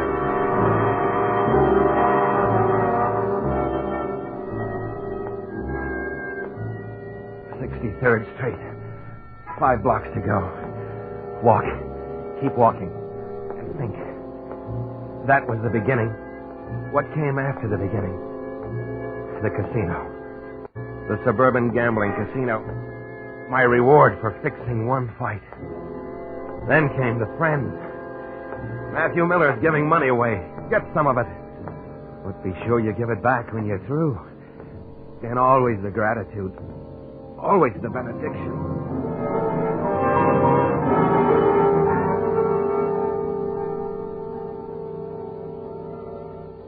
Much obliged, Matt. I was real short on operating capital. That's all right, Charlie. Glad I could help. I'll see you on the 15th of next month to get my IOU back. See that you do, Charlie. You know how I feel about Welshers. Yeah, I know. Well, good night, Matt. Thanks again. Good night, Charlie. Well, maybe you know what you're doing, Matt, but sometimes I think you're too loose with your dough. You mean Charlie? Oh, him for one, and other guys I've seen you lend money to. What's wrong with lending now and then? Oh, nothing. Only any grifter or hood that runs out of money in this town knows they can get to you for a touch. All right, bookkeeper. How much money have I lost since I started helping the less fortunate of my fraternity? Well, there was Richie Farlow from Detroit. He nicked you for $80,000. Where's he now? And incidentally, where's anyone who ever welched on a loan or a gambling debt? So they're not around anymore. Cancels out, doesn't it? Just because a guy knows better than to try to welch on you is no excuse to be Mr. Soft Touch. Why not? It's not businesslike. I'm not in the lending business. Well, the amount of dough you got spread around, you might just as well be. Now, supposing Charlie goes out of here and gets knocked off, where's your dough then? It's a chance I have to take. You shouldn't have to take chances. Charlie's wife isn't taking a chance. If Charlie gets knocked off tonight, she's rich tomorrow. He's got enough insurance to... Say that again about Charlie's wife. Why? What did I say? What happens if Charlie gets knocked off tonight? Well, I said she'd be rich tomorrow. Why? That's what I thought you said. Hey, Matt, well, what are you going to do? Lou, call my lawyer. Yeah, well, what are you going to do? I'm about to become an actuary. A what? An actuary. According to Webster, one who is skilled in life assurance.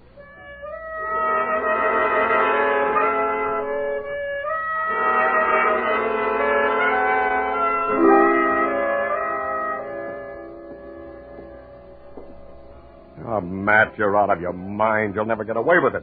The state would be on your neck so fast, the stock issue would never clear the broker's office. Sit down, Counselor. You're wearing the nap off my carpeting. Oh, all right.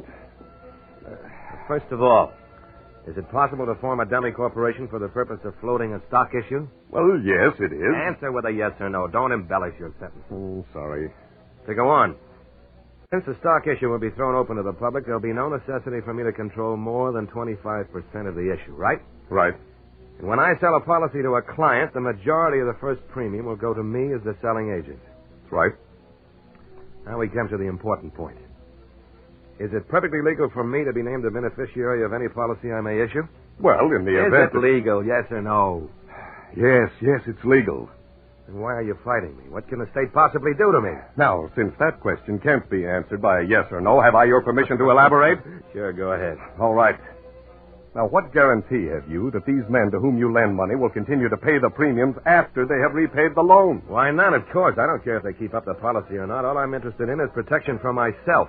And with that protection, if I can make an extra dollar by issuing the policy, I don't see how that can be construed as fraud or any other legal practice. You know what happens to the company in the long run? Frankly, I don't care. By that time, I expect to have gotten what I wanted out of it. The stockholders would cause you trouble if they got together. If, Chris. People don't help each other. They're too busy helping themselves. Yeah, like you. Maybe. The difference is most of them don't know what they want. Do you, Matt? Of course I do. That's why I don't need any help. I'm just going to do it all by myself. Any more questions? No, I suppose not. Then how about a drink? I can use one. Lou? Yeah, coming right up. Don't pout, Chris. Losing this decision to me won't hurt your reputation. It's not me I'm thinking about. It's you. Me? You're reaching. One of these days, you'll reach out too far. And it'll be a long, long fall to the bottom. It'll break every bone in your body. Dramatic, but unnecessary. No matter what happens, people will gamble. And the only safe place in the state is right here. This casino is my bumper. And it can cushion any fall I may take. There they are. Help yourself. Well, Chris, let's drink to our new venture. A toast, if I may. You may. To Matt. May the long fall never come. Amen.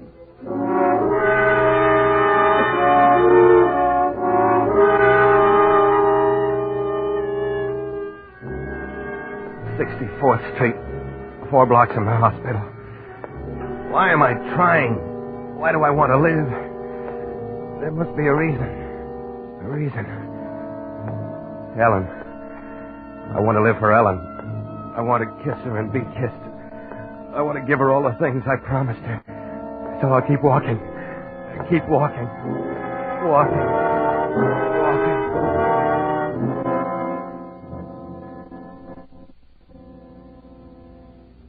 You look tired, Matt. Anything wrong? No. I'm just trying to get Chris back in line. Sometimes I wonder if he's really on my side. You don't mean that, do you? He's a fine lawyer, Ellen. I have to admit he's gotten me out of a couple of tight spots tonight. I wonder sometimes if he's interested in me or the retainer I pay him. Matt, what's wrong? Chris is your friend. You don't think about friends that way. I know, but tonight was different. Tonight I felt that Chris wasn't on my side. That... Forget. I'm here with you, and that's all I care about right now.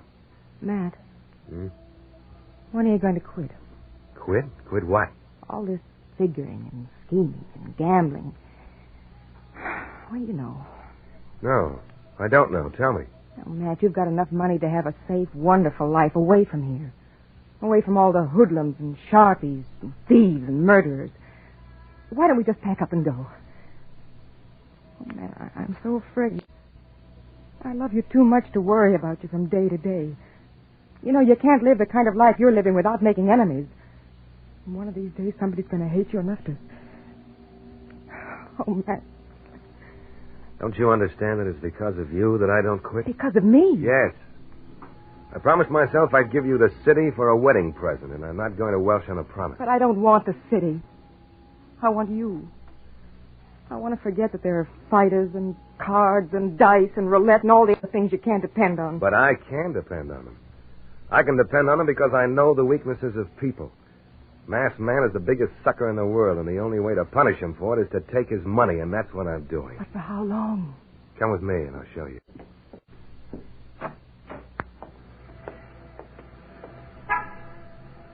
What do you see? The city? That's right, the city. I'm going to take suckers' money until I have enough to buy it.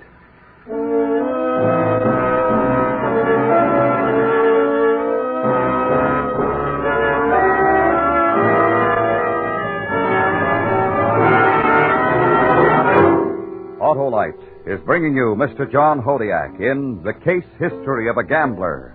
Tonight's production in radio's outstanding theater of thrills, Suspense.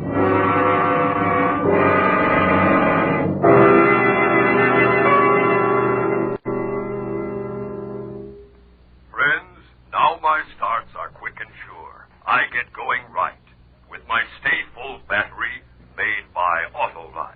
Well said, my orating Otto. Starting is a real fast pleasure with an Autolite Stay Full, the power-packed battery that needs water only 3 times a year in normal car use. And what's more, the Autolite Stay Full gives longer life, as proved by tests conducted according to accepted life cycle standards. So visit your nearest Autolite battery dealer soon. To quickly learn his location, call Western Union by number... And as for me, Operator 25, I'll gladly tell you the location of your nearest Autolite battery dealer who services all makes of batteries. And in case you need a new battery to give your car dependable starts in this cold weather, he has an Autolite Stay Full battery, the battery that needs water only 3 times a year in normal car use. Remember, from bumper to tail light, you're always right with Autolite. And now, Autolite brings back to our Hollywood soundstage Mr. John Hodiak in Elliot Lewis's production of The Case History of a Gambler, a story of the Roaring '20s, well calculated to keep you in suspense.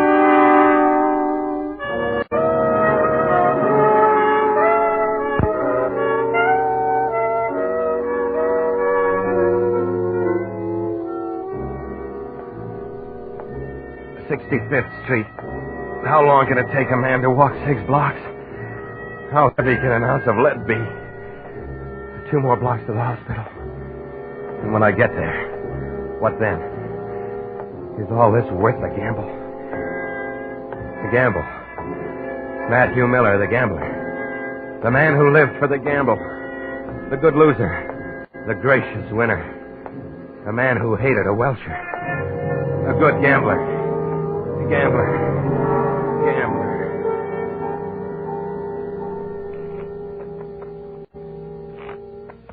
I think I'll stretch my legs for a second. What do you know? Daylight again. Must be Monday. Want to send out for some more food? Not for me. How about you guys? I've had it. 2 days of poker is just about my limit. Well, let's make this the last hand, huh? Right by me. Okay. Ante up. Jacks are better to open. Any limit on this last hand, Matt? No, why? You've been hit pretty hard this session. Afraid of your money? I know you're better than that. We think the same about bad losers, don't we, Matt? So I've noticed. Open for 5,000.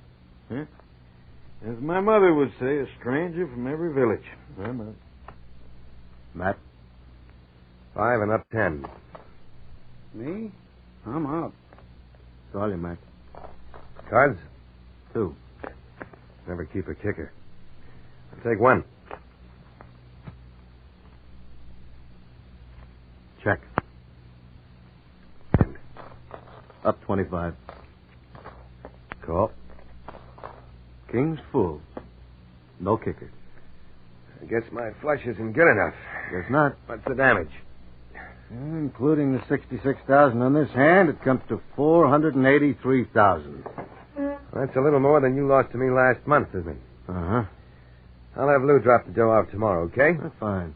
How do you want it, check or cash? Cash. Checks don't feel like money. All right, I'll send Lou over with cash. It'll be on your desk at exactly noon tomorrow. In bills of small denomination. I like the bulge it makes in my tailored suit. Huh?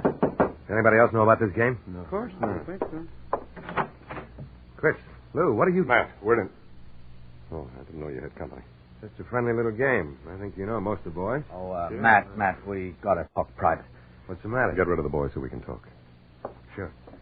Sure, we just finished anyway. So long, fellas. Thanks for the game. So long, Matt. Remember, small bill. See you, man. Yeah, see you. Okay, what's on your mind? The casino was raided Saturday night. Saturday? This is Monday. Where have you guys been? I got picked up when the joint was raided. Well, I was out of town for the weekend. I got Lou out on a habeas corpus as soon as I returned this morning. How did the cops find out about the location? What happened to the alarm system? The grapevine has it that somebody in the organization tipped off the police. There's more than one man in this town that doesn't like you, Matt. What about the books? The cops got them, too. They were in the joint so fast I didn't have a chance to dump them. Well, guess they got me nailed. Okay, I'm getting out. Chris, dump my insurance stock on the market. I can get enough out. No, Matt. What do you mean, no? I'm telling you to get rid of my stock. Matt, there is no insurance company. Are you crazy? The company is in receivership, and the state is conducting an investigation. But how? Why? Well, one of the stockholders thought enough of his investment to go around gathering up enough proxies to vote you out of control and to have the books checked. So what? So this. Every dime in the company is frozen, and I doubt that you'll ever get to see any of it again. What about the courts?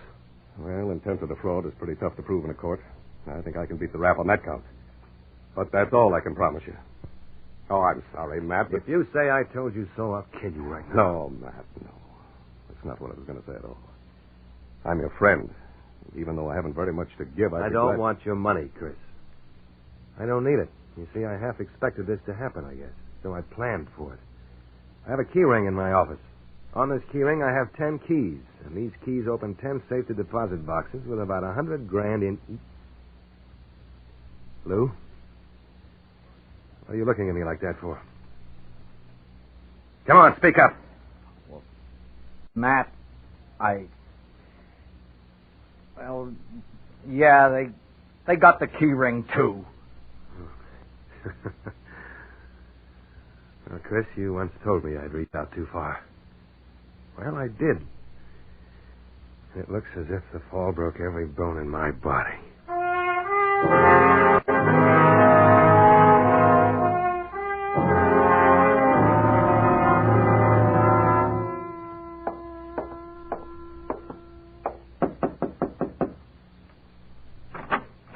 Hey, Matt.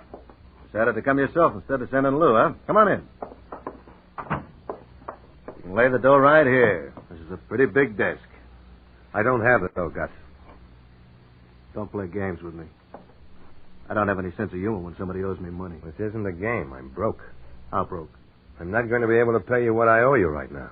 You're going to have to wait a little while. What do you mean I'm going to have to wait? Just what I said. I haven't got the money right now. Better get it. Where? That's your problem.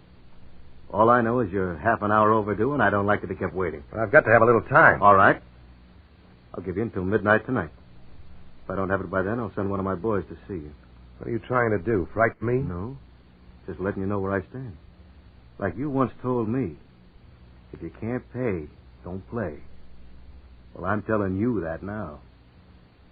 You shouldn't play without dough to back you up. But this is different. I had the money when I started to play. And I won it off on you. I don't think you like to lose, Matt. Oh, you two-bit pitch penny. Hold it. I don't like to see blood on my carpet. You're going to be sorry you pulled that gun on me. By the time I get through with you, you'll be back peddling punch boards for a nickel a crack. As long as you don't forget you got till midnight to pay me the $483,000. After that, you can start breaking me. But I got a hunch you're not going to do very much breaking in this town. You stepped on too many hands on your way up. And there are a lot of guys real eager to give you a push on the way down. Now get out of here.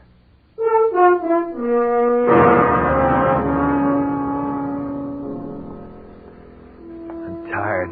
So tired. 66th Street. One more block. I know I'm going to make it. Because of Ellen. Ellen would want me to. Ellen would help me. But she isn't here now. And I don't want to be alone. I won't be alone. Ellen will be there. She's always there. I don't want to keep her waiting. I must hurry. Walk. Walk. Walk. Walk.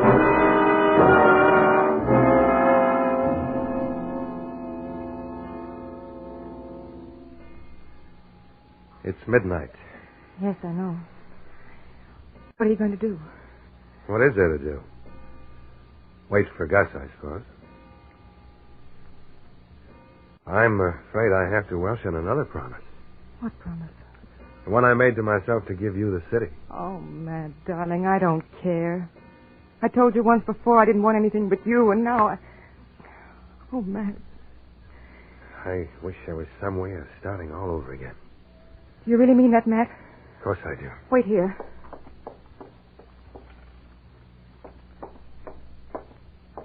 Here. What's this? I had them appraised today. They're worth almost $175,000. With these, we can go to Mexico, South America, where they never even heard of you or Gus or any of the whole rotten mess in this town. You mean you want me to run away? To class myself with all the cheap Welshers I hate? Do you know what you're asking? Yes, I know what I'm asking. Matt, I love you. I want you alive with me.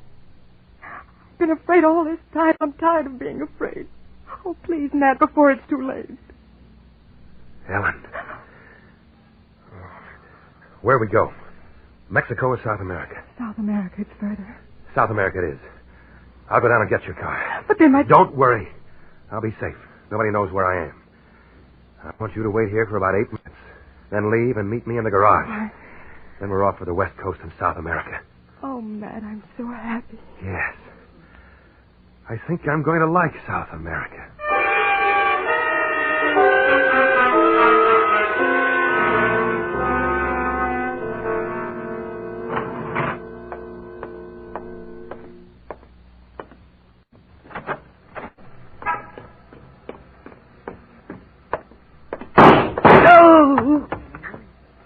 That's what happens to Welshers.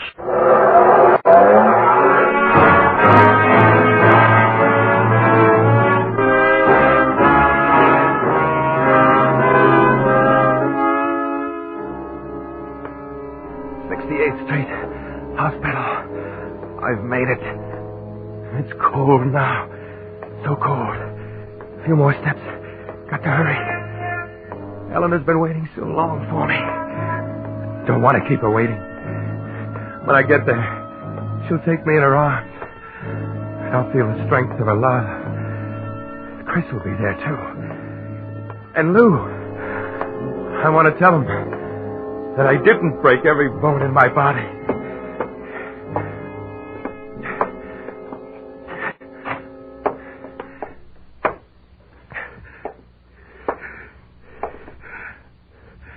Nurse.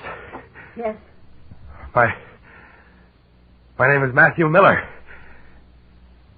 And I guess didn't make it after all.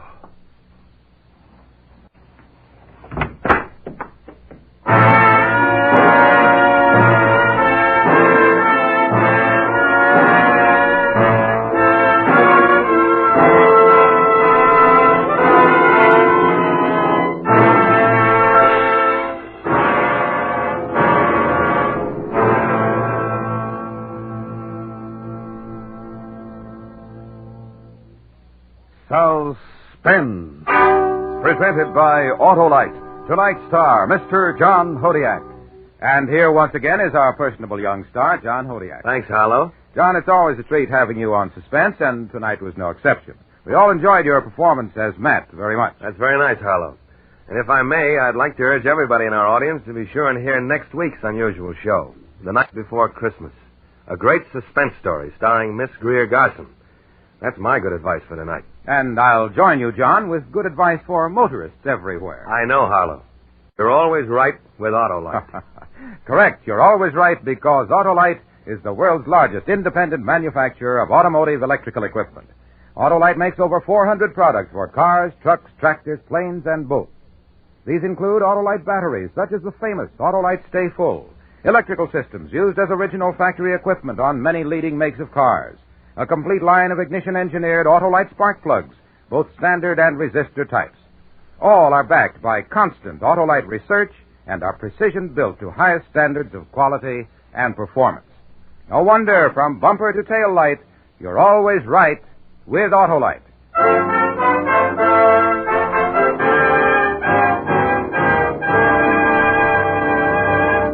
Next week on Suspense, our star will be Miss Greer Garson in a special Christmas program, the unusual dramatization of 'Twas the Night Before Christmas. In weeks to come, we shall also present Mr. Herbert Marshall, Mr. Jeff Chandler, and the First Lady of Suspense, Miss Agnes Moorehead. all on Suspense. Suspense is produced and directed by Elliot Lewis, with music composed by Lucian Morowitz from a New York theme by Fred Steiner and conducted by Lud Gluskin. The Case History of a Gambler was written for Suspense by Ross Murray. Featured in tonight's cast was Lillian Baeff, Bill Boucher, Joseph Kearns, Lou Merrill, Herb Vigran, Martha Wentworth, Charles Calvert, and Clayton Post. John Hodiak can be seen in the soon-to-be-released The Sellout. And remember next week on Suspense, Miss Greer Garson in a special Christmas broadcast, 'Twas the Night Before Christmas. For the location of your nearest Autolite battery or spark plug dealer, or your nearest authorized Autolite service station, phone Western Union by number and ask for Operator 25. Switch to Autolite. Good night. This is the CBS Radio Network.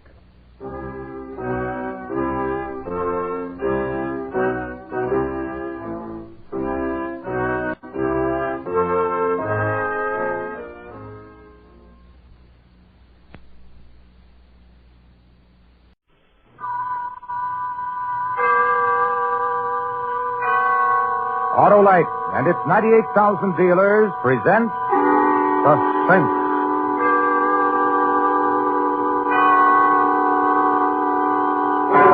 Tonight, Autolite presents a special program for this holiday season. The unusual dramatization of 'Twas the Night Before Christmas, starring Miss Greer Garson, who appears by arrangement with MGM, producers of the new color picture Knights of the Round Table, in CinemaScope, starring Robert Taylor, Ava Gardner, and Mel Ferrer.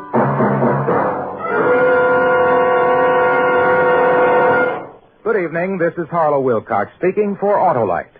Tonight, as a special Christmas presentation from the worldwide Autolite family, we bring you Miss Greer Garson in a story about a certain little girl on a certain Christmas Eve. And now, Autolite presents transcribed 'Twas the Night Before Christmas, hoping once again to keep you in suspense.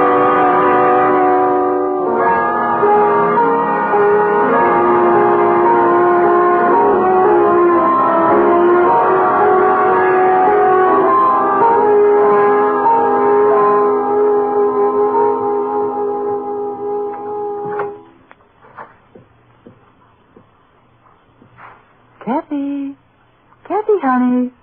Come on, wake up. Wake up, Kathy. It's the day before Christmas. Oh, and there's so much Miss to do. Brown, it's light out already. You said you were going to wake me really early today so we could go to the airport and meet them. Come on, up you get. Let's get you dressed. Buffy, they're going to be waiting for me and you didn't wake me. I know what, they're home already. Kathy. Mommy! Daddy, where are you?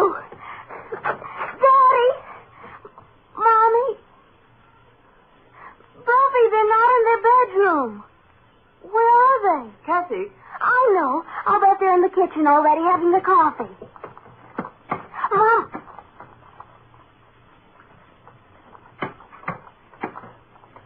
Miss Buff, they're not home. I know, honey.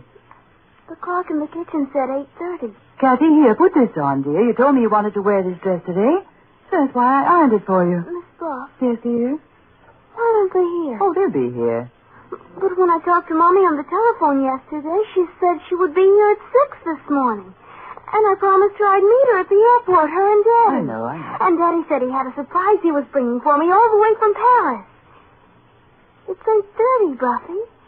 Let's go out to the airport now. Oh, but there's so many things to do. First, you've got to get your breakfast, and we have to finish decorating the tree.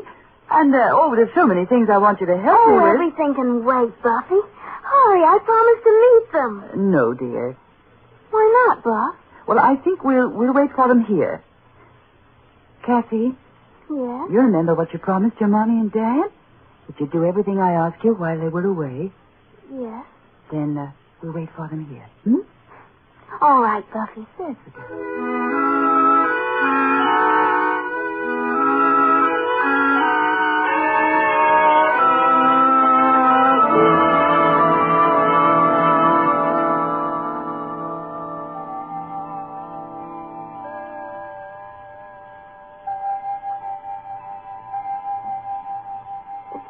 Buffy. I know. Don't you think they might have called and told us they'd be late? Oh, I'll go and make our lunch. You must be very hungry. No, I'm not. Oh, you didn't eat your breakfast, Cassie. Miss Buff, I'm not hungry. Look. Oh, look, it's snowing, honey. We'll have a nice warm lunch, and then we'll go out for a long walk. You should have called. I'll tell you what, Cassie. We'll take our walk first. We'll see the shops. We'll visit. We'll go and see Johnny and your aunt and uncle. Maybe if it snows hard enough, we can all build a snowman. Wouldn't you like that? Yes, that would be fun. Well, go get your coat and hat and galoshes, dear. All right. And when we come back, Mommy and Daddy will be home. Well, you go and get your things now. Oh, I'll get it, Buffy. Mommy. Oh, who's this, Daddy? You sound... Oh, from a newspaper. I see. It's a man, Buff.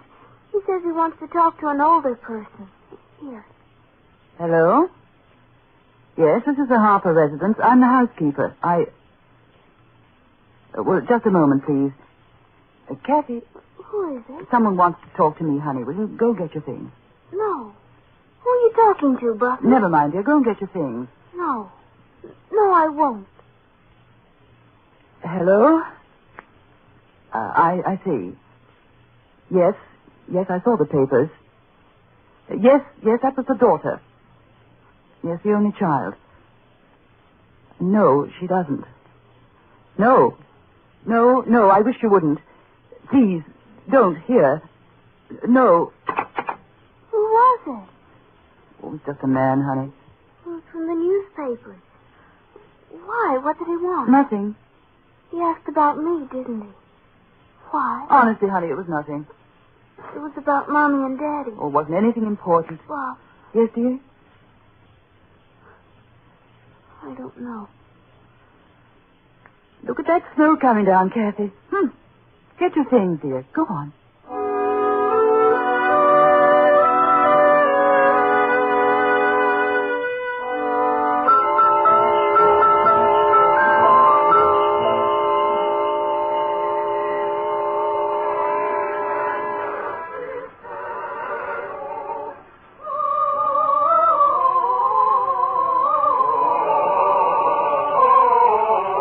They sing beautifully, Kathy. Very lovely. The street and all the decorations and the singers. It's very lovely, Miss Buff.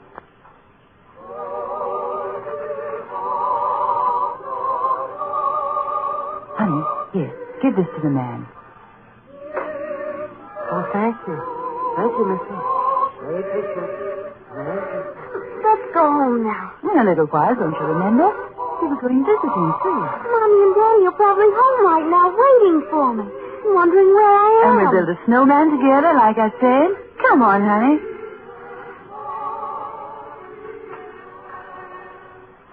I remember when I was a little girl how excited I'd get. All the wonderful things to see, the sights and the smells and the sounds. Pretty shop windows and the snow. To be a little girl at Christmas time. To be young at Christmas time. And happy at... What's the matter, Buffy? Oh, Kathy. Buffy. Let me hold you. Oh, Kathy, darling. Buffy, you're crying. I'm just silly, I guess. Why, look, there's Santa Claus watching us. Let's say hello to him. You were crying. Hello, Santa. Merry Christmas. Oh, Merry Christmas, little girl. Merry Christmas. Well, you're a pretty little girl. What's your name? Kathy. Oh, that's a nice name for a nice little girl like you. Thank you. And I can tell you've been a good little girl. I saw the way your mommy was holding you. She's Miss Buff. My mommy's away. Daddy, too. We're taking a walk to make them come home. Oh, and where are they? I don't know. I don't know. I don't know.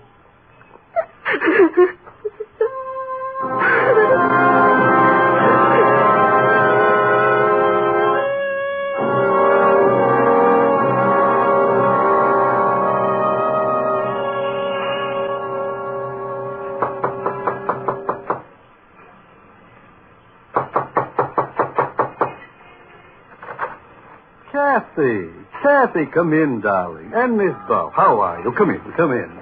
Mother, guess who's here? Why, Kathy and Miss Buff. Hello, Aunt Ruth. Hello, Mrs. Cleveland. Take your things off. We've got a big fire in the living room.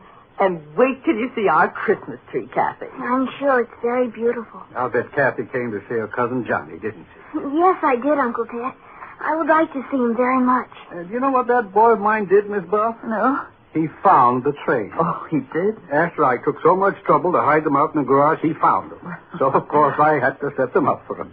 Well, it's the day before Christmas. He's in his room now. Kathy?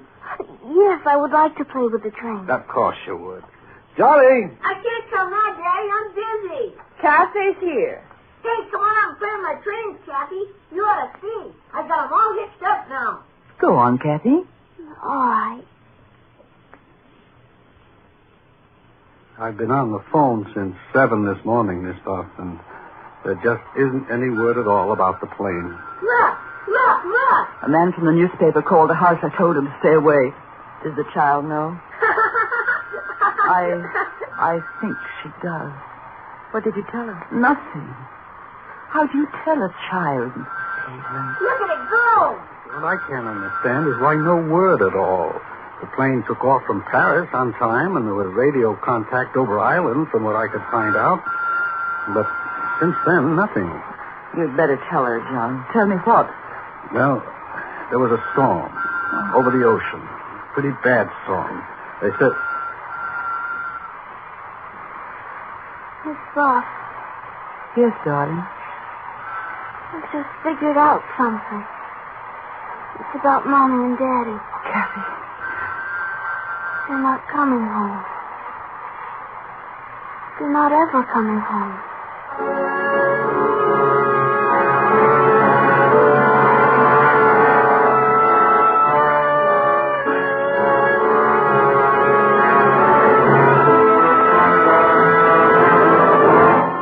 Autolite is bringing you Miss Greer Garson with Anne Whitfield as Kathy in 'Twas the Night Before Christmas. Tonight's production in radio's outstanding theater of thrills, Suspense.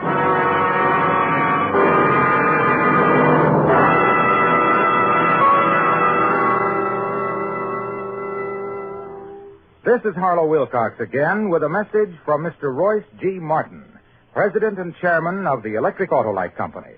It is presented in the name of the Autolite family, which includes some 30,000 Autolite men and women and their families, 18,000 people who have invested a portion of their savings in Autolite, as well as 98,000 dealers and the greatest names in the industry who use Autolite products as original equipment. This is the message from Mr. Martin. In our America, we are especially blessed this Christmas with a free country. We are surrounded with freedom-loving people who appreciate the word Christmas. We are grateful for what this day means to all of us and for what it meant to our great forefathers. We will never forget the one whose holy birthday we are about to celebrate. We thank him for the word freedom and the happiness that he has given us. We of the Autolite family wish you and yours a very Merry Christmas and a new year filled with health and happiness.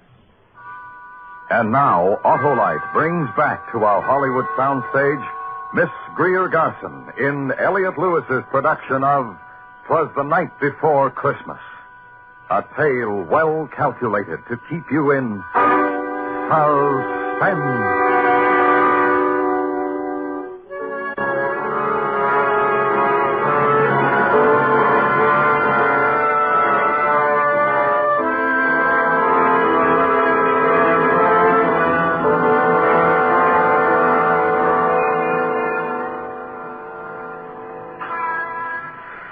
It's going to be good to get inside of the house, Kathy. Oh, look at you. You look almost like the snowman you and Johnny built. Here, let me brush you off a bit before we go inside. There's a man there. What'd you say, darling? Right there, standing by the door. A man. Hello. Good evening, miss. Hello, little girl. Is this your house? Yes, I live here. Who are you? What do you want? Well, then you'd be the Harper's little girl, wouldn't you? Yes? I asked you, who are you? Now, don't worry about it, ma'am. I just want to take a picture of the little girl. You want your picture taken, little girl? Buffy. You're the reporter I talked to this morning, aren't you? And we'll want one of you, too, ma'am. Here, get in the house, Kathy. Don't stand there, dear. Get in the house. I'll be in a moment. It's Christmas Eve, Mr. Reporter. Did you know that? Oh, now, look, ma'am, It's Christmas Eve. Where's your heart? Oh, look, you've got to understand. I talked to you on the phone. It was almost 10 hours ago, before noon. It's nighttime already. There still isn't any word about the plane. I represent a newspaper, ma'am. We've got to assume... Well, you know, I don't want to say it any more than you do. Oh, just go away. Oh, now, really, I've got it. Were you ever lonely on Christmas Eve? Alone in a house that's empty? While outside other people were singing. When there was warmth and love and joy. But outside... I'm just trying to do my... Christmas Eve. The snow is falling. Christmas Eve. And a child is grieving. Yeah. I'm sorry. Good night.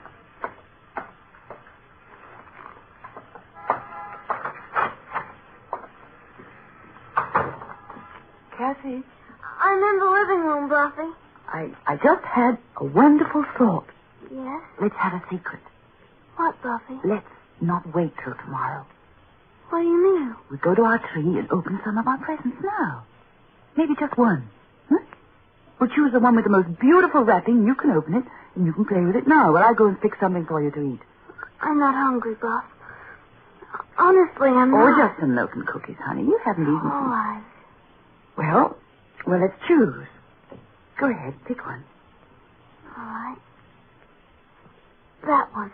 Mm-hmm. It's from Mr. and Mrs. Anderson next door. Open it. You open it, Buffy. Very well.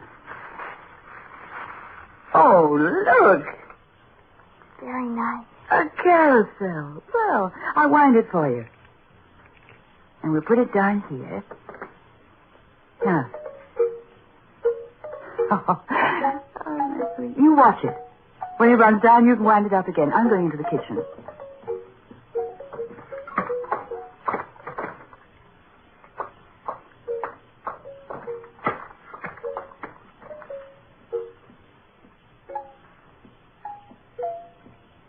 Kathy, here's your... Kathy? Kathy, honey, where are you? Kathy? The milk and cookies are on the table. Kathy? Are you in your room, Kathy? Kathy? Kathy, honey? Kathy! Kathy!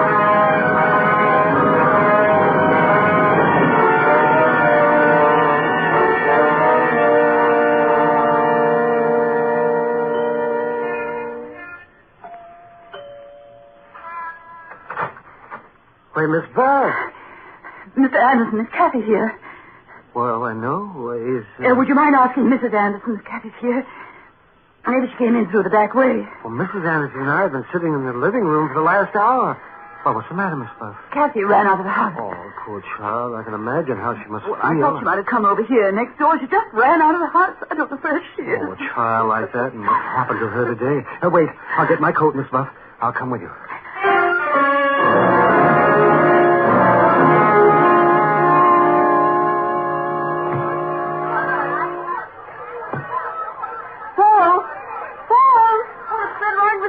Paul, listen. Hi, Mr. Anderson.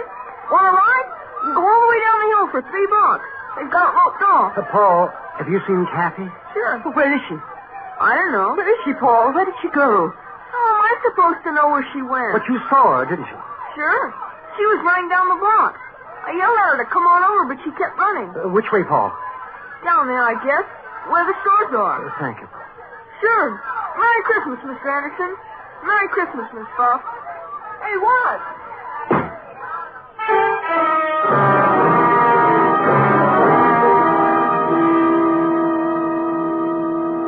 She hasn't been in my store, Miss Buff, and I'm the only one on the block who's open. Last-minute Christmas rush, you know. Thank you, Mr. Robinson. Say, now that kid and what happened to that plane today, I'd sure let the police know she was missing. I think he's right, Miss Buff. Call them, please. Call them. Oh, use this phone, Mr. Anderson. Thank you.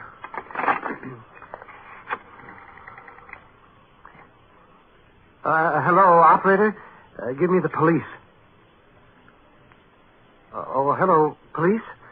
I want to report a little girl who's missing. Kathy Harper. Well, she's got blonde hair and blue eyes. Wait a second. I'll find out.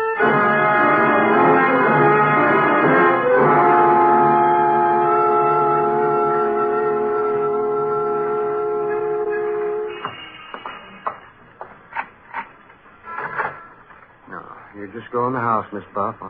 I'm sure they'll find her. It's 10 o'clock. They've been looking for 3 hours. Oh, they have ways. They'll find her. We waited in that station house. All the policemen who phoned in. None of them. Well, you just go in the house. Now, I'll send Mrs. Anderson over. No, really. I'd rather you wouldn't. Well. Good night, Mr. Anderson. Thank you.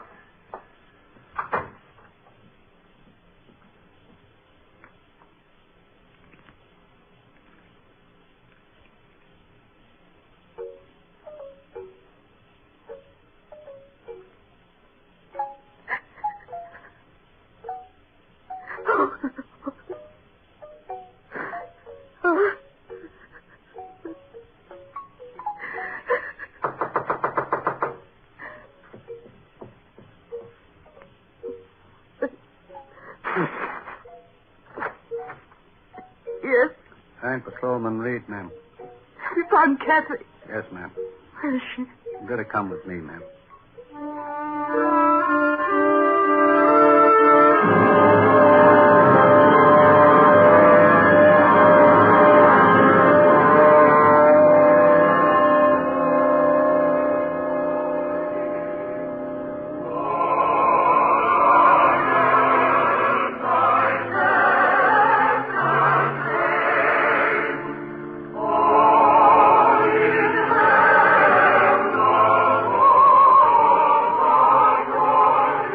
There she is, ma'am, in the second pew.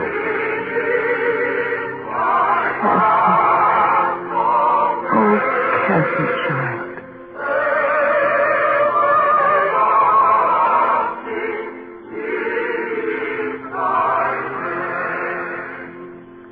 Christmas Eve.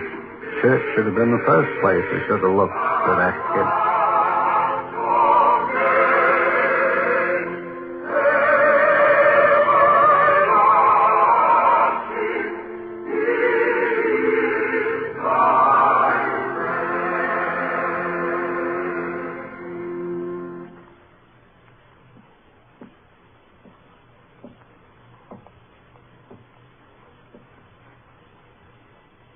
Kathy, let's go home now, darling. All right.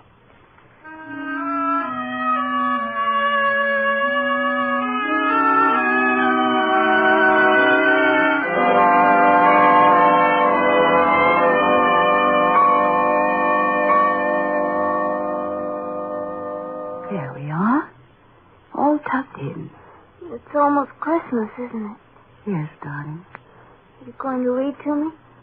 Of course. You just lie there. Buffy. Yes, darling? Nothing. Just read to me.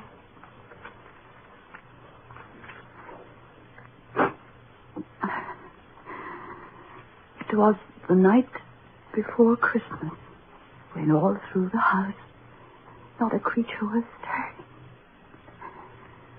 Not even the mouse. The stockings were hung by the chimney with care, in hopes that St. Nicholas soon would be there. The children were nestled all snug in their beds, while visions of sugar plums danced in their heads. And Mamma in her kerchief and I in my cap had just settled down for a long winter's nap.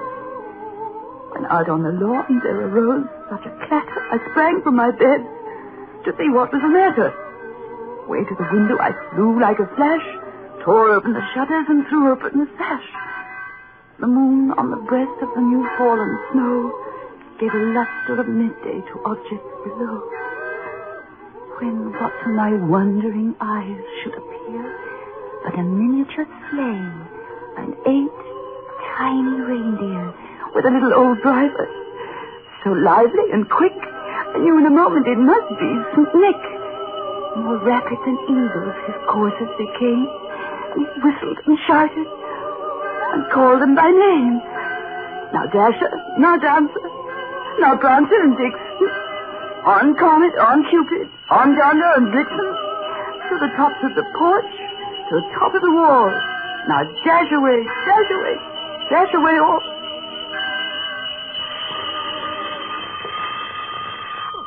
Buffy!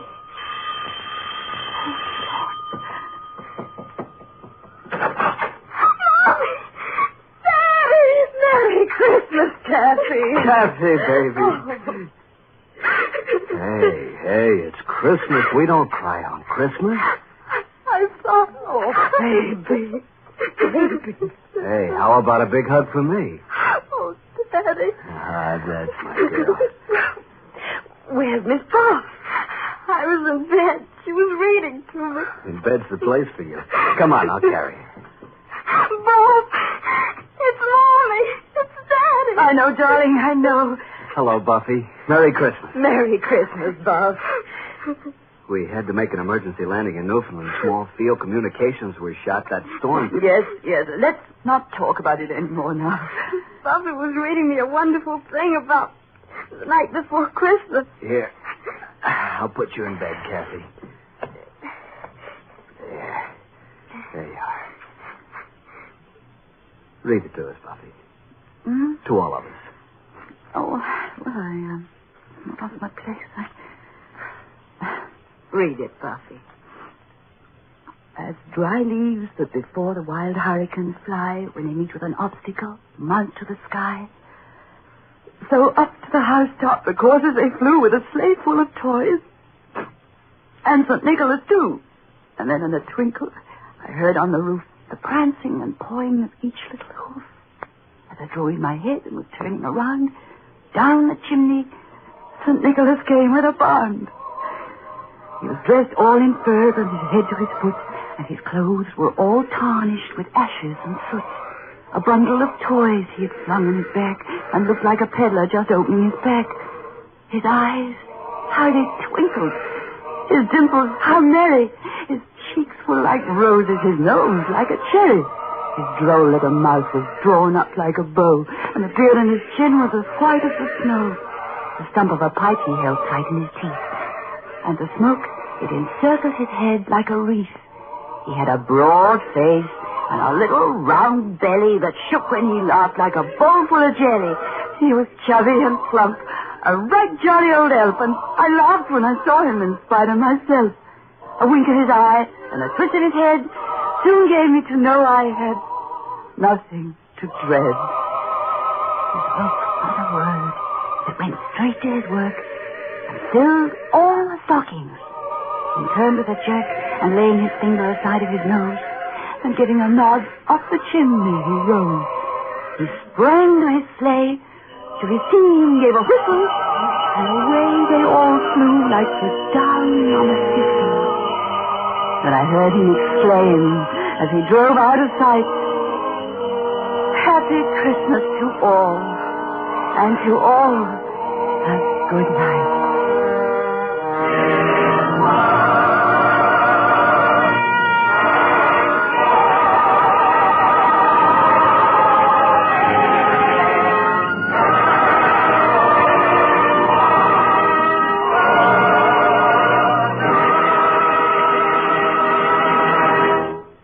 Ladies and gentlemen, you have just heard Miss Greer Garson in a dramatization of 'Twas the Night Before Christmas.